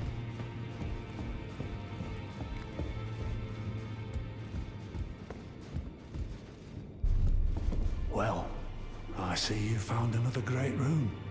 Wonderful. You are a worthy fellow tarnished indeed. Make the journey to the capital, Landell, that lies to the east of the Altus Plateau, at the foot of the Erdtree. The Two Fingers will deny your passage no longer. You may be our best hope. Find your way to the Elden Ring, for we are tarnished, and we must answer the call of grace. So, Godric the Grafted, Lord of Stormvale. Despite being the blood of Godfrey, first Elden Lord, he's a grotesque... His castle lies upon it, I suspect you know that. I understand you've been speaking to Nepheli. It's a different tone of voice. Daughter. I took her in when she lost the guidance of grace. Though a mere axe-wielding barbarian, her youthful credulity suited my purposes. So I put her to work. Do not hesitate to employ her. Should her services benefit you, despite her looks, she is more than capable in the press of battle. Does he even know the connection between her and Horalu then? Following the example of their chieftain Horalu, the brave warriors of the Badlands shun excess adornment. Nice. So part of Godfrey's arc was that at a time, he was chieftain of a tribe of barbarians. Perhaps, most likely after his exile, that would make sense. And she is of that tribe, but tarnished. So sent here? And adopted by fucking this all-seeing, all-hearing cocksucker? That seems very interesting.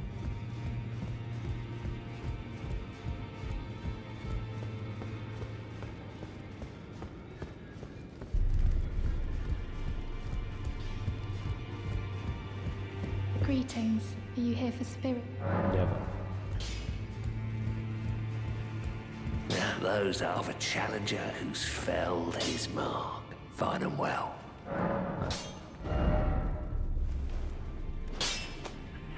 Well now, here's an old one. Almost as old as me. Thank you, Kayla, for 55. Cheers, mate. Just out of curiosity, does me upgrading from plus 10 to plus 11 increase Invader's ability to upgrade at all? I forgot.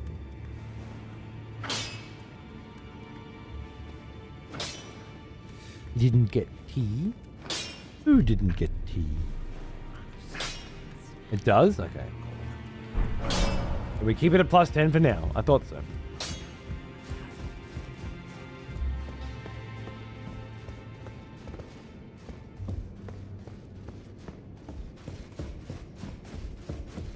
I believe he knows everything, as his name implies. True, which is perhaps why he keeps her at bay. Interesting. I like it.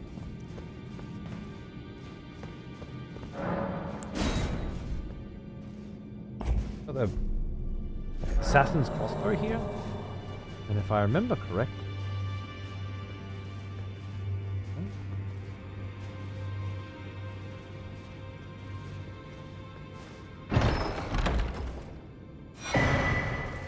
Assassin's Prayer Book. Prayer Book of the Round Table holds assassins. And be given to a learned cleric to gain access to the following incantations. Assassin's Approach. Darkness. Well, I like both of them. Great fucking.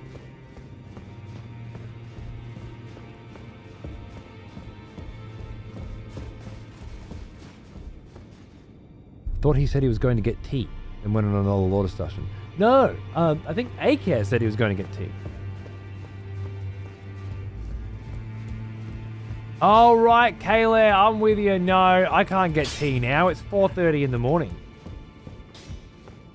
No, Akir was going to get tea. And I was and asking me about my tea. Sorry. I can see how that would have come across the wrong way. I got tea, but I didn't tell none of yous I was doing it.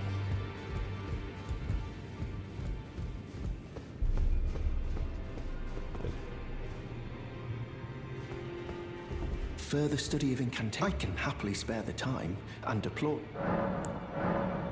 That is a work of heresy. Yeah. Its incantations bear no lineage from the Erdtree. Damn right. Very well. I'll take it off your hands.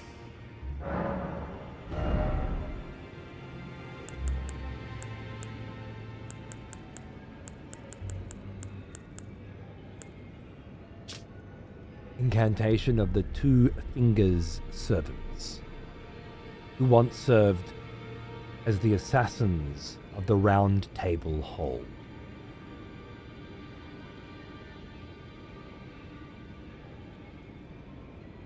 The assassins were themselves once tarnished, who had strayed from guidance, and they pursued their duty in the darkness that is without grace.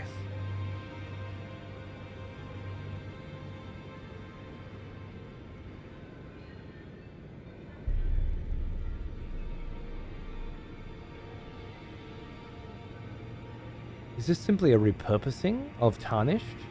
If they can see the grace, send them to the Elden Lord. If not, well, we've got something else they might be able to do. Reduces fall damage. Nice. The assassins were charged with eliminating Tarnished who had strayed from guidance. So the Two Fingers are in some way responsible for the Tarnished existing, which is an interesting thought that I just had. How are they able, like, what is a Tarnished? Have we answered that question? I should make a note of that too. Where did what is a Tarnished?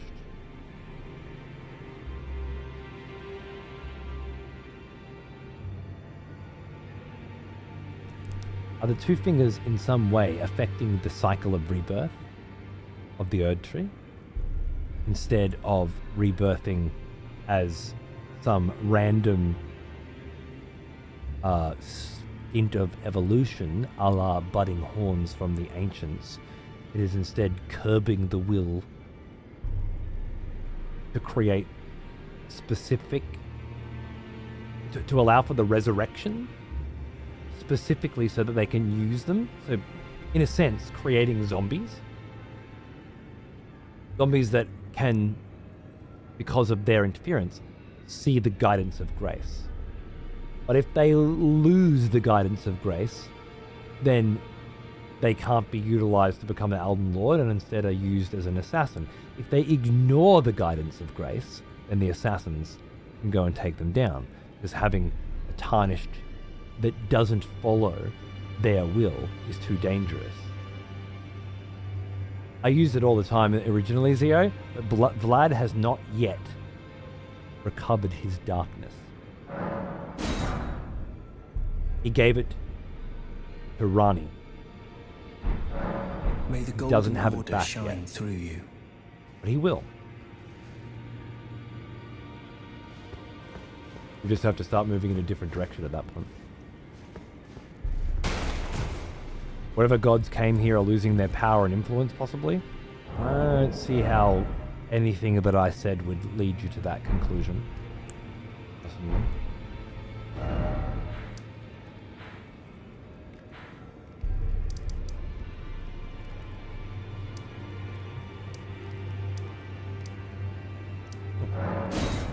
There's the eras there.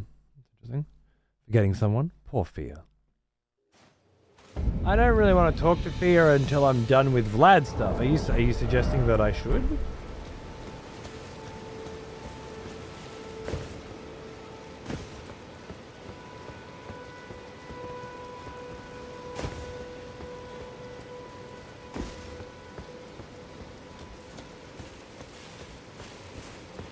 Yeah, I wonder indeed.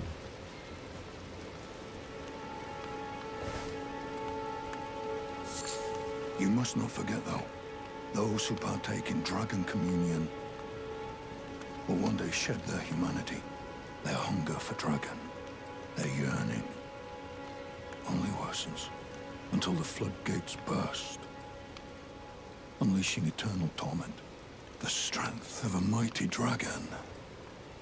Magnificent, but deadly. It's no surprise that Dragon Communion is ruinous. You must not forget, though, those who part their hunger for Dragon until the flood, the strength of it's no surprise. Oh, second.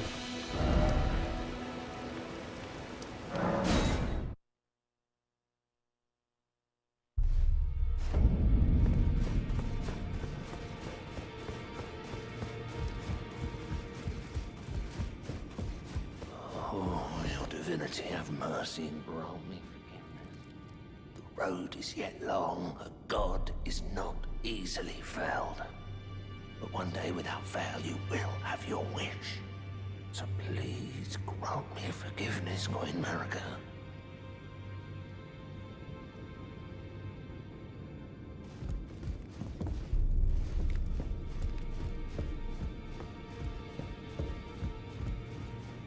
Fucking praying. How's that? You, is it? I didn't notice you there. I'll be doing my job. Just lay out your arm. Those words were not meant for you.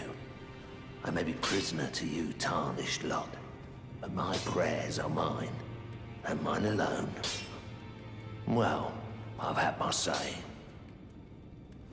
I'll be more careful too. That right, Yarrick?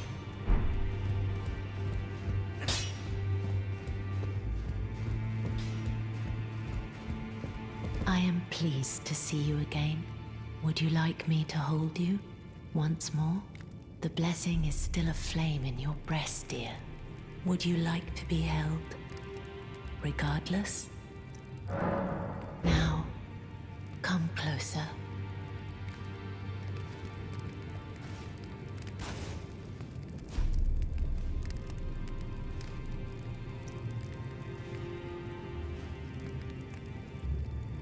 You are so very warm. My dear, have you ever heard of Black Knife Prince? Dear Roger likes to talk of them when abed, and the ancient plot in which the first of the demigods was slain. The black knives wielded by the assassins who committed the act, along with the impressions they made, somehow hide the truth of the conspiracy. These grand affairs are hardly my forte, but dear Roger began to weep as he spoke. In truth, I've heard tell from someone else about the Black Knife Prince that fascinate dear Roger so. But it wouldn't be right to give this to him, stuck as he is in the Round Table hold. Perhaps you could make use of it? Interesting.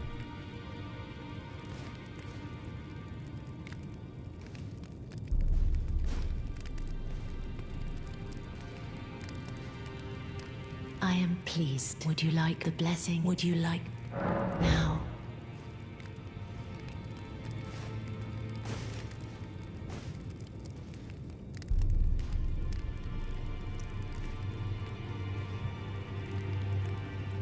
You are so. I heard that you lent a hand to dear Roger. He seemed positively elated. He must be possessed of great mental fortitude. It anchors his will and sustains him, despite his grievous wounds. You truly are a champion. To dear Roger, and myself too. I need a drop of milk in my tea, Vlad. My wife and I were talking about it today. She was almost willing to put some in hers, and then decided against it. Then good day to you, my dear.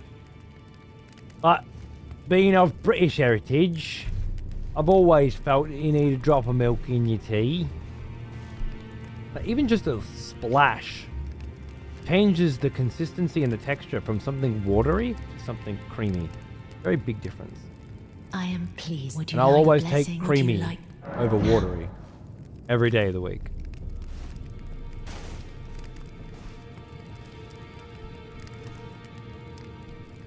Milk and tea, creamer in coffee. You are so. Then good day. What's the difference between creamer and milk? I don't remember. In most places in the world, a little tub of creamer is just it's just sugar in it. It's just sugared milk. Sugared milk. Okay, fair enough. That makes sense. Already has the sugar added. Creamer is richer, is it? Richer would be the type of milk, I think. Like in Holland, for example, you can, which I thought was very interesting. You buy your milk based on how much fat it has in it. I think it was half a vial, something like that. Meant half fat, literally. You'd be buying half fat or full fat milk, and obviously the full fat stuff would be more like a creamer. Half vol, that's it. Thank you. I remember the chocolate milk that I loved had 2 versions as well. And my god, the creamier one. Oh, incredible. What was that chocolate milk that I loved again? Like heavy whipping cream? I wouldn't say it was quite that at thickened cream levels. Heavy cream levels. Chocomel. It's called Chocomel. Chocomel. I would kill for some Chocomel, I'm telling you. I get some of that. It's been so long. Yeah, Chocomel, that's the one. Oh.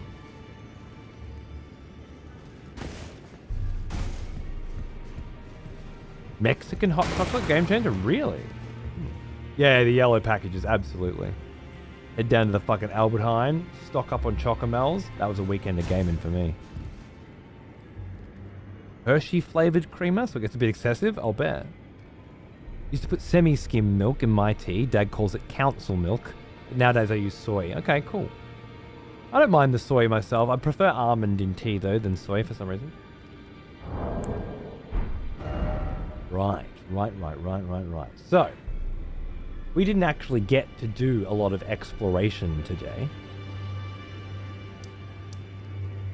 I've done there. I feel like this sort of plateau here hasn't been done yet properly, but it leads down into the Weeping Peninsula. So if we were going to do that next, we could sort of do that and sort of split. You know what? That could be a ruin there. I swear there's a ruin somewhere around here with with Selene in it, I think. It'd be up there. I don't think it was. That's sort of going to Caelid. So if we're going to Caelid, we'd go here. We'd start checking around here. We'd start checking along there.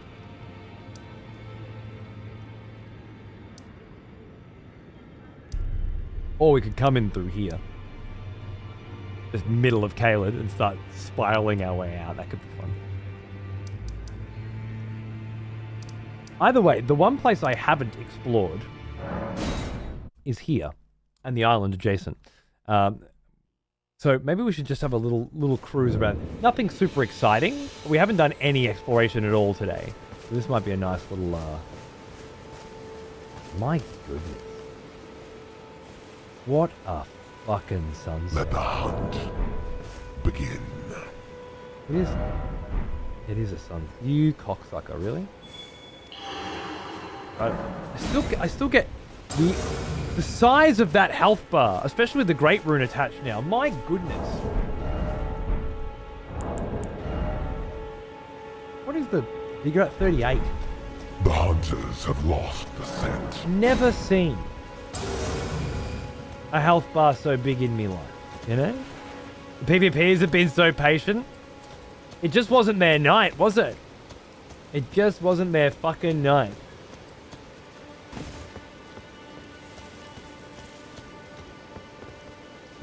At 1 second, and Stronk was ready to fucking go, Let the man. hunt begin. The hunters have lost the scent.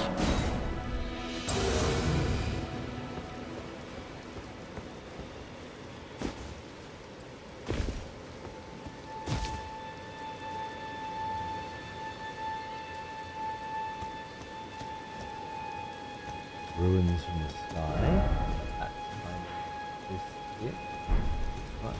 Whoa! That was a bit mean. Bloody hell, mate.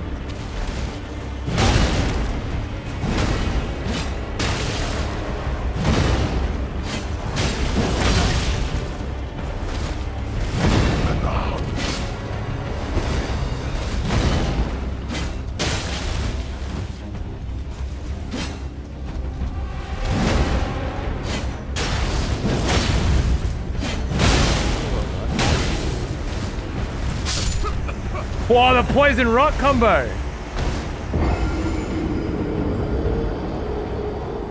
Not bad. Not bad. I kicked his ass all over the place the other day, so he needed to get one back. And if attacking me from behind and taking half my fucking health off as the opener is how it needs to be done, I'll take it. He's an absolute piece of shit. Why? You have to always expect that cocksucker to go with the most disgusting shit you can imagine. You'll never be disappointed. That's fine. I'll get him next time. The hunters have lost the scent. Don't you worry.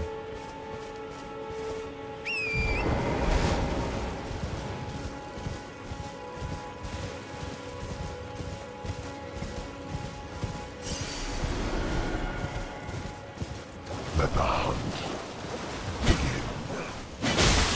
The hunters have lost the scent.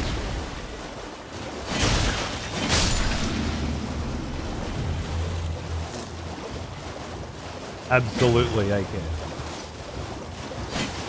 Why wouldn't it be?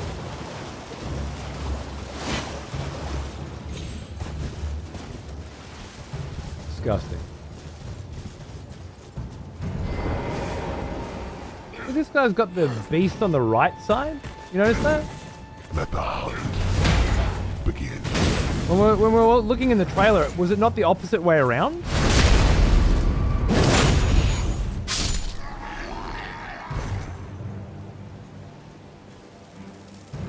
hunters have lost the scent.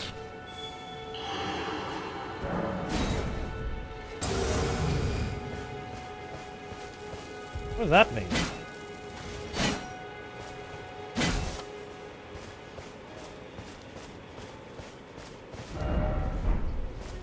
Fucking catacomb, eh? The Groat.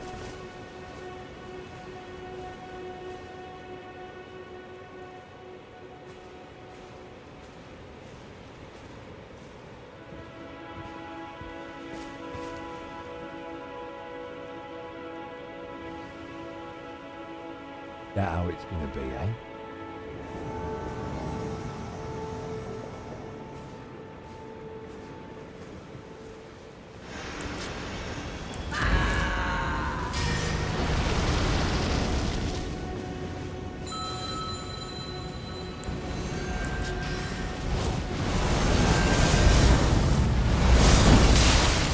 Whoa!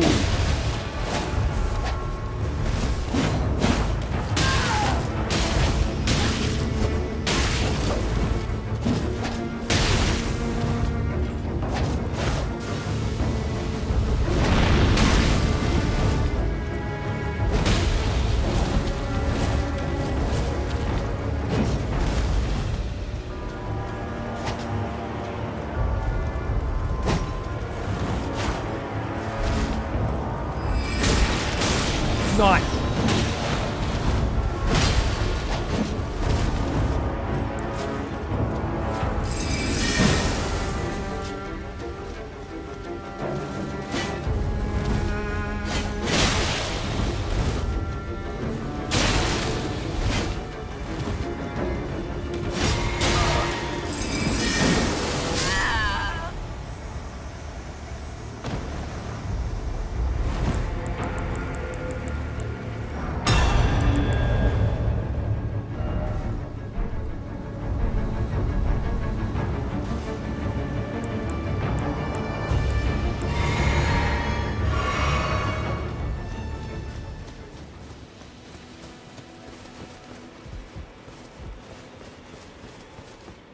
Oh, you fucking see that shit? That was on the... Ooh, I was on the line, mate.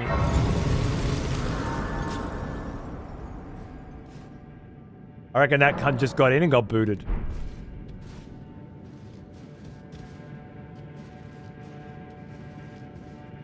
Might be just that that poor bastard put his tabard on backwards. Never hear the end of it from his mate.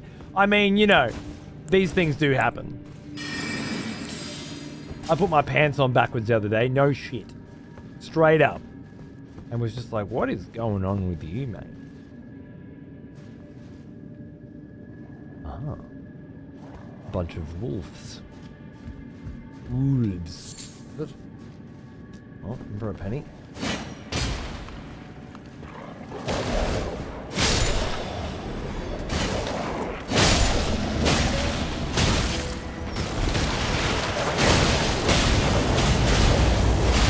Whoa, whoa, whoa! Fucking dog. Fucking dog.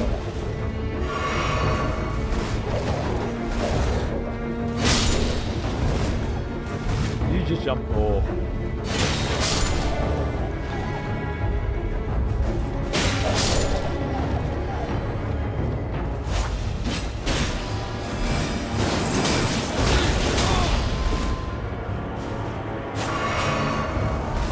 You look cool as fuck, by the way.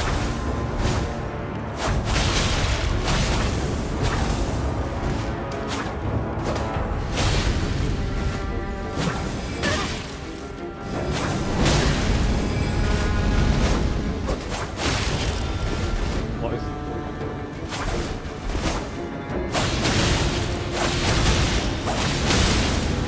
I know that rapier combo.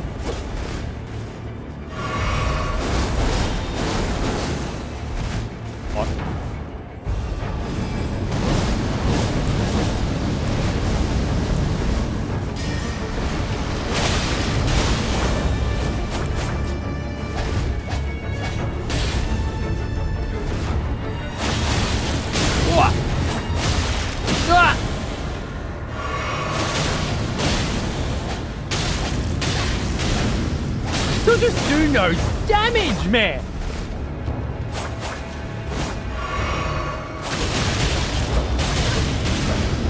The only chance I have of seeing a health bar fucking move is bleed. Okay, you just turn with that. Cool, that seems fair.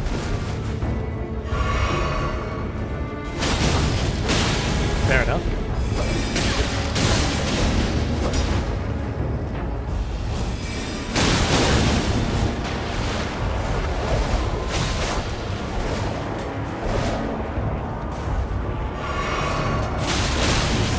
Right.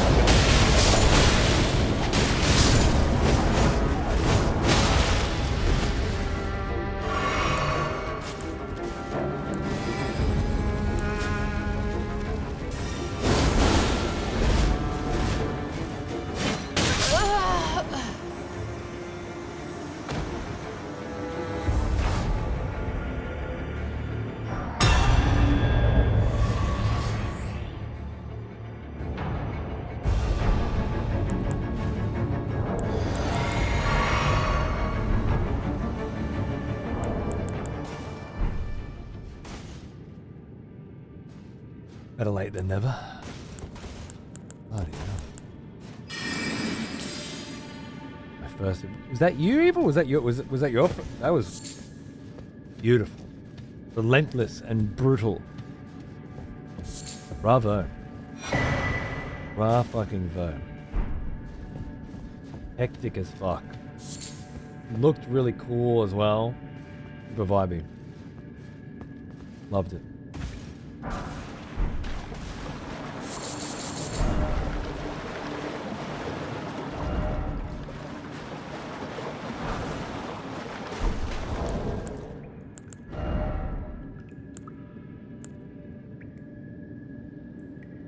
Cracked pot. And that means I can have more cracked pot. Ooh.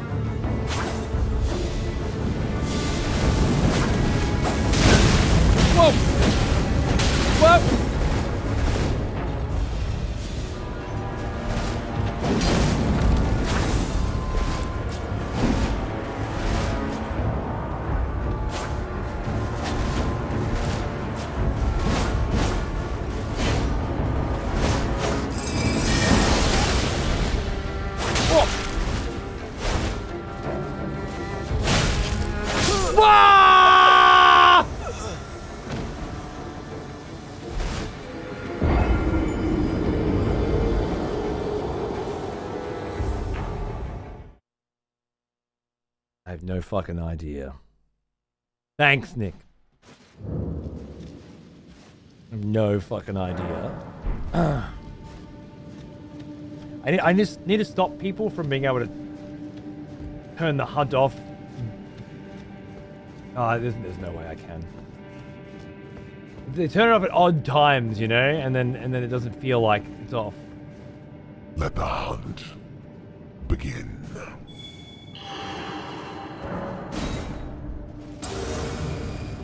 Hey, Horror, how are you? I started late.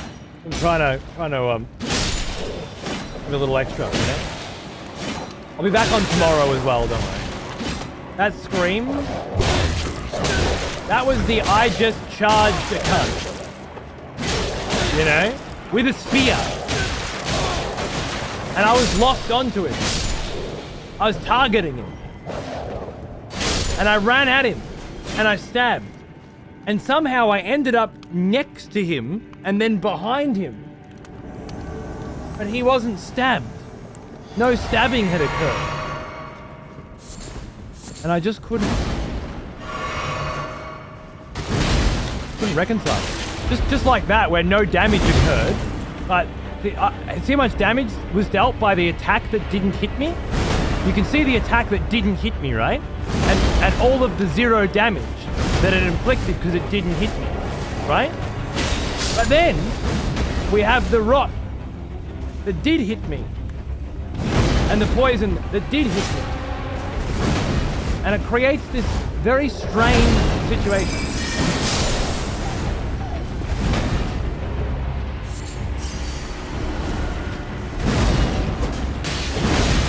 No, I'm hitting him. No, you got it wrong. I'm hitting him. He's not hitting me. You got it backwards, Miyazaki. You got it in reverse, Miyazaki. Strike it. Reverse it. What the fuck? You keep getting it wrong. How do you get it wrong so often?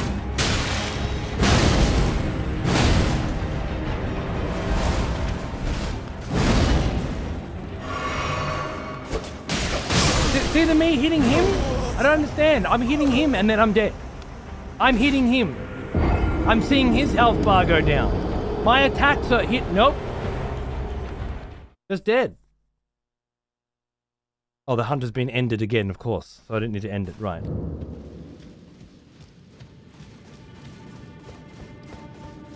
The poise, I'm aware. Let the hunt begin. The hunters have lost. Where did you come from?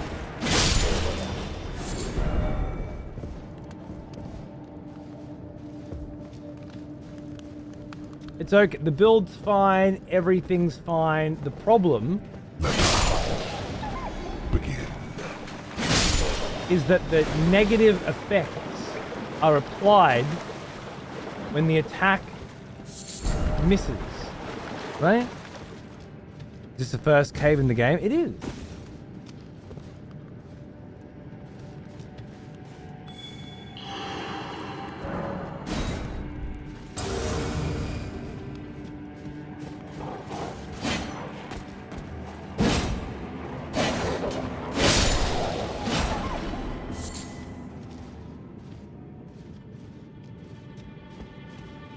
Nick.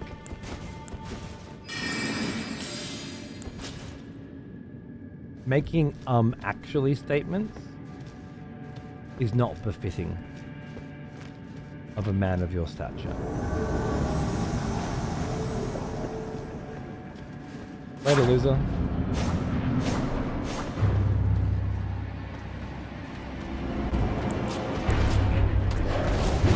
Beastman of Faramazor?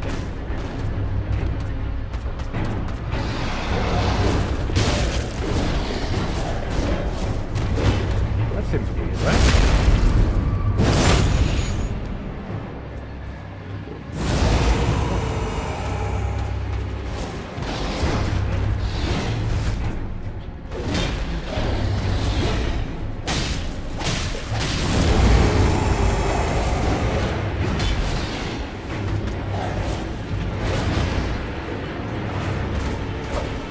Did like bleed frost rock poison. But it didn't hit, you know? No damage was inflicted. The attack misses, but all the bullshit is applied. I don't understand how. That doesn't work for me.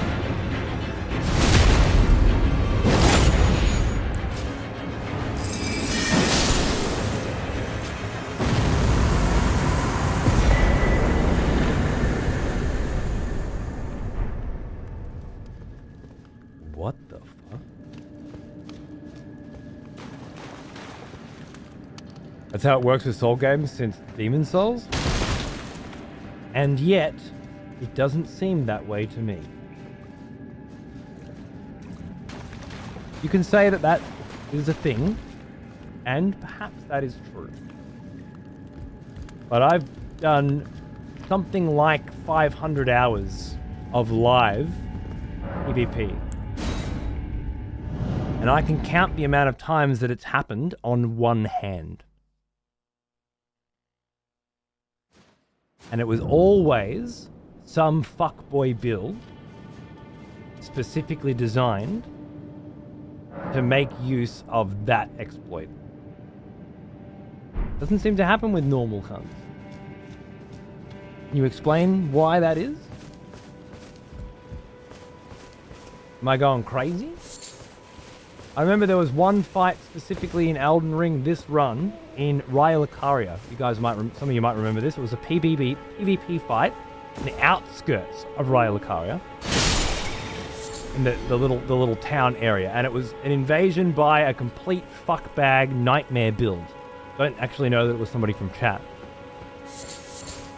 And it did the same thing. Just continually kept applying status effects without landing the appropriate hits.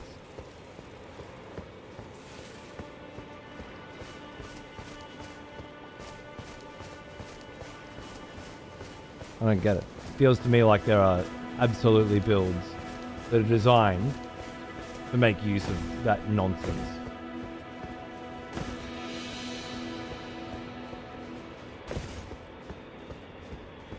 I fought a poison build just before that didn't have that problem. Poison was applied when I was attacked.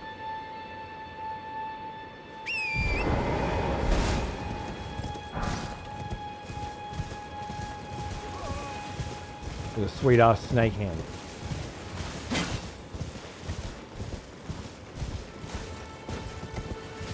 True. Even still. I do remember finding a cave here. I don't remember finding a catacomb here. That doesn't mean I didn't find it. I just don't remember not finding it. Game registers as a hit for them, sends a signal back to you who's dodging, sends it back. Yeah, I understand the theory.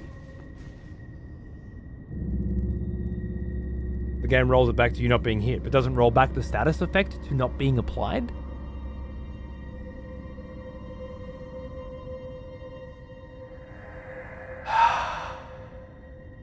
A proper death means returning to the Erdtree. Have patience until the time comes and the root is called to you.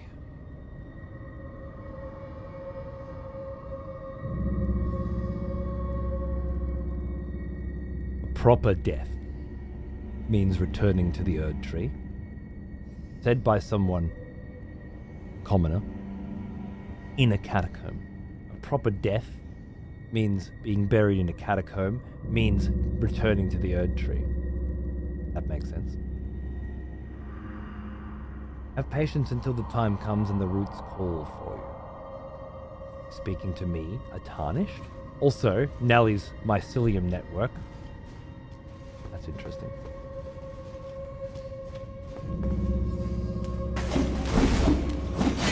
Alright, mate.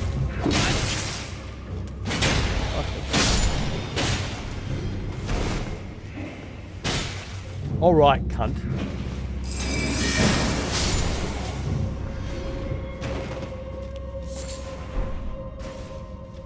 Doing your job, protecting the catacombs from raiders and looters, I get it.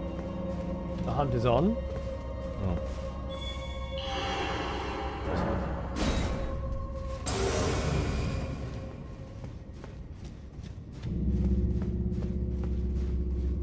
The status cannot be taken back.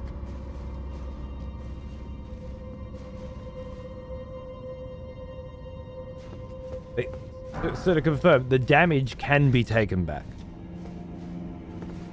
The status cannot be taken back. And the explanation for why that is the case is, in your own words, because. You sound like my fucking mother.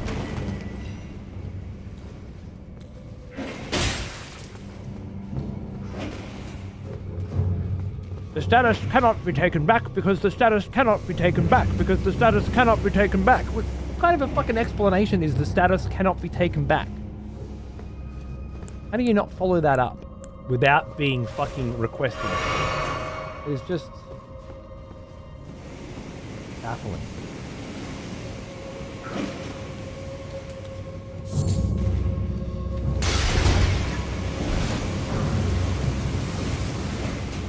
Because the signal only checks for the hit. Can you, with your infinite font of knowledge and wisdom, and I just as an experiment, when I read the words, because the signal only checks for a hit, what do you think my next question will be?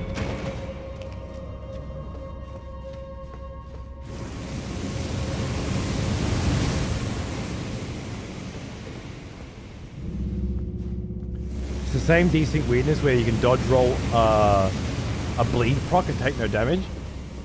Or, and the animation will play that you backstabbed them and they didn't get backstabbed, right? But it's not the same weirdness.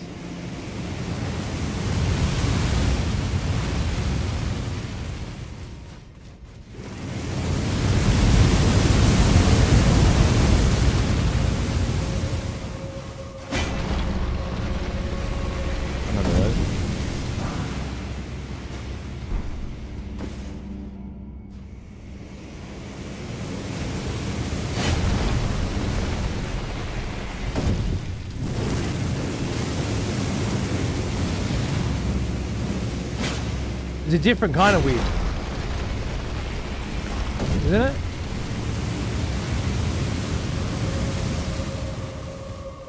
Like, I understand the theory of it all, I just don't understand why it's roll back. Something's roll back, something's done.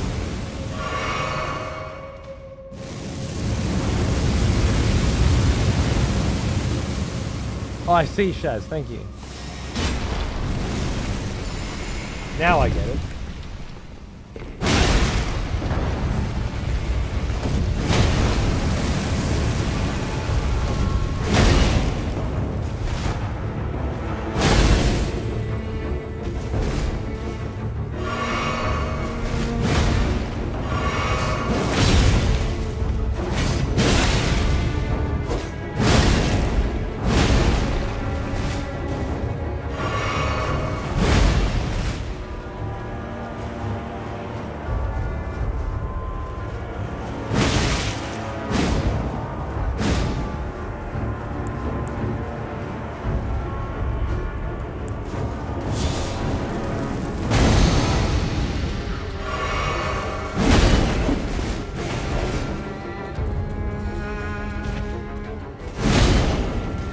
Love of Christ.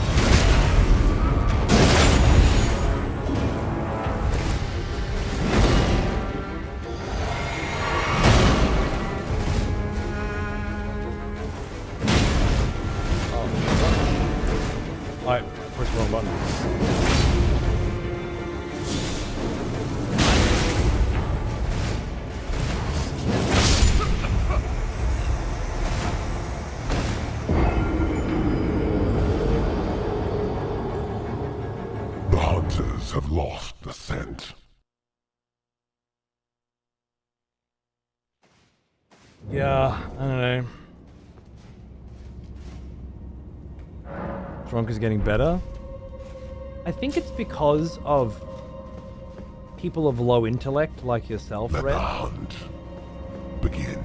that don't understand what's going on. That people like Acare, also of obvious low intellect, use builds like that. That's why. It's a moron makes moron feel better cycle. And it's a shame for the rest of us that have to deal with it.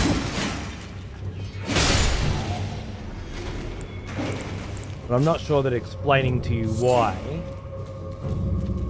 there's nothing good about a build obviously exploits a broken mechanic in the game doesn't make it good. Would be of any use. Like if you don't immediately understand that, then probably not gonna, right?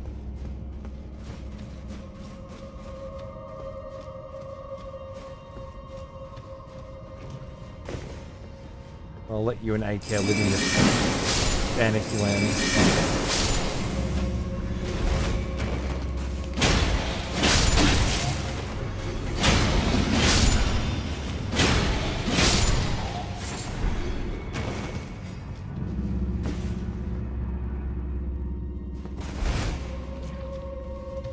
Using what is in the game. What the fuck do you think the word exploit means, you stupid fucking cunt? Seriously?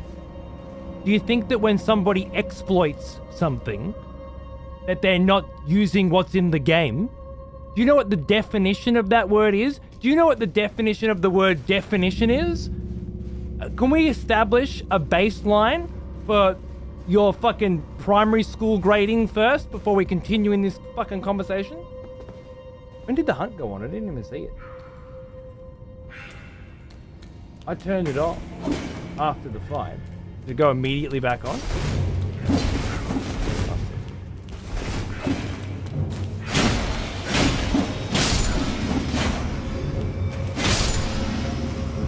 I didn't even hear it. Using what is in the game, as opposed to using what isn't in the game, I guess? How do cheaters cheat? Well, they use what isn't in the game. Yeah, and that makes perfect sense. You're not a fucking moron at all.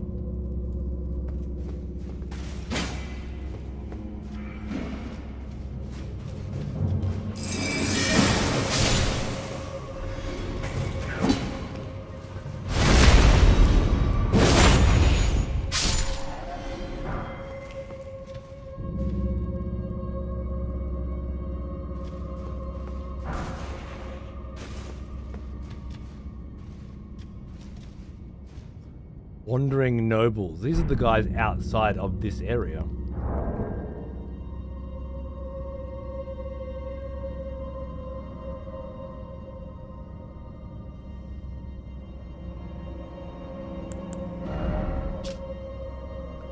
The spirits of nobles who, after death, now wander the lands between. Surely, they were in search of something once, but whatever it was, long being forgotten.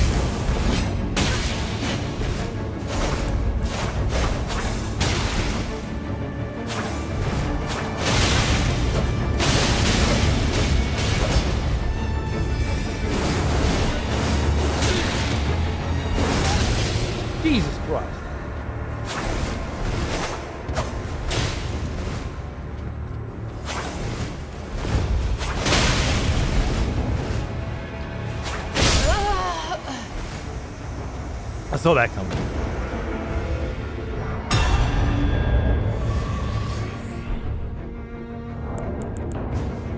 No, I didn't see that coming. I honest to God, I thought I was dead. Look at that fucking health. Jesus Christ.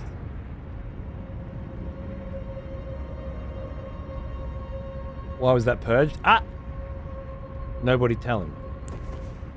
Either he figures it out on his own, or he dies.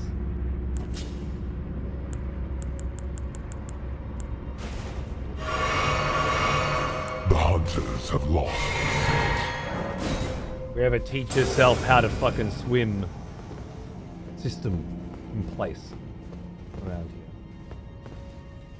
Let the hunt begin.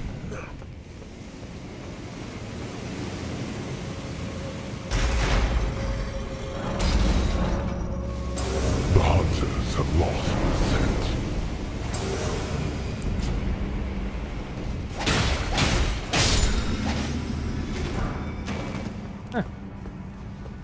I had a nickel for every fork hatchet I've found.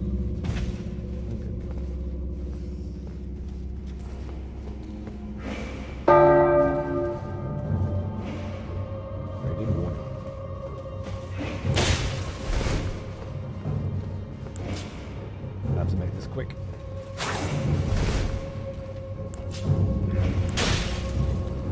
Really? How many of you fucking little fuck?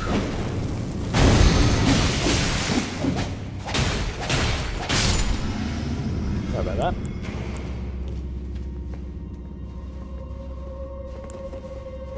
Boss is solid.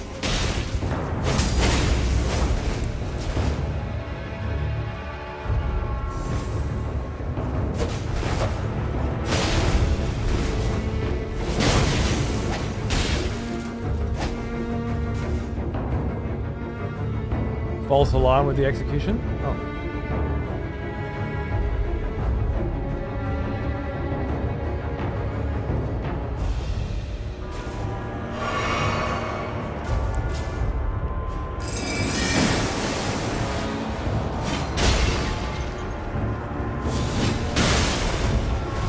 Wow. I hit somebody and it did damage. Somebody marked the date. I love it when I fight people who didn't get their builds from YouTube. Oh no, that could be it. Oh.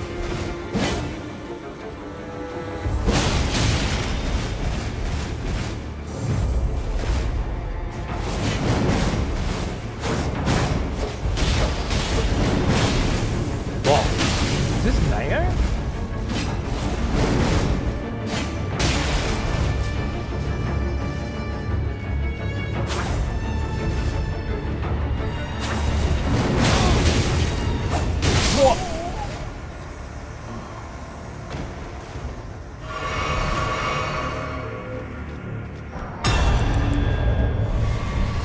Close one.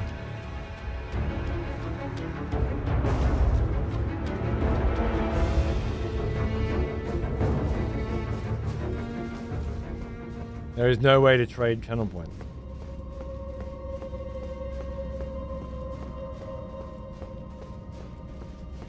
Skinnier teeth? I agree.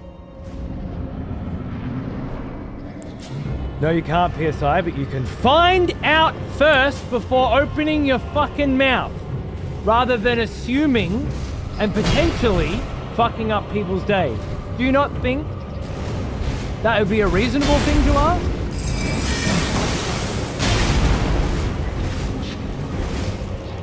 No?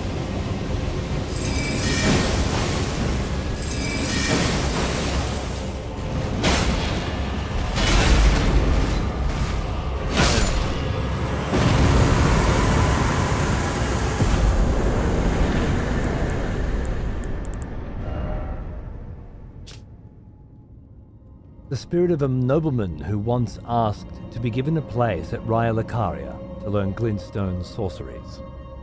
His talents were insufficient to be worthy of donning the stone crown, however, and he is only capable of using the most rudimentary sorcery. Just spell my fucking name with a K. He is an old one. Almost. Lucky you're making me expensive cables. Firehead. $10 up. And 103 months. I'm just popping in before I'm playing some Elden Ring. Vlad looking sick as fuck. Thank you, dude. He's in a transitional phase. He's coming together. I did apologize. Oh, I didn't see that.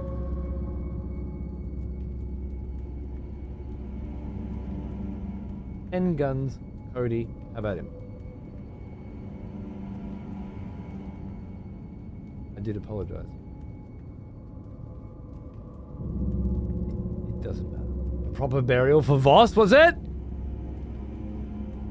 Well, it was Voss's spirit. I'm too tired to it's 5:30 in the morning. Don't do things of substance now. It'd be ridiculous. What am I fucking doing here? Shooting some knob jockey who already fucked off.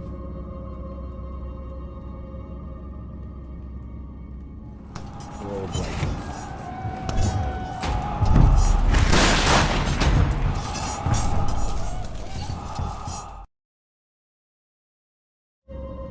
Bravo, bravo. I was working, so I just got in. I was waiting for you to get to the catacomb for that invasion. Ah, as in... because his spirit's here. Look, again, beautiful. It's just if you didn't do it at 5:30 in the fucking morning, I might have been able to acknowledge it while it was happening.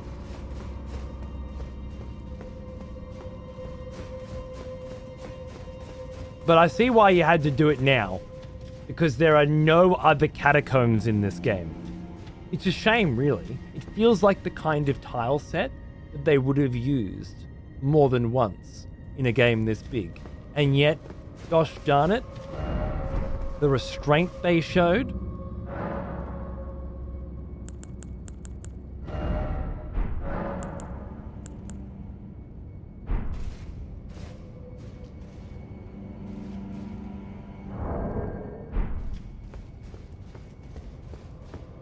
I don't know how I got down here. Because it's well past bedtime. Let the hunt begin. The hunters I will not have let lost the hunt the begin. scent. You can fuck yourself. I'm going to bed. Said I'd give an extra hour. It's been an extra hour and a half. Okay? So, fuck off.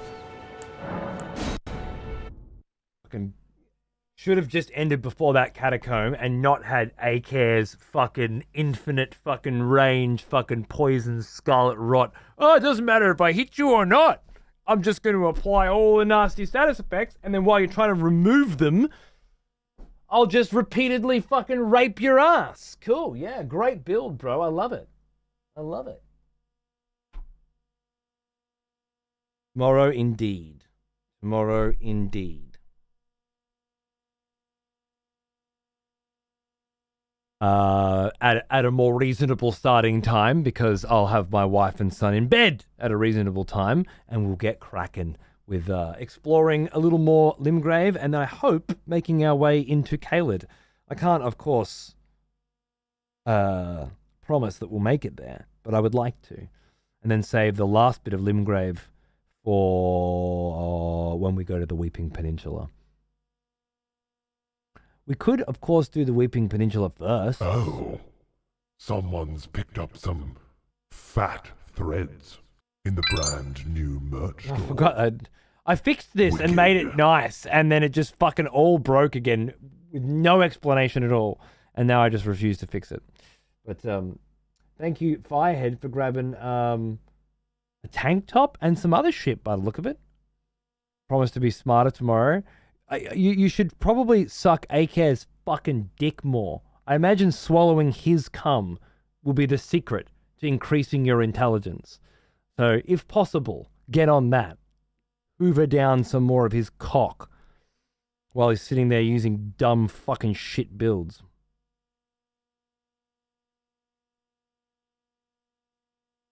He told me off for waiting until you killed regular mogs last time. Yeah, that was the problem Yes. Brilliant. As usual. You're amazing.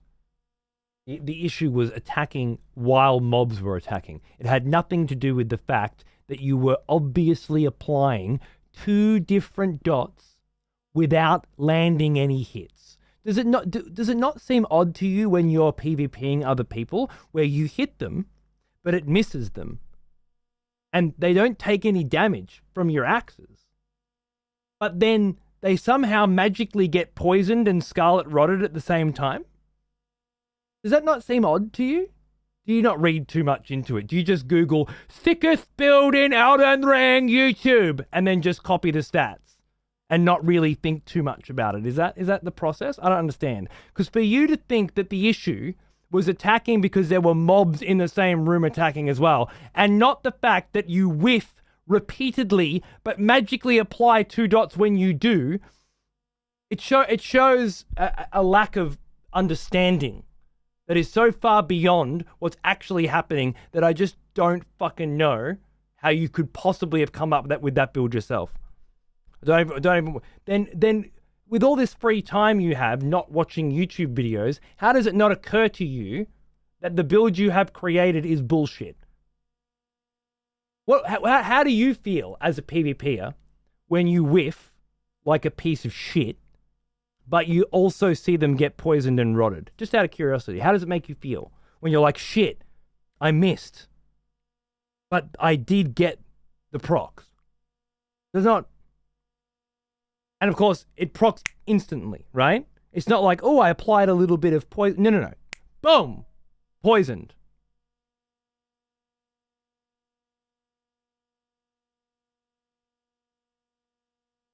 Do you feel good? Like you feel big? I don't understand. For a rotter, I'd say it's a good day. I get the feeling that that's the idea. Which is what I was trying to get across to Ether. That while these things do exist in the game, it's not usually an issue. Most people don't seem to be affected by it. And yet you got these other cunts that have built their shit specifically to take advantage of that fact.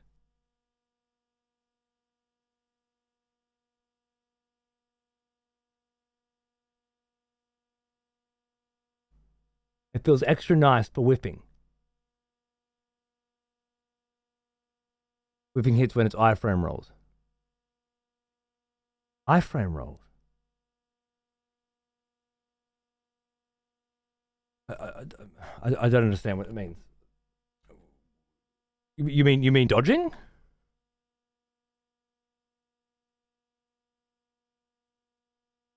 Nothing, Ether. I was referencing you, not talking to you. Anyway,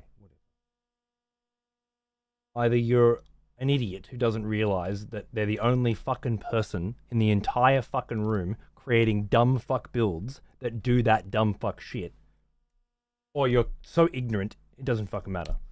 Regardless, I'm gonna fucking find somebody to raid and then go and fucking punch myself in the dick for a few hours so that I don't feel the pain anymore.